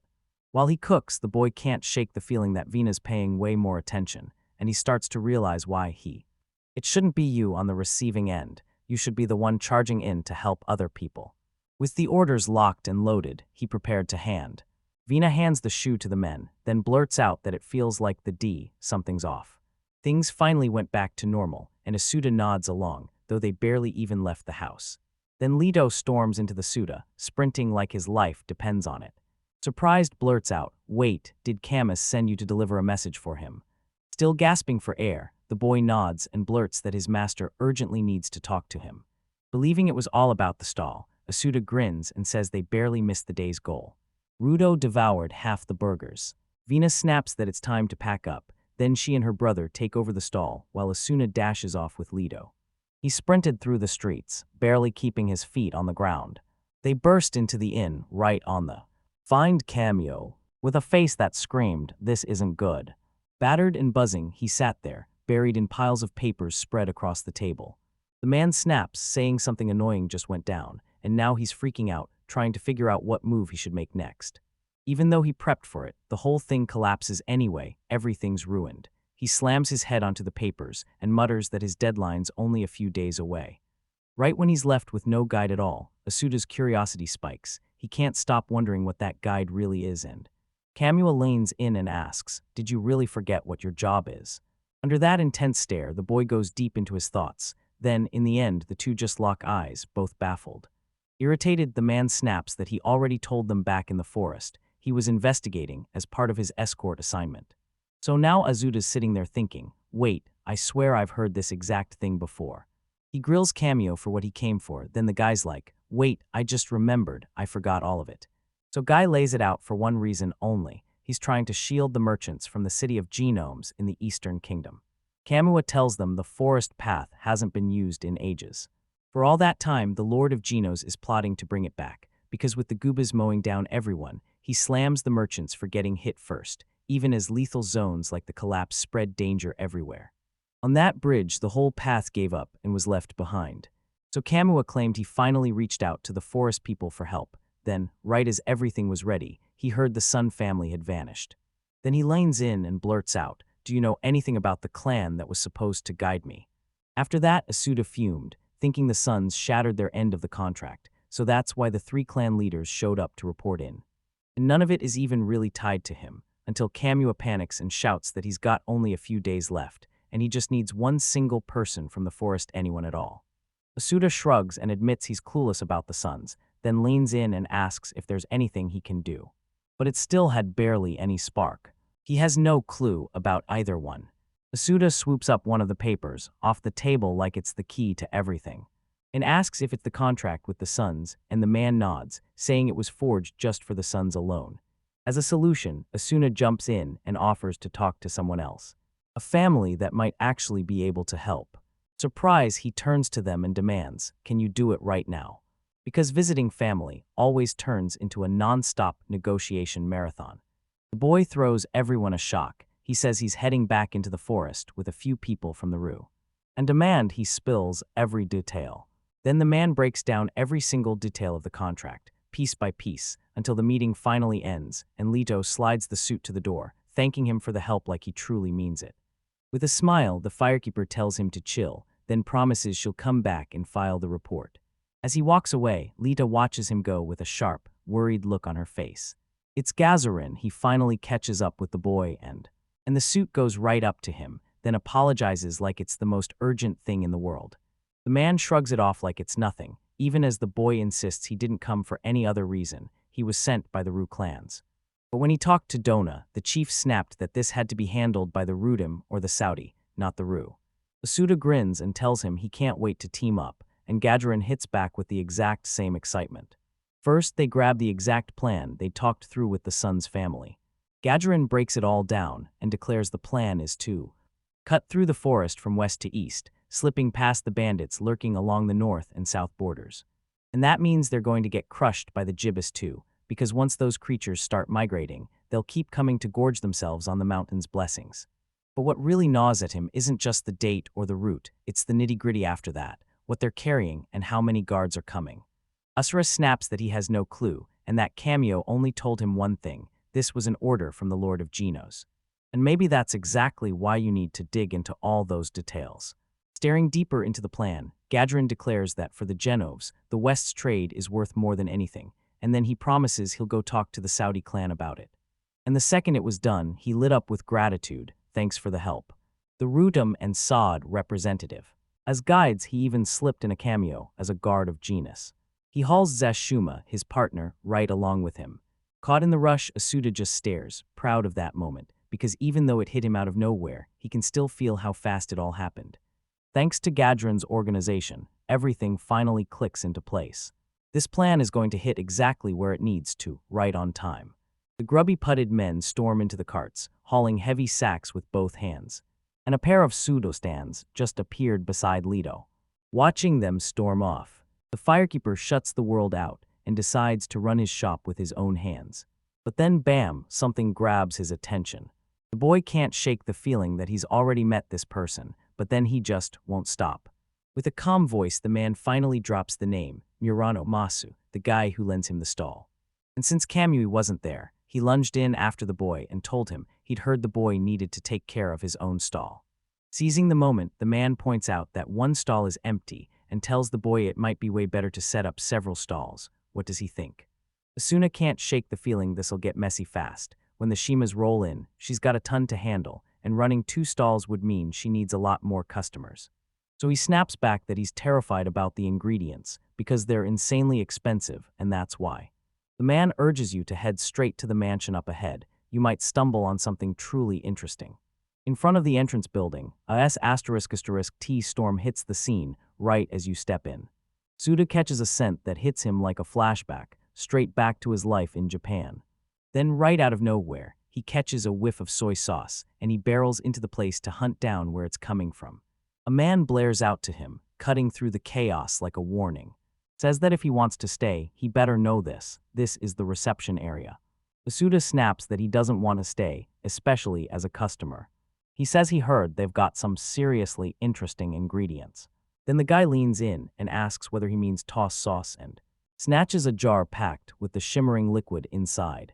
Asuda's totally stunned, but she can't quite tell if it's really soy sauce, so you insist, go on, taste a tiny bit. And the man shrugs, saying it's no big deal, but when it's from the Southern Kingdom, you know the price is going to hit hard. Asuna snatched up that towering sauce and dashed out, buzzing with excitement to try it. Meanwhile, the vendor sizes him up as pure trouble, and if he's right, that kid isn't just buying, he's the one who sells jabami. The siblings are running the shop like their lives depend on it. And Rudo tells everyone Asuda's got a way back after he went to talk to the merchants, while Vina scrambles to convince them that it's all fine. At last, the firekeeper bursts in, breathless with an apology for the wait, then grins and reveals he's picked up a brand new ingredient. He vows he'll kick off the preparations, and Vina. He can't resist it, he leans in and fires off. So, what's inside that jar? He flips open the lid, reveals the toss sauce, and shrugs like, I have no clue what this even is. With an annoyed look on his face, V9 tells everyone the product is a fermented drink brewed from tagrain, and yeah, it's a luxury item. That makes you feel like, yeah, there's definitely a good reason behind this. Odds are it's soy sauce. So we take a bite just to confirm it's real. It drops to the floor, blasted by the flavor, and swears, absolutely swears, that it's soy sauce. Something he swore he'd never taste again. Rudo looks worried and blurts that Asuda is crying, while Vienna guesses it's all because she mentioned that rare product. Asuda says, no wait, that's not it at all. Then he drops the bomb. He's about to whip up a brand new dish and drown it in that toss sauce. The siblings don't even argue, they just take his word and move on. The firekeeper promises he'll handle things like always, but his mind's stuck on the sauce, so the boy starts thinking about what to do next. He finally showed up, and he was all consumed with every mess life threw at him, but now he's got time to do exactly what he wants, and that taste from the past hits him like a memory, making Japan feel close again. And his mind flashes to Afa. She's smiling, promising they'll live together as one family. Vienna called out to him, asking if he was okay because he looked totally lost, and she couldn't help thinking something was wrong. He obsessively brainstorms a brand new recipe to turbocharge his business. The girl tells him, I'm done cooking the jibba with Mayamu, and says she's grabbing the pot next. Then he smirks and says he's switching up the meat for something totally different. After what felt like forever, his brand new creation finally snaps into place and stands ready. A steaming cube of cooked jibba. Masuda says, I guess I should give it a shot, and before he can even finish, Vina and Rudo jump in too, both begging to try. So they all dive in together, hands-on, no hesitation. Pleased with what he built, Asuda grins and says he's going to sell his juba meat for double the usual price. Then he turns to everyone and asks, so what do you think? And the whole crew nods in agreement. The boy snaps that the cooked meat cube still isn't ready, but he vows he'll finish it tomorrow. Rudo Nemesis is practically vibrating with excitement, and Vina grins and says she's just as thrilled. As they keep moving, Asuda leans in and asks if snagging extra supplies could let him pull more support from the Rue family. Rudo insists it's way too soon to think that far, but Venus shoots back that maybe Renat could lend a hand. Maybe she just wouldn't be all that interested. The table where his master always settles in, like it's the center of the world. The shop's bigger now, and the three of them are busting their butts to set everything up for another day of sales.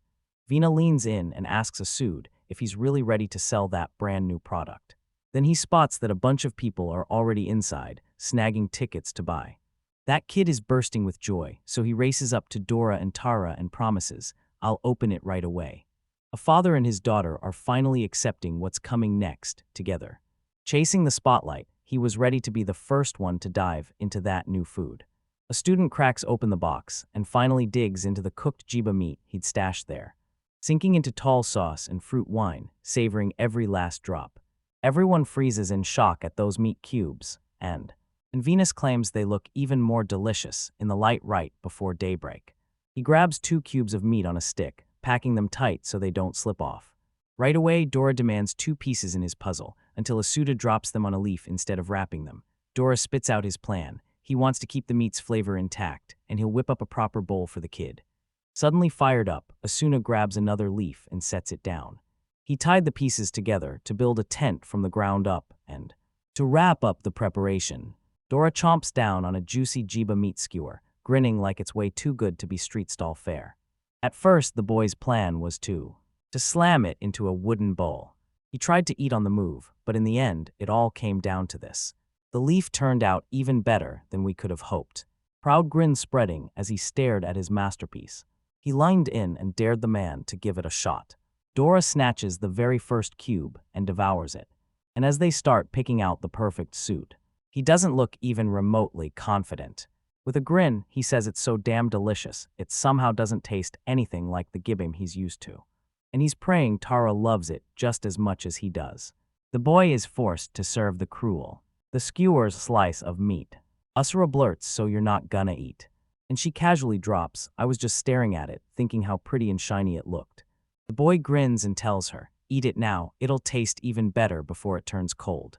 But the longer she kept her busy, the more the girl started to notice her hands, wet, like she just came back from the rain. And the second it pauses to figure out why, it goes straight into investigation. Suddenly, Doris cuts right in front of me. He grabs his daughter's attention and orders her to eat fast, like there's no time to lose. He pressed the firekeeper for answers, then he finally realized what truly happened, and he explains that with the time she took, the sauce soaked right through the leaf, and Asura snaps that it's not good enough. Street food has to be effortless to eat and still taste amazing. He thinks toss sauce could be the perfect hit because it's basically like soy sauce, but then he shuts down, saying skewers don't really fit street stalls and Dora nods, then drops the payment and moves on. The man insists he wants the kind of sauce that lasts long enough to take anywhere, like straight to a restaurant, so the boy remembers buying that toss sauce at a restaurant, but he swears there's no way he could ever pull off managing one. Then Dora leans in and tells him, "Come on, we should go. Head straight to the restaurant right now. You caught me so off guard, and then you hit me with that take, boom. Straight to the spot where he snagged that sauce." Dora tells him if those scooters sell like crazy, you'll have to level up the business, and don't worry, I'll handle the carpentry part.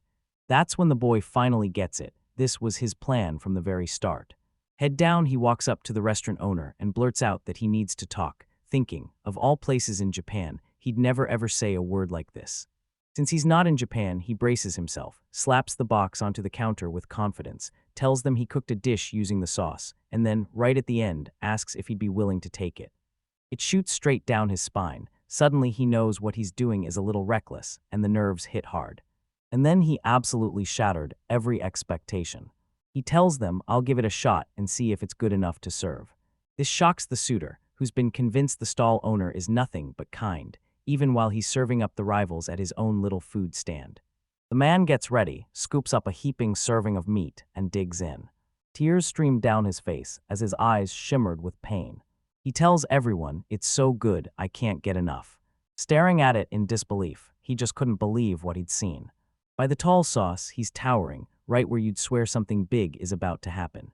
As he clawed at his dream for years, refusing to let it die, figure out how to use it in cooking. And Asuda finally realizes he just can't. The man swore he'd become a cook just to chase, and finally forge the perfect dish. It'd be amazing if he could pull it off. But then the misunderstanding hits. Asui blurts out an apology, nervous that he might have done something he had no right to do. But the man grabs his hand and thanks him for giving him hope that there's still a way left, a future for his sauce. He strides in and right in the middle of everything, introduces himself, hand first, so he could get his hands on the skewers he wanted. Back at his stall, he practically bursts with excitement, telling Vino exactly what just happened. But he's already thinking, since he managed to grab something extra outside the shop. He didn't even score a proper new menu item, and by the end, he felt the exact same way Nanas did. The boy's mind races with every possible outcome for the try to top this, can you whip up another recipe? A customer storms in and demands cooked mayamu with jibamit right now. Asuda's getting it ready, and he's convinced he finally wiped out the jiba stench with mayamiu and they tore into the grilled meat, because yeah, you remember they ate it. Dishes that simmered for ages, slowly turning tender and full of flavor. Then bam, an idea detonates in his mind. A student shoots the order to them while clearly losing it, while F asterisk asterisk asterisk ing. He keeps racing through the method he's dying to try. When night drops, dinner hits the table and my face, because what I'm seeing right now is messing with everything. Then he leans in and tells you straight up, those crazy plates are experimental creations from the food stall. As I taste it, my face hits the new level. The new poitin hit her like a spark, and suddenly she couldn't stop craving more. And Asuda thinks that's the perfect clue. Then a shop swings wide open, and Vina's stunned when she realizes the boy started prepping way earlier than he ever does. And he lays it all out. This new Tsukiyaki product is why it looks just like Jibo. The moment that weird new word hits their ears, the siblings all react in the strangest way. Asuda tells Vina he tossed the meat on the heat just lightly after seasoning it with pico leaves. Then he hit the same move with fruit wine and tall sauce. Lido shows up and blurts, "I smell something mild." The boy blurts out, "One," and the silence hits like a punch because he's really asking. Tudor shrugs it off. Kamua isn't even around, so it's good enough for him. That convinces the firekeeper Lido has always carried himself like a grown man, more guard dog than servant, loyal to his master down to the bone. Asuda hands over the food and blurts that he tried to remake a recipe until it tasted just like his. He bolted out of their homeland, and Lido just stood there, utterly baffled. The boy snatches his fruit right up off the ground. He claims it's got the exact same shape as Mamo. Asuda tells him that's exactly why everything tasted easier to tell apart in the first place. Then he lines in and dares the boy to try it. The leader declares loud and sure, the food S. Somehow it leaves this soft, lingering flavor on your tongue. Out of nowhere, a man pops up, shouts at him, and drops the kind of news that chills your blood. Something terrible just happened. Kamu's back, drenched in a shocking sea of red. The second it tilts its head like it's sniffing out a secret, eyes glinting. Who bolts off to find his master. Vina blurts that she totally saw this train wreck coming and figured it would turn into a full-on mess. Asuna's chest tightens. She can't stop worrying, wondering if Kamu got hurt or something happened. Vina yanks his attention with a sharp call, right now, to him. He claims there aren't many customers coming in. Realizing what she's getting at, the boy blurts out, "Can I go check on it?" Vina agrees, warning him don't go too far. A crowd surged together, and right in the middle, there it stood, a suit. Soon he spots the man, right there with Lido. And he exhales in total relief, grateful that none of his injuries are severe. Asura grabbed the man and demanded to know what happened. Why was he soaked in red liquid? He insists it's not his, and that hits the boy with instant panic, so Camus steps in and declares it was left to them by the last member of the Sun family. Asuda claims the guy was meant to be locked up in Geno's, right there to be punished for tearing up the contract. That's exactly how it should have gone. Now we're right back. Right before the merchant crew rides out, we're going back to those earlier days. Camus slumped over the table, groaning nonstop about why the Sun family had to drop right then. Lido shows up and flat out says he doesn't seem to be having a good day. The man claims he built a fake squad to yank the Sun clan's crimes into the light, and says they braced for the attack coming at any moment on the road. Ladov shoots him a weird stare, and Kamu blurts an apology, admitting he made him relive something awful. But the boy snaps back that it's his fault for not forgetting it, yet. Then his master suddenly gets an idea of. They shoved him out the door the second the shop opened. Camus tells Asuno about the people she's about to introduce him to, people who will step in for the Suns, and then insists this way he can send the merchants without a hitch. Lido blurts out that he's praying for his safety on the road. The man finally meets Gajorin. They meet and trade greetings right away, kicking off their relationship on the best possible note. His partner tells him, "I never thought you'd end up having to deal with. The forest people are back again." And in a surprise cameo moment, they say this time, yeah, they're finally cleared to leave. No, these merchants are fake. To seize the Sun, then launch an all-out assault on the final caravan. And that's how he's been grinding like this for ages. He'd get word that the old clan leader was about to show up, and the plan would be to send the stats who just attacked the merchant crew. Then he can't help wondering if Lido will even be able to move on after all this. They run into the Sun family, right in the middle of a huge demand they can't refuse. 10 years after their crime, they finally pay every last bit. Kamua yanks his sword free and charges straight into the Suns for a brutal fight. Gets easily crushed, then gets hurled off the cliff. Kamua leans in, eyes locked on the covers, holding their breath as the moment unfolds. Spilling crimson like red liquid. Kamu just told us that Zatsu used the fruits that lure Gibbas in close, just so they can be targeted and attacked. He finally realizes they're hitting him with the exact same attack method they used 10 years ago. This time they don't get to run, they're going straight at them. He swings his sword and cuts down the Jibas in one brutal sweep. That lunged in to tear him apart. And right after he finishes, he lines in and says it's. His body leaked red fluid, like it came from some otherworldly source, staring at Lido like he's about to change everything. Asuda realizes, I already knew this plan, and that's why his whole mood just collapses. Then a lightning bolt idea hits him. He'll bring the new recipe to the office after the shop shuts down, just to yank everyone's attention away. Their attention snaps to the voice instantly. Gnome's battered Zatsu finally snaps back to consciousness. Later finally recognizes that voice. It's the one he knows too well. The son's yelling for Tay, loud enough to cut through everything. The boy clenches his memories and drags the past back to life. As Zatsu's voice cut in, asking if the goods hadn't been stashed somewhere else. Tay says, with the kind of merchant crew we are, that's really all we can pull off. From the forest, little Lita freezes in terror as she watches the two of them. To mess with him until, just recently, it finally snapped back. Everyone was grinning from ear to ear, laughing like the whole world was on fire with joy. He jolted awake from the day his trauma finally caught up to him. Later, it scuttles forward in a suit, chasing after him.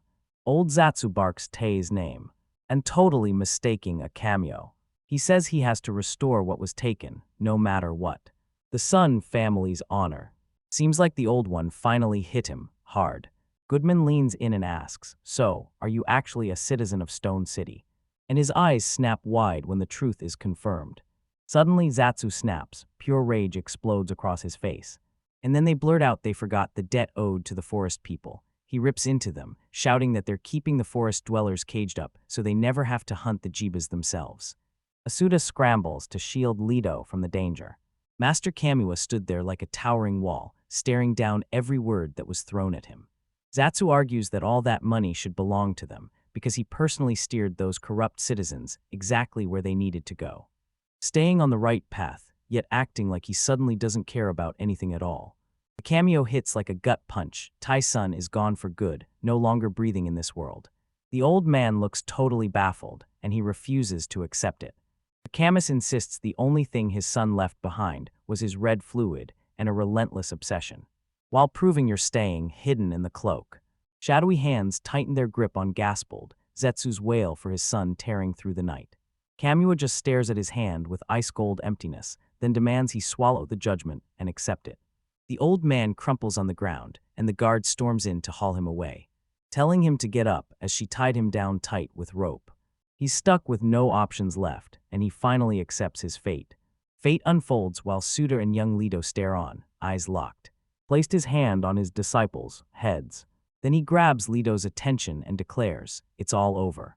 As the boy's innocent eyes gleam with hope, Lido's mind flashes with a picture of his family, every single one grinning like they're giving him a farewell, right there in the moment before freedom finally hits. The figures shrink into the far horizon, and the little boy bursts into tears. Finally, he watched his people get the justice they'd been denied. Then Kamua storms in and declares, I'm back to work. Asuda lunges into the scene and shouts for them. Then the master lanes in and demands, so, what do you want? The boy then tells him, if you're in, let's test the new recipe I cooked up, right out there beyond the city. With a calm, confident smile, the man nods and agrees. Camille bursts in, and Asuda fires off a question about the boy, right after noticing he's totally alone. The man says Lido probably dropped off from pure exhaustion, and then. Firekeeper admits he already saw this coming, and when Kamua looks confused, he asks what he means. Then the suit jumps in. He figured Lido was relieved, because Kamua had looked worried the whole time he was away. With a grin, Kamua nods, and admits that the boy was clearly worried about his work. Asuda lines in and says, this isn't just work, it's something bigger. That the boy was on tenterhooks, waiting for his return. Imagine the boy panicking, then finally breathing easy. Kemi's face lights up as she smiles and tells him everything's gonna be okay now. Once the dust settles, a man steps forward and demands 2 hearty portions of the new food. He grabs one for himself and one for Lido, and promises he'll sit down and eat with the boy the second he's back. Asuda thanks him for always coming back to his little shop, just to look out for everyone else. You never truly know what's churning inside someone else's heart, but if neither wants to fix things in their relationship, why shouldn't they start by keeping it real, right where it is? In the middle of the night, the boy thrashes in his sleep and blurts out his master's name like it burns in his soul. Asuda digs in, locked in on a whole line of kiba meat she's about to cook. Ifa finally shows up and says, "It's been ages since I started whispering to myself while I cook." With a quick apology, he asks if she got curious, and yeah, of course she did. She does, and then she asks if he's worried about the food, offering right then to run a taste test. Asuda insists it's all about cooking and smiling, because she was right, and then she grins, saying she's more than happy to give it a try. But the boy shoots her down instantly, claiming he doesn't need a test and crushing every ounce of her excitement. He says he needs a little time to breathe. Then he asks if she's disappointed, and I only say she gets it. Then he follows up, asking if she's okay, and she gives the exact same answer. A brand new workday kicks off, and they hustle to set up their stall for yet another round of selling. Vina grabs a sub and asks if he's really eating the boiled. He hands the cubes over to the 3 biggest pavilions, and then he makes the call, confirming everything. Thanks to Naughties, the cuds are officially on the menu at the first-floor restaurant of all 3 major pavilions. But here's the catch, Asuda needs 2 or 3 solid hours to get those things ready. Even though he pulls off the meal, it's stealing his time, and the boy can't stop worrying he'll serve only one dish. He keeps wrestling with what to do next, but for now, all he has to do is get the fire going. He drops into a crouch, fixes up the thing right then, when a voice he knows well cuts through the air and calls out, saying, word spreads about a brand new recipe, and Asuna cranes her neck up, already knowing exactly who it is. Then the Shiva men roll back in, and their representative starts demanding the price of this new food. The boy lights up and tells them, "Don't worry, I'll handle the meal," then heads straight to the kitchen. Use their presence to your advantage, go ahead and assume. To track down Shumerl and grill him for any restaurants and Genos that sell real culinary goods. After they finally got confirmation that, he lined in like, "Tell me, what's the story?" You can score special dishes, even without rare ingredients, just find the right places to cook up something unique. Same old chaos again. Men gather to talk, and that's when she panics, because now she's terrified her suit might be wrong, and she's even more scared she shouldn't have asked them that. Then the man grins and promises to spill the details about the new dishes, right after they finish eating. Buzzing with excitement, he thanks them and can't wait for the boy's kindness. Rudo bids Asuda goodbye, because he and Vino are stepping in to run the shop. Shumerl strolls beside the boy, and the kid's buzzing with excitement over literally everything. He realizes this is the first time he's actually using his time to wander the city, so he charges into a building. Then Asuda grins because every house around here looks the same, and that makes him feel happy. And the man guided him straight through, like he knew the route by heart. He's in a restaurant, and he can't shake the feeling they're about to find something. The menu's got the ingredients, and then Schumer is about to make his call. He hears a sudden call that catches the boy off guard completely, like a shock to his whole world, right there. How fast they come running. A guy strides through the door, asking if there's a customer. Then the man greets him like he's got zero interest, all sour vibes. He questions whether they're merchants, and you can see a flicker of fear creeping in. Asuda shoots back the truth, they're just customers. The man leans in and asks if they're hungry, then orders them to take a seat. Asuda snaps back fast, "We just came to hunt for rare ingredients for the restaurant." Still not getting it, the man snaps that he has no idea what could possibly be rare enough for him. "Show me the box," he demanded, and then he hauled in the suit right after. He claims he pulled it off with ta sauce, something he almost never uses.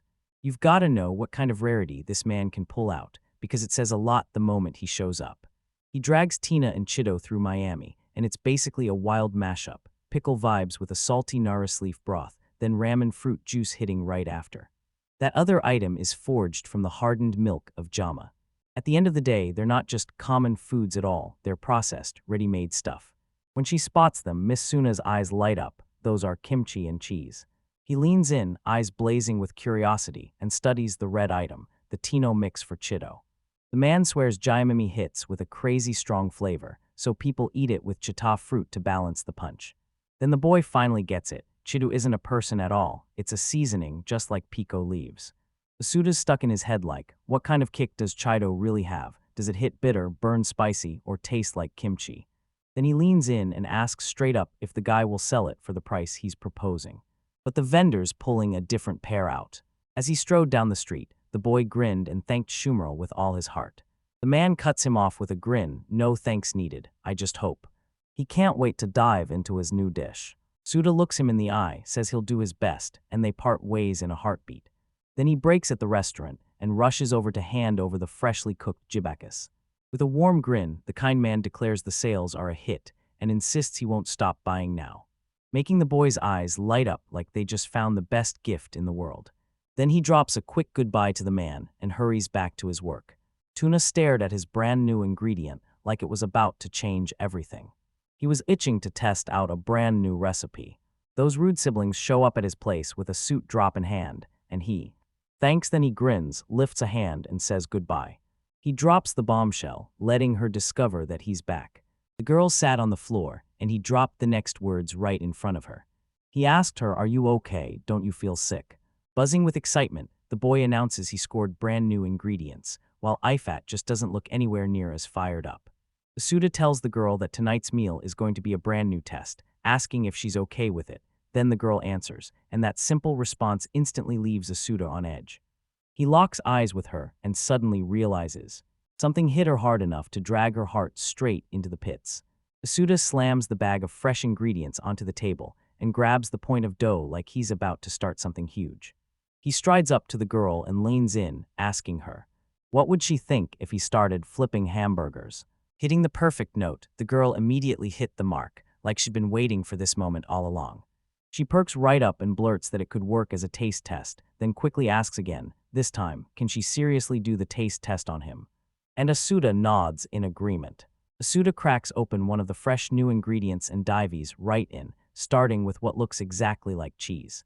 The pan's heating up, then he lobs it in hard, like it's about to start something big, forcing the whole thing to liquefy, until it looked like a ghost sliding right out of the dark.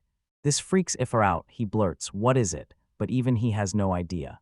He pulls and stretches the gooey mess, and she can't help asking just how far it can stretch. Asuda bites down on the challenge, then when he yanks harder, it snaps and he shouted, then immediately sagged with disappointment as he realized it had snapped.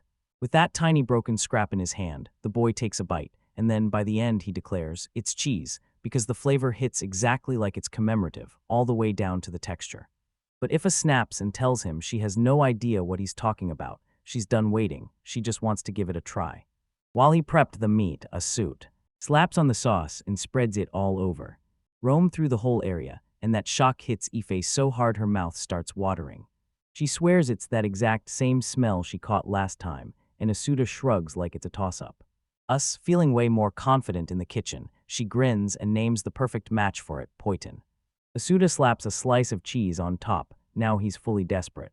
The girl blurts out, why'd you stretch it onto it like that? But then, everything's set, and Asuda casually declares he'll plate it on a wooden tray. Then Iface can't take it anymore, because the smell hits and her hunger snaps awake. He finally rolls out his new recipe and slaps a fresh name on it, teriyaki cheese hamburger. Buzzing with excitement, she snatches the plate and digs in. Lock onto the steps, now make it count. And he blurts, you good, everything okay. Suda suddenly snaps to. She remembers how last time she burned herself on hot juice from that hamburger. She's dying to bite into it, but she clenches her willpower and waits anyway. Worry in his eyes, the boy begs her to eat it while it's still hot. With a spoon in hand, she slices off a piece of meat and it's like a kid who's totally losing it over the way the cheese stretches and pulls into the weirdest, funniest shapes. Laughing to herself, Asuna warns her, don't you dare drop it. She takes the first bite, and within seconds her whole face lights up with shock. Her eyes instantly watered as the scorching meat hit her mouth. She can't get a word out, so she waves for Asuda to help, and Asuda doesn't catch on right away. Eiffel just keeps shaking her head, like she's desperately trying to get everyone to understand what's going down. And the kid takes one look and thinks the food must be awful. Asuda stares at the steam curling up before him. The heat of the sizzling meat hit her first, and then it all came back to her. With sheer determination, she forces the meat down in one hard swallow, then grabs the next thing. Piece by piece, bite by bite, she keeps going over and over until every last bit is gone. Then Usra lines in and demands, so, what did you think of the new food? Beaming, she declares it's absolutely delicious. So far, nothing she's tasted even comes close.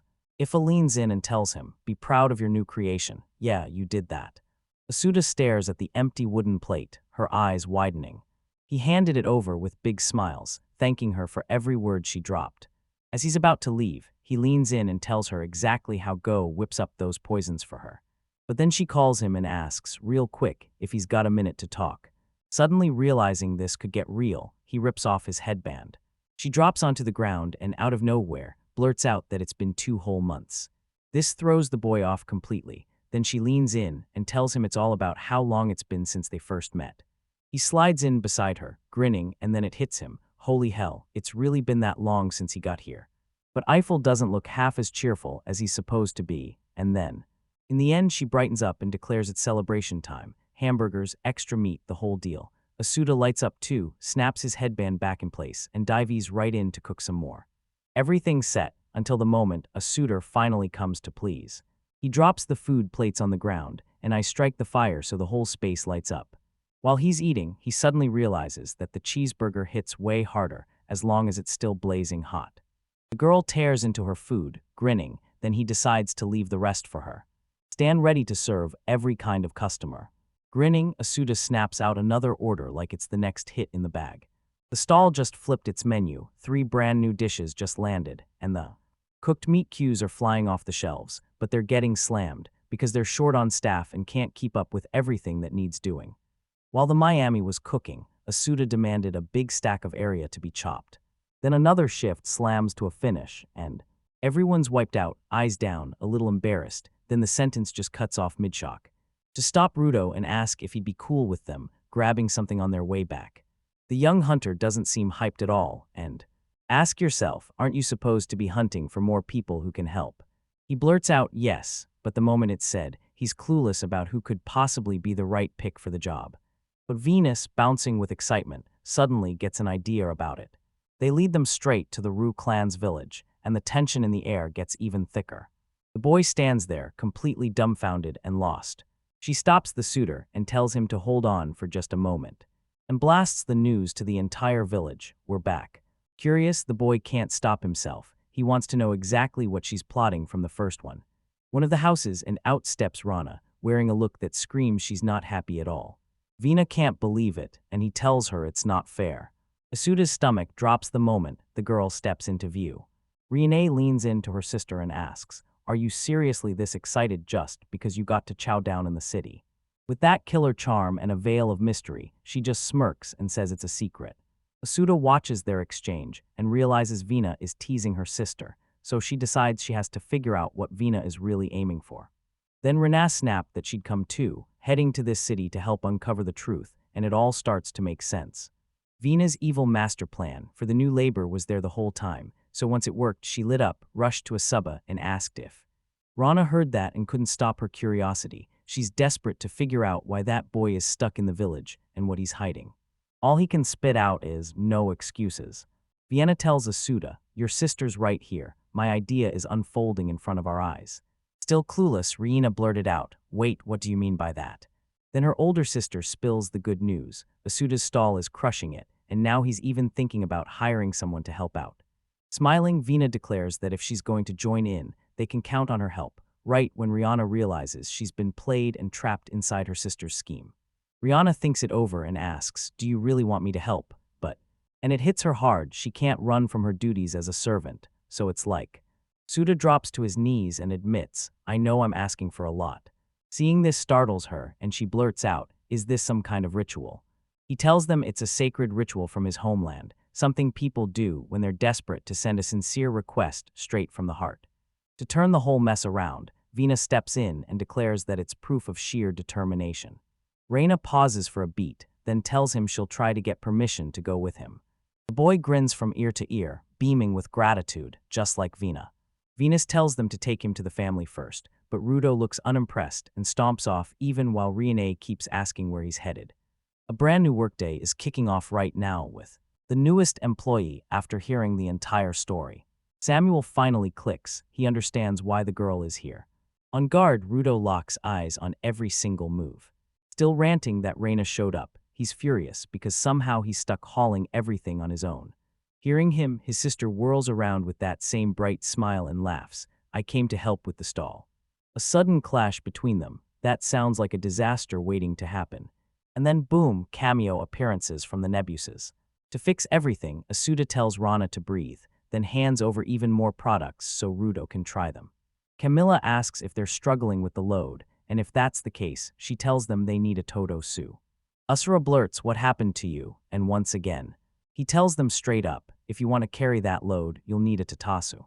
Swearing he'd already heard it once, the boy lanes in and demands what that weirdly named thing even is. Then Kamua blurts out that the animals hitched to the cart last time were them. The boy points at the burger and blurts, is this the one that looks so good, as his mind races through the edible pieces, thigh, wing, gizzard, and liver. Seizing the moment in that conversation, Kamua points to the Tiktasu they'd slipped past and escaped into the forest, which Asu makes sound perfectly timed for him to bring up right now. Then the man blurts out that he was desperate to get the animal back, but he couldn't track it down anywhere. And he warns that if anyone ever finds it, they'll never be able to prove it's his.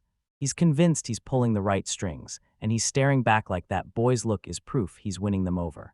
A suited guy stopped him and demanded his order right now, because a line was already forming. So he slams down an order for 3 jiba burgers and 2 tsukiyaki jiba, like he's about to go full send on the feast. As the boy delivers the order, Camille can't help but blurt out again how sweet it'd be to have a wild Todosu. After grabbing his food, he turns to the boy and tells him, Don't forget, stay sharp and handle the Tatasu with care. After catching that conversation, Rihanna turns to the ma'am and asks if she's ordering them to get a Tiktasu, but Asuda has no clue what she means, and Vina is just as lost. But they snap back into action, serving customers like it's their mission. Once again on his way back, Rudo grumbles that he's stuck hauling everything, and Vina cuts him off fast, telling him to stop talking. Thinking it over, Asuda lines in and says, But I've gotta find a solution for this, and I need it fast. Then inside his head, the same cameo keeps blasting Tuptasu, over and over like a countdown to something big. Suddenly, something snaps Rudo's focus like a lightning strike. He hurls everything to the floor, snatches for his sword, and the boy yells for everyone to back off. The 3 are completely lost, and then they go and act rude. He stared up at the dark cloud looming over the stairs, closing in fast like seriously, it's downright disrespectful to boss around like that, especially when you're riding a giant bird. Wait, why is she riding that animal in the first place? And the girl blurts that she's the one who captured it. Curious, she demands where the girl got it, and the girl just grins and says, I found it in the forest. That pops back into his head and hits him again, the cameo saying the exact same line. The older sisters beam as Remy charges atop that wild Tatasu. Vina checks the spot and realizes the seal is missing, and Rana immediately snaps to the conclusion, yep, this one's definitely wild. But the moment it stops looking exciting on another sweaty day of trying to sell, then he finally hears the news about Tasu's capture. But the sisters look anything but happy. Asuda tells him to go look and make sure it's the animal he lost. Mouth stuffed to the brim, he nods and agrees to take a look. Deep in the forest, Kamua stared at. He spots a bird and fires a question at Lita. What does she really think? Camus leans in and tells everyone that this boy knows animals better than anyone. He lined in close and started inspecting the bird. Lito says there are no injuries at all, and that's that. Just like it was made for humans. Asuda asks, so, is that supposed to be good? And the boy is left totally baffled. After he wrapped up his analysis, he stepped into leadership.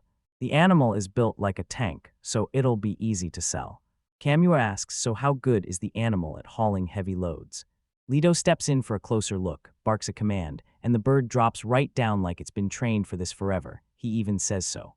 Han hounded a Suede and asked how to ride it to a Kyosu. Then the guy said Remy was the one who'd been riding it. Rudo couldn't even fake excitement. He says their sister was more into clinging on than actually riding. Then Lino steps in and offers to teach Asuna how to ride, right as the boy scrambles up and goes for it. He lunges at the animal and screams in sheer desperation. Young Leo clutches the Tatasu and tells Tatasu, I've got you, don't panic. Asuda snaps back, without your saddle, you can't hold on, it's like riding a bicycle that's already slipping into freefall. In desperation, the boy grips the feathers like they're his last breath. Back on the ground, Lito grins and swears he'll get used to it real soon. Meanwhile, Fred bursts in and demands to know what he's doing there. She spots the animal near a sub-exploration site. He's finally learning how to ride it. The girl practically bursts with excitement and asks, "Can I try too?" Usura leans in and asks, "You've ridden one before," and she shakes her head fast no.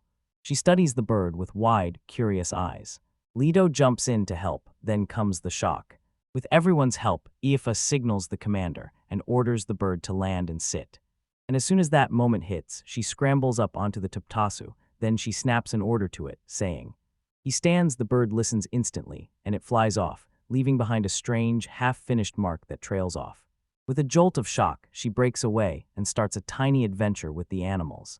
Even Leto's caught off guard. He blurts out a question like, "Wait, what?" If it's truly her very first time. With pride blazing in his chest, Asuda throws a happy yes the moment he sees her beam with joy. She bursts back in for her rematch, right on schedule. She pushed forward because when the boys said it, it lit her up and she couldn't thank them enough. She steps off the tuptasu, then reaches out and pets the animal, and it instantly accepts her love. Kamua scans the scene, grins and says the bird is totally into her, then turns to the girl and asks if she wants to keep the tutasu.